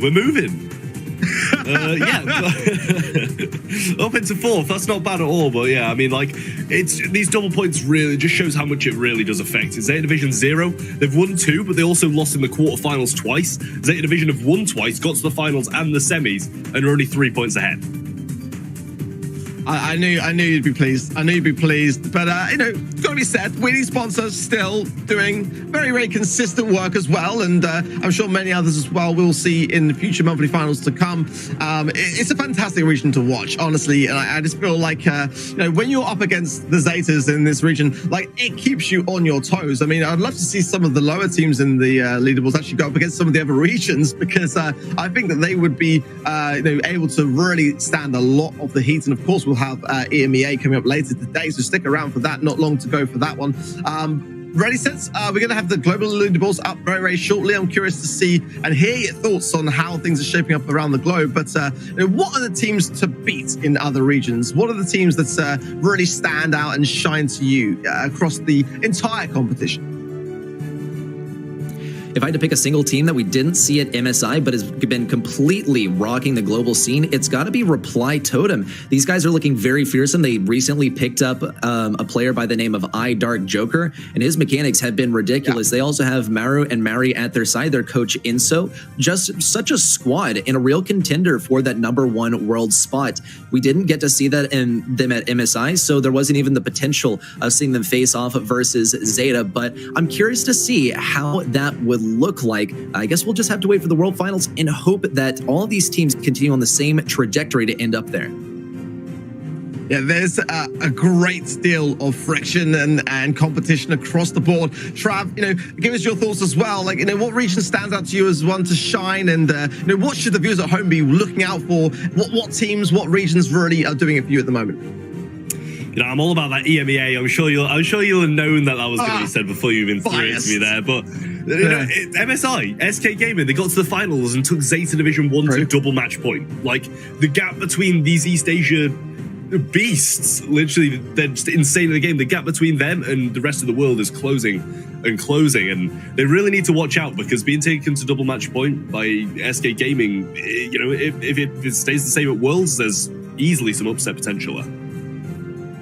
Well, I should know better than to ask you any question, expect anything less than a biased response. But, a valid argument, I'll give you that. But, of course, we are far from done today. We've got EMEA coming up later today at 4 p.m. CEST. So make sure that you do not miss it. And also, head over to event.brawlstars.com. You can place your predictions there really, really early on. If you want to take the bit of the risky approach, I mean, like we do on the casting desk, because we can't really kind of juggle that, despite my full monitors. But you can place all your predictions there earlier, or you can play it by ear as you go and try to really maximize down. If maybe you're falling a bit behind on the pin side of things, but I'm going to check in with myself in a minute to see how I'm getting on. Hopefully, our predictions today did you well over at event.brawlstars.com. But it's going to be, again, a very exciting competition, and EMEA is heating up massively. So, do stick around for that. But as for today, we are done in East Asia. We'll, of course, be back next month, but we have to give a huge thank you, first and foremost, to Supercell. I mean, Brawl Stars, they made it. So, I mean, that's kind of important for us to be able to do our jobs. But also to Esports Engine as well, who keep the cogs turning in the background. It's been a very challenging day, of course, for them, but no doubt we'll be back with more on the production side for EMEA. But again, they keep all the cogs turning over for us, and to the players, to the coaches, to the teams, to the orgs, to everyone. And, I guess my co-casters deserve a bit of a thanks. So thank you, Ready Set and Trav. Any closing thoughts, Ready Sets, before we close out the day? I just want to say you made it through the whole broadcast, then you got a whole lot smarter today. East Asia, this is where the world champions are born. Take note, make note of their strategies, and try and use them yourselves, and maybe you can end up on the big stage too. Very wise words, really. Trav, before I get to kick you out the last time today, as I get a lot of enjoyment every time I do, any thoughts from you and closing thoughts of the day? I'll keep it short and sweet. I'm just like to thank the teams for an incredible display, and obviously thank you everybody else on the production side, Supercell, viewers, and everybody for stopping by. Thanks to Blood Diamond. Thank you very much to all the viewers at home for watching, and we'll see you very shortly for the EMEA monthly finals for 4 p.m. CEST. Don't miss it. We'll see you soon.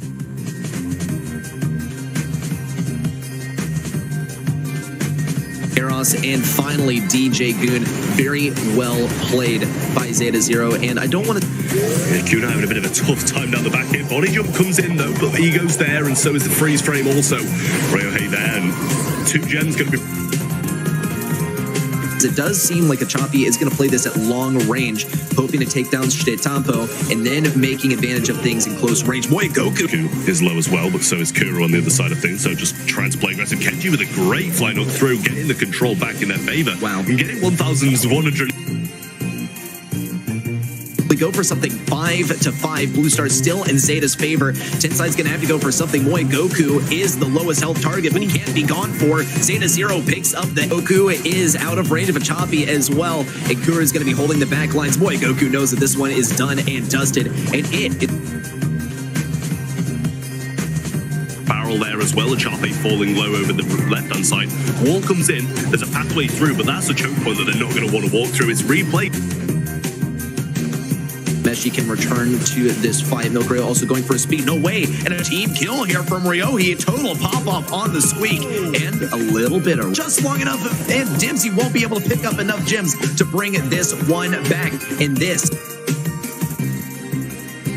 quite aggressive to try and take this as well. He's going to get some decent damage versus Aaron and Ryohei. Gem is spawning close to the side of Rising Sun. Down goes Brawl Stars World right now. Down goes Achapi, but likewise does Aaron. That ball is in.